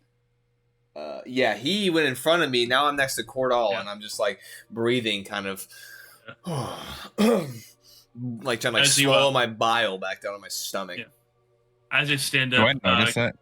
I would say you guys notice you guys have stopped. You guys do not notice. You haven't moved past in a position where you can see the body yet. Do I notice Jared being... Who's Jared? I would say nervous? everybody noticed him being... Oh, sorry. And you hear being kind of wheezy and snickering a little nervous. bit. Yeah. You see him being a little bitch. No, you see him reacting to seeing a body for the first time. Like a real, true, decomposing skeleton of a former human. I want to get like close to him and say, calm down, mortal. My God. Hey, I would like to say I'm like leaned over too, like kind of like keeled over, and so you like go up to my ear and you're like, calm down. I kind of like recoil back, and I just kind of I look at you and I just nod. Like loud enough for you guys to hear, kind of leaning over you, Galen, as you stand up. You just hear, "Oh, look at that!" As the steward is kind of leaning over Daniel, just like pitched over to one side, showing a spryness he hasn't really shown before, but like leaning over a little bit over his shoulder, kind of looking over. It's like, oh, I've traveled this path I don't know how many times. I don't know if I've never noticed this guy. It's I take note of that mentally. Yeah. Like that's a good eye. That's a good eye, Dallin. Or Gallon? Good eye there. I'd like to just like recall back to 3 minutes ago, and Connor said, "Yeah, it's like 2 feet off the road, like right there." And this man said, "I've never seen that before." I know. Okay. When's the last time you traveled this path? Ooh, 5-6 months ago, maybe, going into town. But he gestures over. At this point, he's like, come on, guys, look. And he like gestures over the rest of the party to move past the side of the tree so everybody can look back at it. At this point, the Richter and Cordell, you guys can now look back and see the body. Like, looking back over people. It might be like 10, 15 feet away as everyone's kind of stacked. The halberdiers kind of step back, but the two Mason Knights are looking at it. You do have Cyrus and Anders kind of like getting down, looking at it. Cyrus kind of standing back, but Anders like getting down and like looking at it. Ugh. It's messy work. Cyrus like, that's kind of you get used to it. But Cyrus speaks up and says something that you guys mentioned. He's like, "How'd you not see this? It seems like it's been here a while." I don't know. I just kind of saddle up and walk on it. And Daniel turns to him and is like, I've traveled this path many times. I haven't seen this, at least. But there are signs of battle especially if you travel further up. There are more obvious bodies, or at least scars of skirmishes and battle further up. When's the last time you've traveled this path? Me, last week, I want to say. But normally I leave early in the morning. So at this I point, propose we turn around. Would I be able to, like, judge the? You said 1 or 2 years, because it's a swamp, and Well, you you want to wouldn't give a medicine check. So you wouldn't get know up to the because body and Gallon check. Gallon was investigating, but you wouldn't know that. If you want to go up and inspect the body, I think there's enough room. People, especially, let's say mechanically, you're 3'2", so you're able to move around the people there and kind of get yourself in the position emphasis you might on wanna that be. 2, 3'2". The 2 is important, but Yeah, look, I mean, who's if you important? can't find it, I can find it for sure. Yeah, because he's 3'1". I'm still around the portion of the path where I'm not looking at the body. Everyone else is kind of roped around. I'm kind of you with the just took group, a step back and just allowed yourself to have that moment. Yeah, I'm still stealing myself, but I'm getting As everyone else is ooh, poking it with a stick. 22. 22. Getting down, moving past. Daniel's kind of steps back as he's feeling the steward kind of ooh, looking at it, getting fascinated. He's holding on to a body. He's not being ooh, but he's holding on the shoulders. He's yeah, he's oh my god! It's just got his fingers all over it. Yeah. His legs are just clasped around his waist. His hands are up in the air going, woo! No, but he's holding on his shoulders, leaning This over. is the real horror of the story. Yeah. Piggyback rides! This fucking guy. Dude. But no, as you're able to move through, there's space given to you as you're able to go and look at the body. You do have a certain amount of knowledge about people, especially we now know you have at least some passing knowledge of siege warfare. The body's decomposing, things like that. And looking at this body, there is a truth to the humidity and the area you're in. There is a certain truth to the fact that bodies would not keep very well over here. There's a certain amount of bacteria. There's a certain amount of just bugs in the area. Looking at this body, you're seeing far more bug life moving through. You're seeing centipedes and such crawling along what remains of tendons. You're seeing things moving through and just eating away at it as they're just living what nourishing life they can in a dying swamp. But this body, perhaps it was killed at most maybe a year, 9 months ago. But you have a keen eye for these things, especially the life of bugs, especially the life of nature. And you're aware that what's happening to this body in this environment, especially if it was more moist and lustrous before now, this could have been as long ago as maybe 9 months, but it could be as recent as 6 or less. Okay. But a week, a week would be far, far too soon, unless, which I think the thought would pass your mind, unless something far more uncomfortable was happening here. Yeah. No, I haven't seen that movie Old. M. Night Shyamalan. I would say the M. Night Shyamalan movie Old is not canon in the setting. Okay, right. And The one with the beach? Cordell, That's a you good just said you proposed we leave. You just said that, yeah? Yes, He I did did. say that. I heard that. I am sticking with it. Um, Because my Oh, only yeah, knowledge you is said it's out here loud. for a week.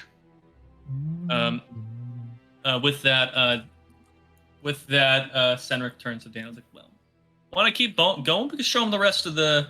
Yeah, we can keep going. The other bodies that I'm aware of are far more comfortable with you, as far as they're very skeletal at this point. I literally say, what And the far fuck? off. I say, what the fuck does that mean? They've been dead a lot longer. I haven't seen this one before, but it's also kind of tucked behind a tree in some way, it seems. But the other ones are more. It's more comfortable seeing a true skeleton than it is seeing a decomposing body. I don't Oh, mind seeing a body, but being a week old, and Oh, it is. I would guess they got in a fight here, unless he stabbed himself. I mean, Oh, this what's man looks like around he was here? run down, and then pointing. Daniel, this point kind of removes Cedric from his side. It's oh, it slides down.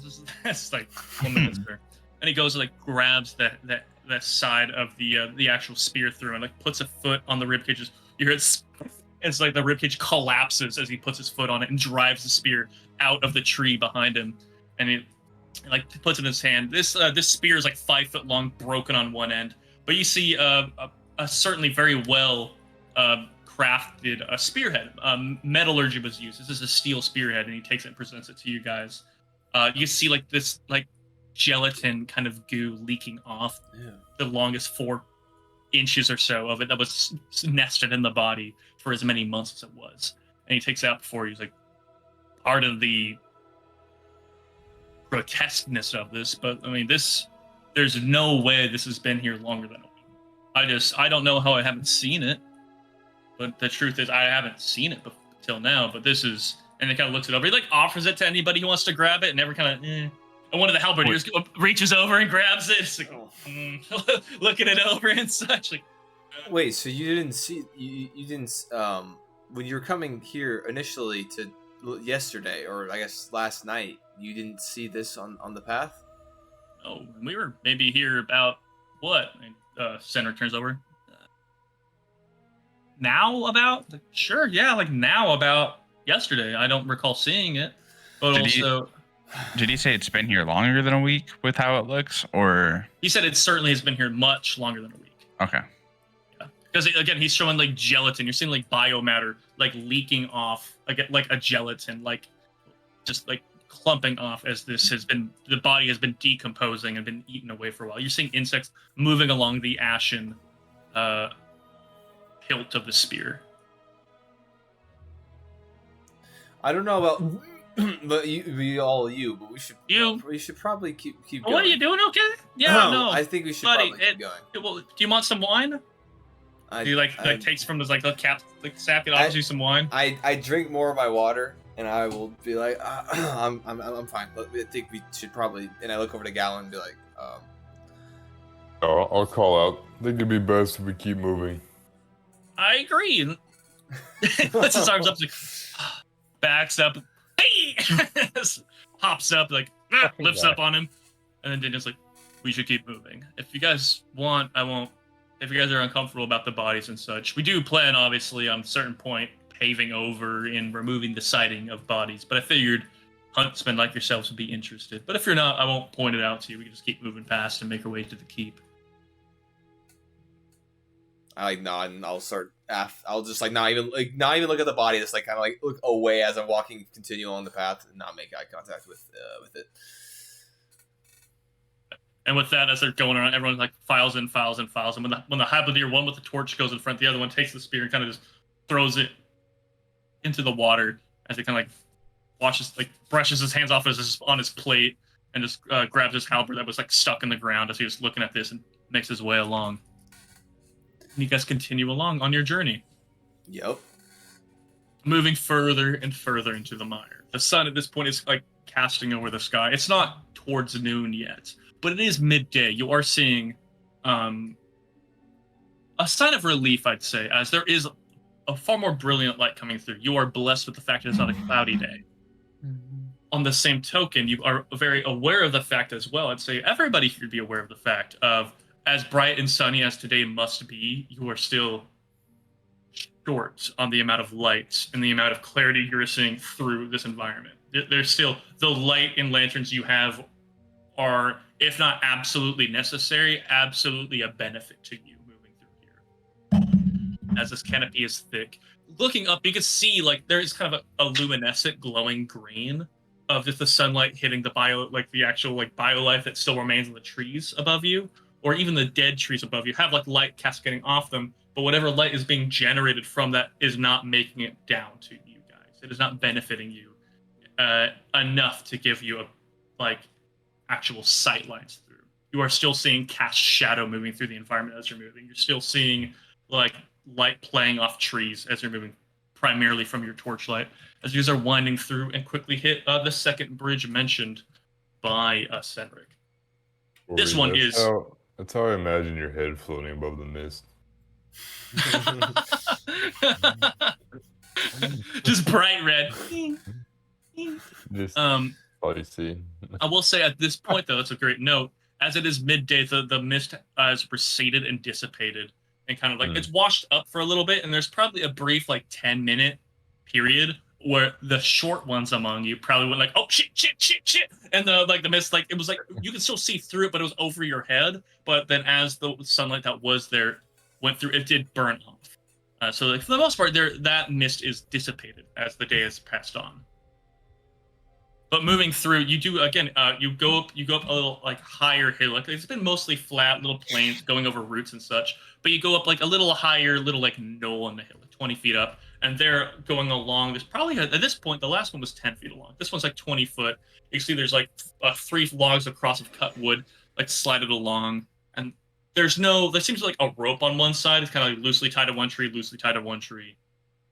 But going underneath you, there is completely still water. There's a large expanse of that entirety of the 25, 30 feet along, just water completely still underneath you guys. Gotcha. The water being as still as it is completely diluted. You cannot see down. You cannot discern looking at it how deep it goes. But it has a similar rusty red to it. Does it look like you can get a cart across this bridge? Absolutely not.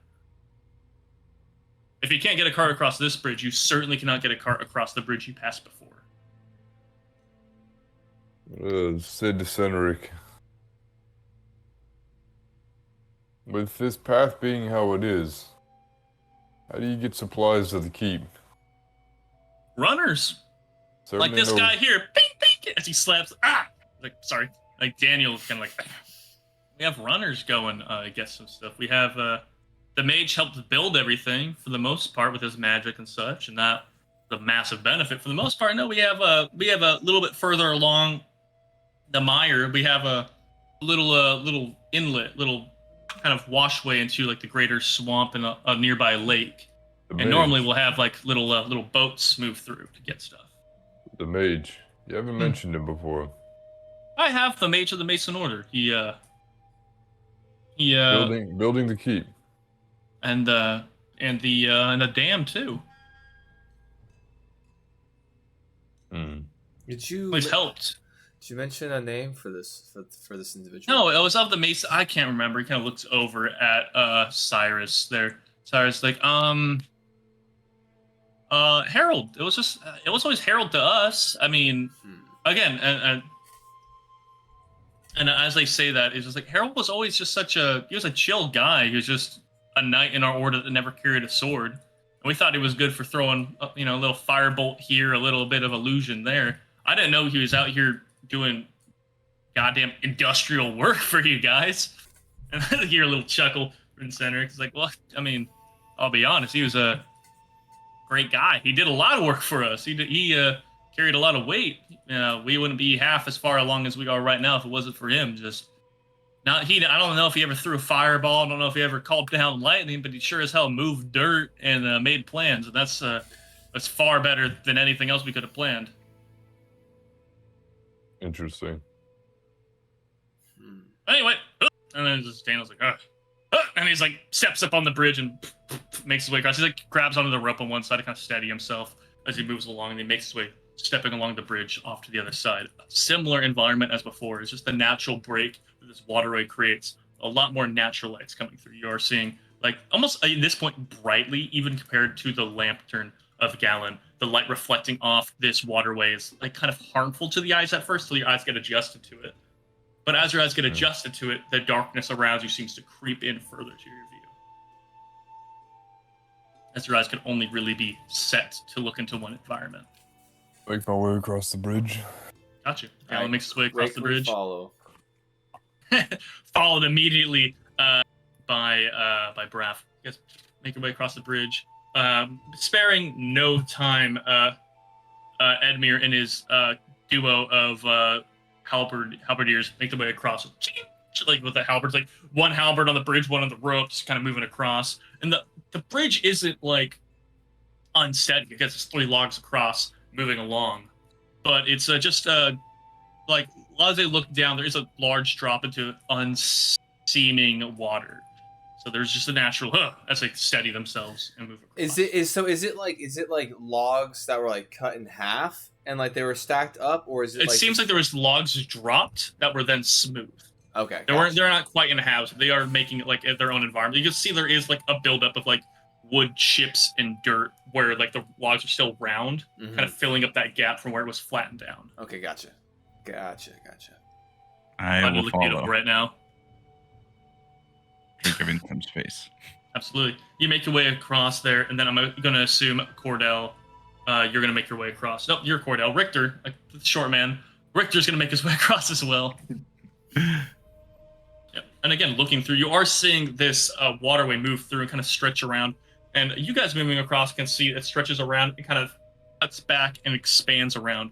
It both caps off and goes around the way you came from and the way you were going.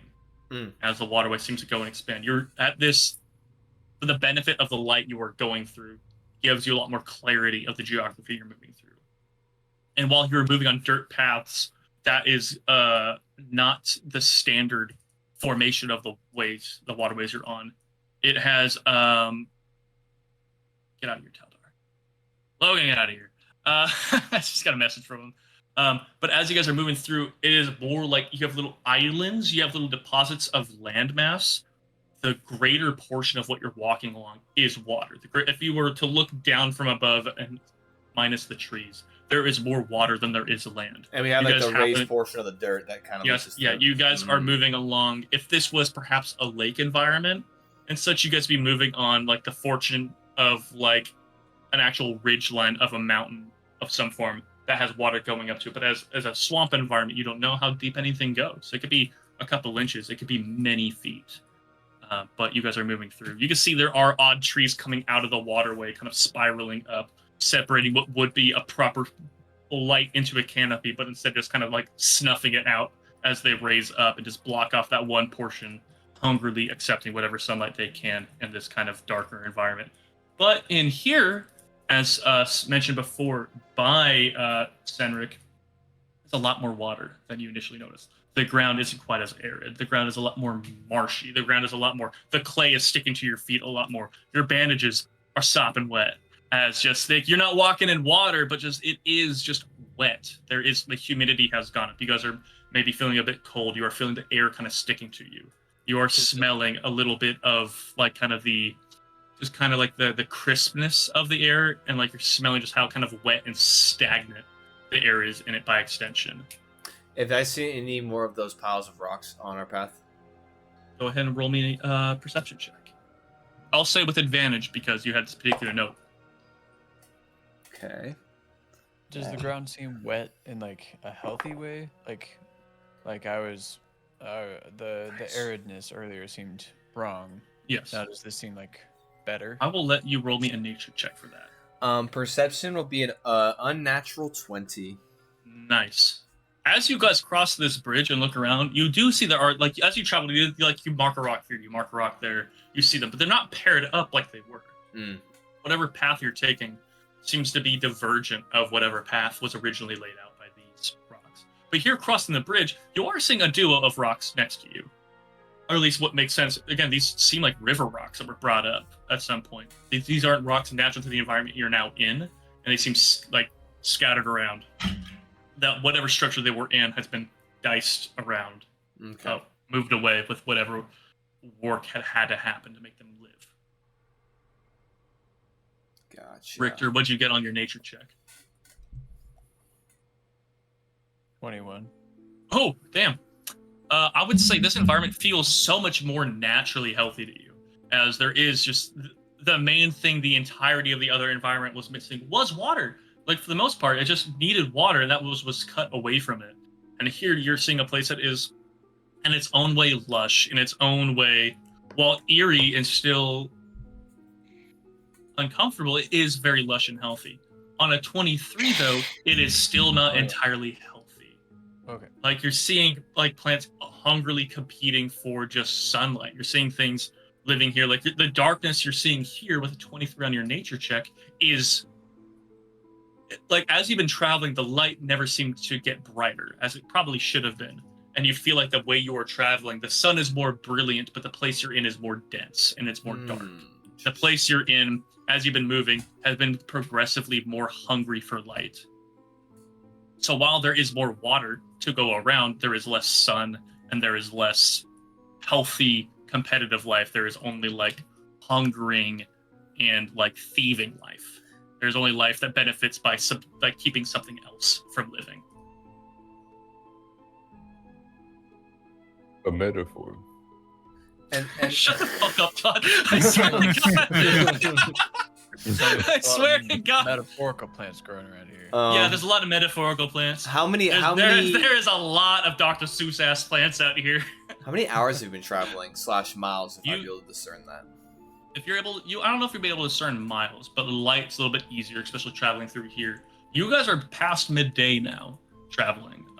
Based off the rate you've been going, based on what was promised by us as Senric as you've been traveling, you guys are certainly in the last 3 quarters, if not further along in your travel. You must be getting close to the keep. Okay. Cool. Reassuring a little bit. Taking a little breather, kind of looking up at the bridge and such. Senric still on Daniel's back, kind of pitching around as Daniel's moving. He keeps like petitioning in his head, kind of looking over at the bridge and such as Daniel's kind of like shifted around himself. Like Daniel's like looking around at the environment. He's looking around at the trees and such. He is in a very protective stance. Whereas Senric is just staring at the bridge, kind of looking around, like he's just taking in the sights, unbothered by anything.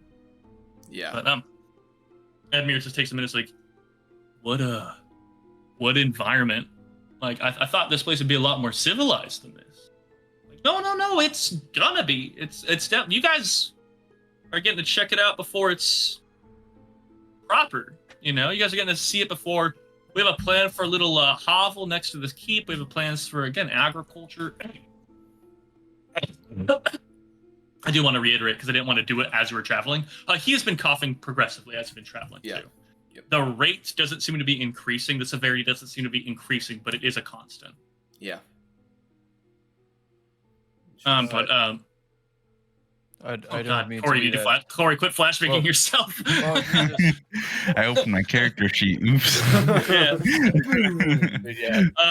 For no reason in particular, I'd recommend for the rest of this campaign putting your shit in dark mode. Just because I'm looking at white right now, and I really wish I had it set up differently. Yeah.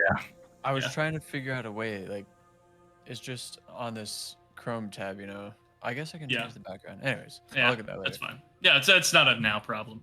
I wanted to say something as my guy. For context, he was asking why there was not more civilized, and he was basically saying you were getting the sneak peek behind the curtain. If that helps you. Yeah, we're getting. He said, "Welcome to Jurassic Park." Yeah. As you guys kept. And there's a body. I know DNA. Yep. Hang on. Almost got it. I like it. Oh no! What do I sound like again? Just go straight up Braveheart. That's right. Kidding. Oh, there you actually nailed it. Yeah. Apologies to all our Irish and Scottish viewers out there. Yeah. we have hundreds of contingent of Irish viewers. I'm Irish.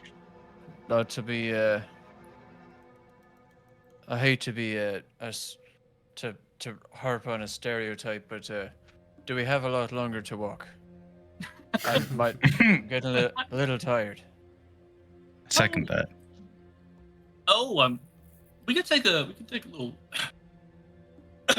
break if you guys want, but I would like to be at the keep. I would like to just get the fuck out of here. To be completely it's whatever you guys would like. We could get to the keep, take a lunch or something before we go hunting. If we're more than halfway there, then Oh, I'm so sorry. I forgot to say. We are maybe a mile away now. We've been traveling for 6, 7. Got about a mile left. Well, I say, Gallon, we should. We should probably. We should probably keep going. I would think that'd probably be best if we just get out of here as soon as possible.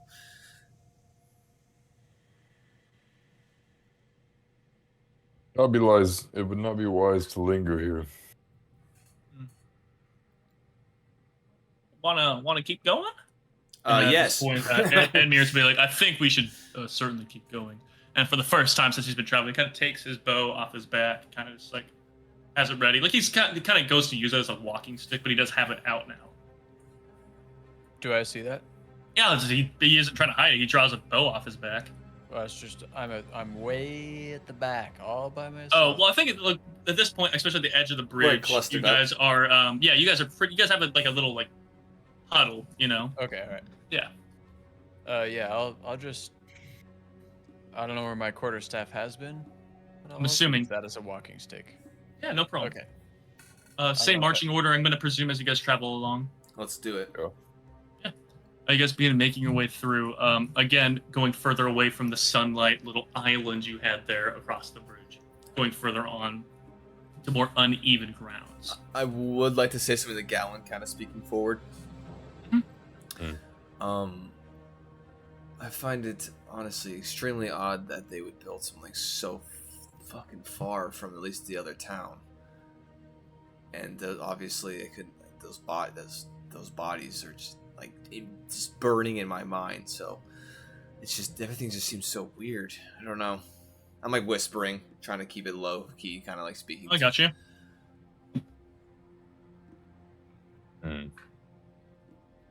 As we picked up along the way, something more to this. They're fools for building this here and disturbing the swamp. They probably do not even realize what they've done. Do I hear any of this? You can go ahead and roll. You are actually very far. Well, actually, no. You're marching order. I'll let you go ahead and roll for it. Yeah. Perception. Yes, sir. Trying to perceive shit. That's a nat 20. Bro. Oh That's shit! Oh, yeah. Nice. Over the sounds of coughing and like metal clanking as Daniel's moving his steward nobly like a proper steed. You are able to overhear and pick up on this conversation. Great. I definitely think that. Great. Yeah, brilliant. I definitely feel like we should inquire heavily to the Baron, and before we even make any sort of movement out, because I don't want to be, foolishly going and hunting something that is far greater than ourselves. I don't know. It's just. I mean, I'll be honest. Obviously, I mean, this is my first time kind of being out, and even in any sort of elements. But I feel like even this is a little bit farther than the scope of what I was anticipating. We'll have a few questions for the Baron. I can assure you we will not be hunting gators, crocodiles, I start whatever sweating more. they claim to be what this is about. As you say, you don't expect to be hunting gators. For no reason in particular, I would like everybody to make me a perception check. And I'll be right back. Fuck yeah. Sounds good. No particular reason. Fuck all of you. Nat 20. Hey, I got a natural 22. Natural 22. I got a natural 22, baby, on my 26-sided that. dice. I got a 21. Bro, you're trying to catch us lacking, bro. Bro, you can't. No, when it matters, we out here. Seriously, I'm like, when it comes down to it, I'm gonna have my guy just like, cause I fucking hate in horror movies when people are like, just walk right into danger. But I get it now. Like, why would I have any reason? Like, I don't know that I'm in a horror movie. Yeah, I So, guess. Yeah, I guess. It's I fair. have to I mean, just I do. go with like what my character would do. Is like I'm not scared of a swamp. Well, I think it's So- also one of those things too, where it's. I mean, like maybe if we were like out here exploring, that'd be one thing. But like the dude keeps saying like it's fine, and so it's like kind of a little bit reassuring. Not for my character, but it's like in context. Yeah, It is well, not think about reassuring. you though. Evan. Is like you're a druid, so you would know like something's fucked up here. Yeah, I was totally lying when I'm like, Oh. I'm so comfortable in this. Oh, one. okay. I thought you were just like, oh, yep, okay, good to go. No, Yeah, you natural go to dead marshes, and Big this guy's fun. like, it's fine. We built a house here. natural We 20 live for here. 23. Oh, there was Natural these 20. fucking like, oh, there was these fucking stones. You're muted. You're Oh, muted. you're Come on. muted. Natural 20s? You're Yes, fucking sir. kidding me. Yeah, yeah. God, seriously, God, like, that's fucking tight. Okay. And I got an That's unnatural 21, Connor. Evan, what'd you get? Because some Well- tells me it's a 3. I wish I could give that to you, but unfortunately, it is truly an unnatural 23. Oh, Let's go, my baby. God. I rolled a 17. And Guys. on my little sheet, I it rolled a says 17 No, too. hey, that's phenomenal rolls. I don't know what to Which tell means you. all of you get to hear this. Nice. As you guys no. are traveling through the Oh, woods fuck. and making your way Yeah. through. Oh no. You guys are It's going it's along. a joyous occasion. And up, Come on, yeah, going yeah. on a little uphill, you just hear off deep in the woods here. Just off deep on one side of the woods. I don't know if What? Discord's picking it up on the mic. I don't think You it are was. doing It like kind a of whistle? cut. Yeah. A whistly sound. I don't know if it's actually not picking it up. It's not So, coming through. truly, Damn it. No. It's like magic. Like as soon as 1 you minute. Try it it's like again. a Well, let me try 1 second here, because what I can do is I can turn off. noise suppression. Yes, exactly. Oh yeah. Do that. Make yeah, sure let's see. don't just click on the little crisp thing, but go all the way, like click on the gear and then go down to voice and video, Video. or whatever, and then go down and change Noise suppression standard. No, none. Say none. Oh, yeah, that's a good point. Yeah, let me get a none. What we want is none. I think no noise suppression. For you. What we need. Yeah. So let's try this one more time. Oh god. As you guys are traveling through up a wooded glen, up through, there's the light kind of leaves you. Again, your lanterns are very brightly shining, moving shadows around as you yourself, Galen, are moving up a little hilltop, going to the top of it. Everyone else kind of moving uphill. You do hear off to one side of the.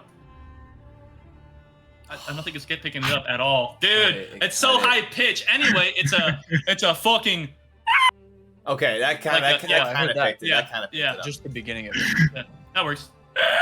That works better. It's but far more high pitched than that. is the Okay, problem. it's like it's like it's I like need a better guttural mic for it. scream. Apparently, yeah. Oh You're off, fuck.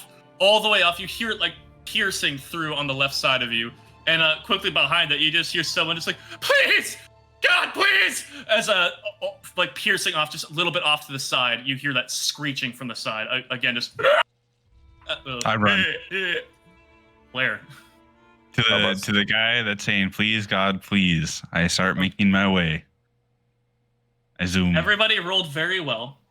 Everybody hears and picks up a direction. For your information, you are going along a hillside. It is a ditch downward that you cannot see into off to a side. It is probably 30 plus feet down off to the side, maybe 50 feet in to the woods where you're hearing this. Into water. You can't see from here. Oh fuck. So, but it's I literally out of us. immediately, like instinctually, as I hear that scream, I rip out my spell book out of my satchel, and I'm just holding it, and I'm like clutching it, and I'm like looking around.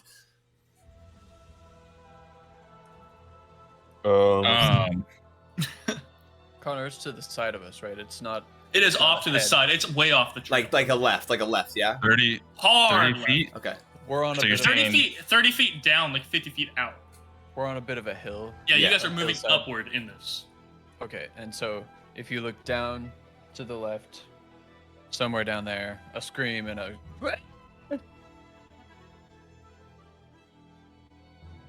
I what jump. You heard? I'm going to. I am only gonna ask this question once. Are you actually gonna jump down this hillside and head down towards him? Before I jump, I want to pull out a rope and hand it to Braff. You fucked As you go up. to hand it, Why as you would go you to hand it choose to me? Breath, I will say, as you go to hand it to Breath, Daniel kind of looks at you, and then on the side, like bobbing his head over, like center, looks at you, just like, don't go out in the swamps. You do not want to go out in the swamps with that. We don't know what those things are, but people don't come back. Let's just keep traveling.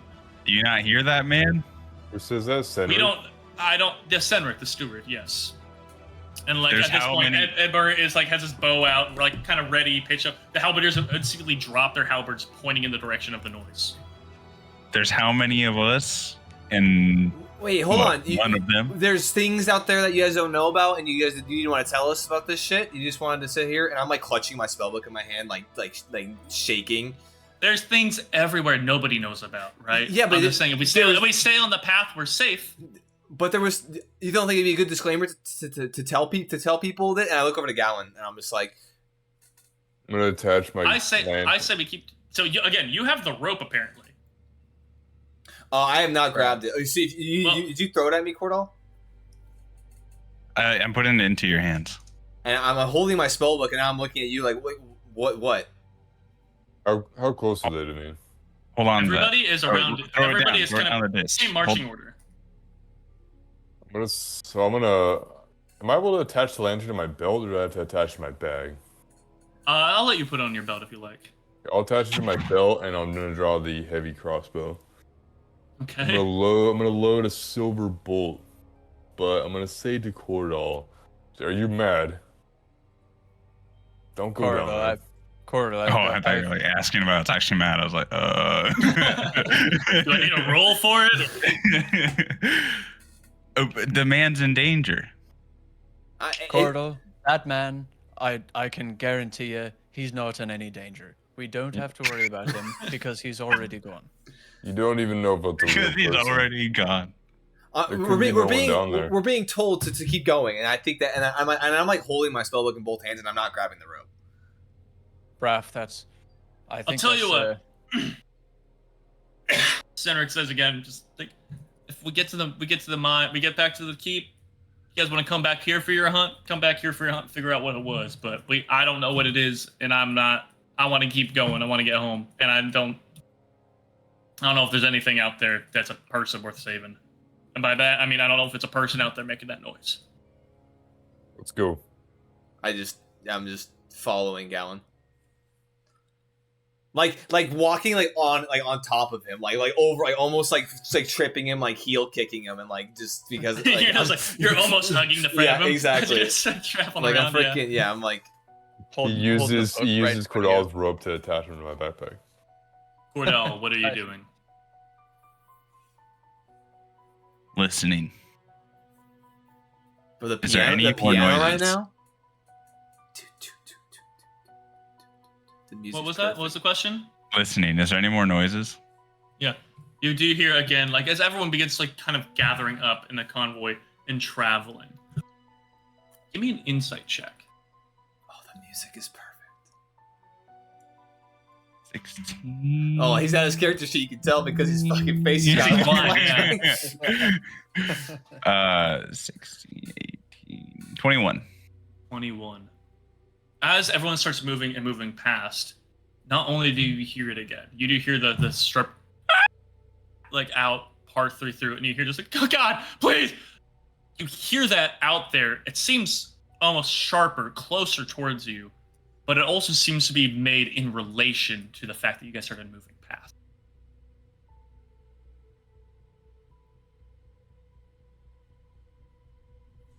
Am I walking past Cordell at this point?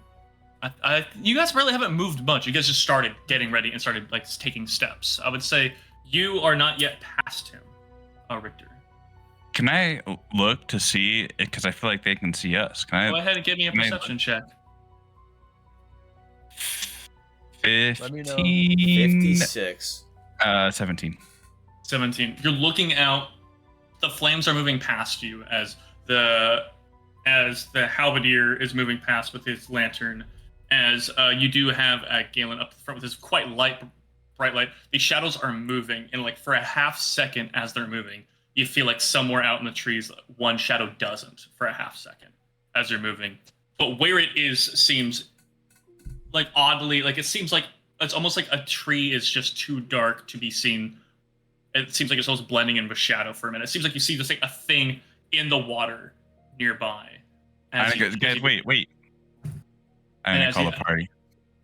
Even as you said, it's for a half second, and as it goes and its lights keep moving, you see light wash over that same area, and there seems to be nothing. And again, I do want to reiterate, because I'm an asshole, I will honestly say you cannot determine whether you saw what you saw. Am I walking past him now? I would say he called for everyone to stop, so people stop moving. I would say you're about level with him. Oh, fuck. Gallon, do we People stop didn't moving? I don't feel like we stopped moving. He called for everyone to stop. Okay, me Gallon, and do you Gallon keep are moving? We aren't stopping. They sorry. keep moving. I would say Edmure and his halberdiers stop. There's something out there. I'm gonna Look, grab I'm on gonna the point. Cordell and point Like him. with his bow ready and such, Edmure goes, I don't know if we want to go out there. I don't know if that's a... We don't have to go out there, but it's right there. Where? Point it out to me. And I point. It kind of draws it. The area you're pointing to, I'm going to have him roll a perception check here to see if he sees anything. I'll let you know the DC for this is incredibly high. Come on, nat 20. That's 4. a 6 plus 5. So Damn it. unfortunately, Edmir's looking out like through the trees like, I'm sorry, I don't see what you're seeing. What are you seeing?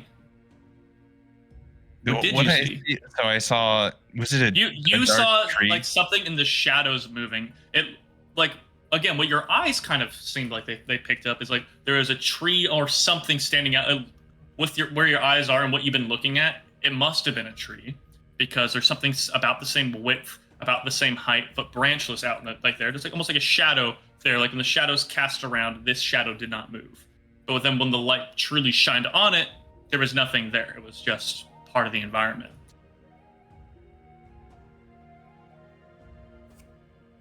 Can I roll insight You into absolutely that can sort roll of insight. activity? Yeah.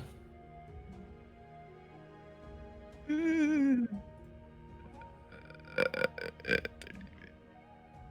18. 18. With your travels, with your actions, you are familiar with, for one, things that are of shadow that are dangerous, right?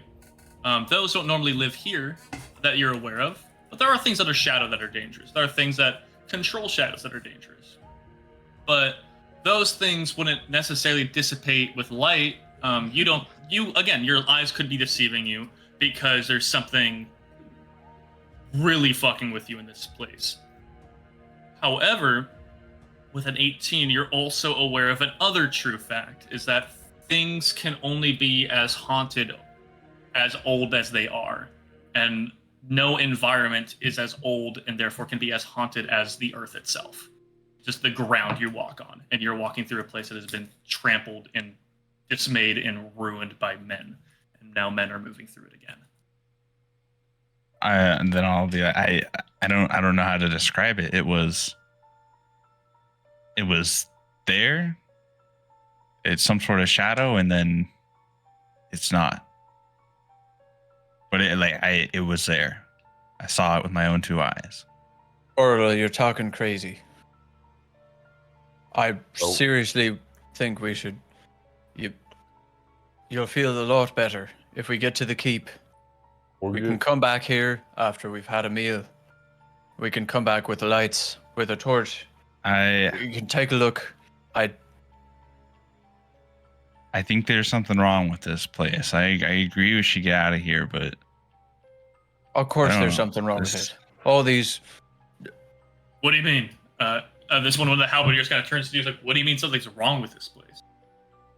I mean... there was a dead man that you missed a week ago that looks to be decomposed for a month, and now there's a tree that's disappeared. I'm sorry, there are a lot of something wrong NPCs. These are the halberdiers with the yeah. Everyone else, like again, the steward and the Daniel, and then your 2 other party members proper are continuing along the path. I'm gonna rephrase it so that they saw it a month ago. The other people did, Yeah, of course. Last week, yeah. Just wanted to make sure you knew what Rephrase was that. happening. Yep. Yeah. It just doesn't seem right. With that, like kind of loosening the air off his bow, putting it in this quiver, Edmure. And like, let's get to the keep. I'll talk with my relative, the Baron, and we can see if he knows anything better than what's happening here. But I think I agree with you too. I think something's very wrong in this place. We should get out of here. I'm gonna stay with Victor. Gotcha. And then this 5 of you guys is moving through the woods, but at the same time, there is the other 6 are traveling along, as proceeding directly behind the steward is the 2 Mason Knights. You still have Cyrus and Anders moving behind them as you 6 are making your way further into the woods. You guys here with your relative light, 1 lantern between the 5 of you in the back are making your way through. As you guys move further along into the night, traveling on into, well, not the night, but certainly the darkness. You guys are moving along, and there's one final just help. Please. As like the voice kind of like dissipates a bit, the sincerity in it kind of dies away as your distance moves along. Oh shit. And you guys are further along into the darkness, moving along again on a ridge, kind of up higher among the swamp. You guys are far above the water, and traveling along. Edmure keeps the pace in the front of the party, moving with everybody. And without much time, he catches up and makes contact with the back of your group. And then suddenly, the 11 of you who are moving into the swamp are all linked up together, making your way into further along into the actual trail. Again, Galen, as you're moving along, kind of like over the back of Braff, over the back of Daniel, of course, is still the steward Senric. He's just traveling along. It's like, I'm sorry we didn't tell you about that before. We don't really know how to address it, but I rest assured we have the scouts. We have the scouts looking around, making sure the areas you guys will be hunting in are going to be the safe areas. You know, we are not looking for monster hunters and such. We can hire those another time, but for now we want to have a good fun hunt. I hope you understand that. I'm going to be honestly, just quite frank, that I don't trust shit that you say at this point, and I just... That's very good that I was talking to your uncle, then. I believe there is a safe spot in the swamp, and I believe that lying to us will do no good. Well, and at this point now, like, getting deferred back from Galen, he kind of, like, turns over and looks to you, Braff. It's like, I understand you guys not feeling trusting about this. Well, 1 second. This just went dead for a minute. All right, cool. I can hear you guys again. Nice. Yeah, it's very concerning. I thought it dropped again like it did last session. I was gonna punch my monitor real hard. Oh. But as with that, he's like, I would have told you about the swamp, but the Baron insisted we keep things light until you guys got to the swamp. I hope you guys know, and with any hunt properly, we tell you about all the safety and such in the woods, and as such, we would tell you about everything proper about the swamps you should know. When I was back there, whatever it was disappeared just right in front of me. Like that doesn't see seem something? bad. Oh, I saw something. It casted it. It had a shadow and everything. Stopping in his place and pivoting, Daniel, like, as Senric just got spun around, his name was like, what did it look like? If I recall, it was a tree, right? Before I respond, like it was the shape of a tree that disappeared, or it wasn't. I described it as a shape of a tree, as just like that's the best thing your eyes can put it to with a background of trees. But the shape was not that of a tree.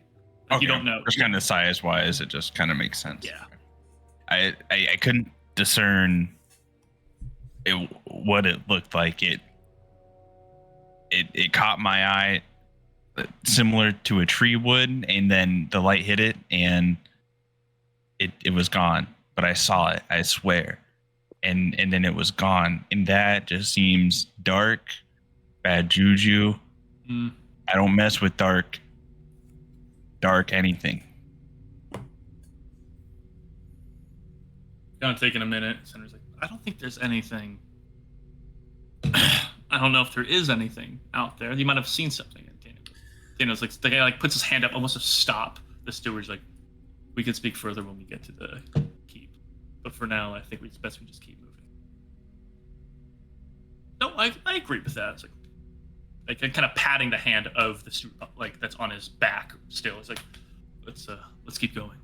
And turns and starts making his way, kind of like walking up to you, Braff, to kind of suggest you hiding and keep something? moving forward. I'm not hiding anything, but I think we should get to the keep before we continue speaking. We can walk and talk.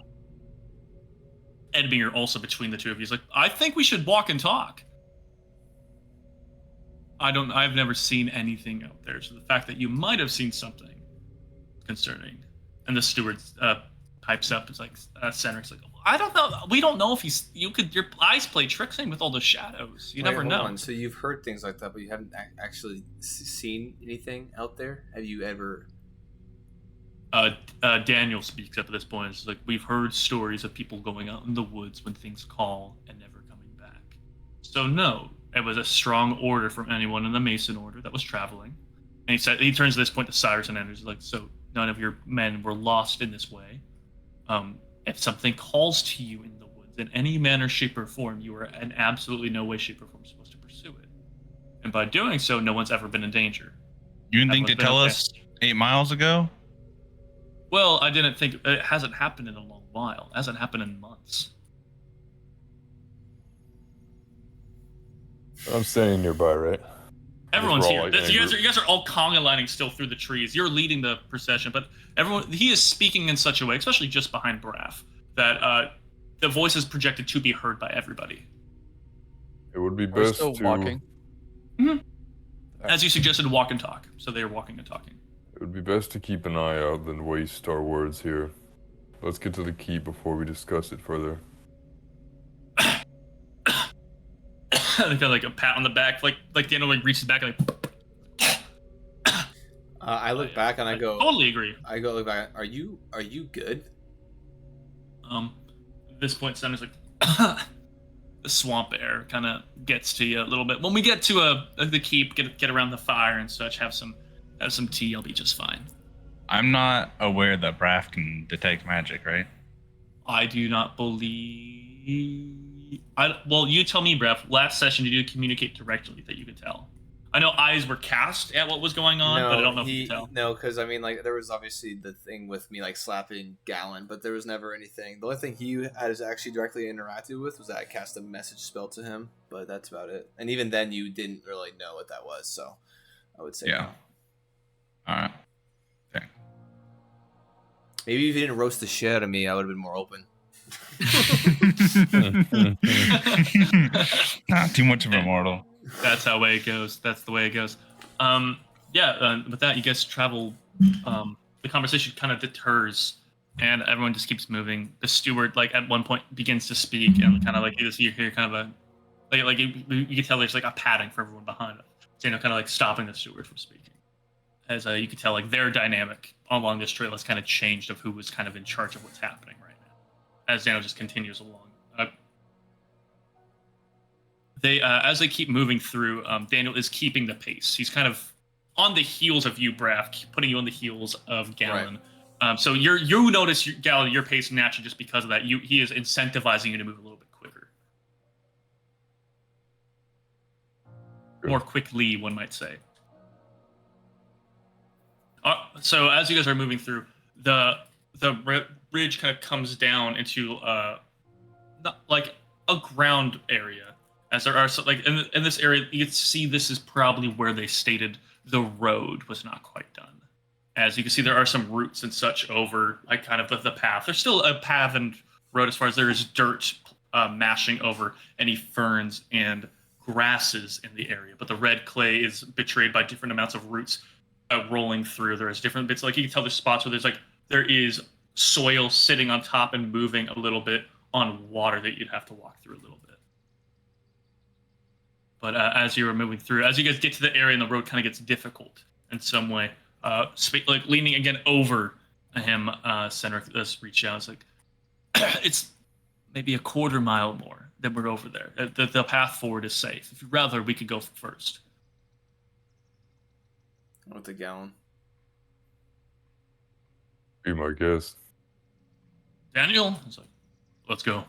And he just kind of like just moves aside. Sorry, are you saying something, Cordell? I want to take my whip out. All right, I don't want to take it out. I want to look at it. Is it glowing? You have to take it out to look at it, don't you? Take it out. Your goblins do that. As the whole procession kind of stops and moving around, Daniel kind of moves past you, moves past Braff, moves past Gallon, draws his sword, and just steps forward into. He says it's safe. Draws his sword. What the? Like as he draws the sword, you hear from Senator. He's like, "It's perfectly safe. Don't worry about it." And then Daniel goes like, "It's a precaution. Let's move forward." And as he starts moving forward, you have that brief moment there for you to like take off your backpack, open it up. At the very top, you had that whip. Take it out. Looking at the whip, you can see there is not quite a glow to it, but also not nothing there. So there's a hint of glow. It's the language, one might say, of the certain magic item that perhaps you have leaves this in a gray area. Is he still with me? He's in front of you. So I think you, as he's going out and grabbing his whip from there, like moving past Ed Hart and the halberdiers, move past one of the halberdiers. As he's going past you, is like, little guy, come on, let's keep going. We don't want you to be left behind. To me? No, to Cordell, as he's moving past Cordell. As you were the very back, Richter. So the halberdier says like patting Cordell as he moves past, and now, Richter, you are in line with Cordell. Yeah. What was it? No, you go. Go ahead, Richter.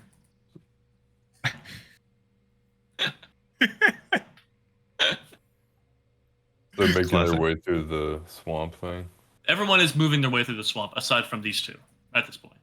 As Richter and Cordell are now in line with each other. Well, they already made their way through it. No, they are behind you guys. No, I mean...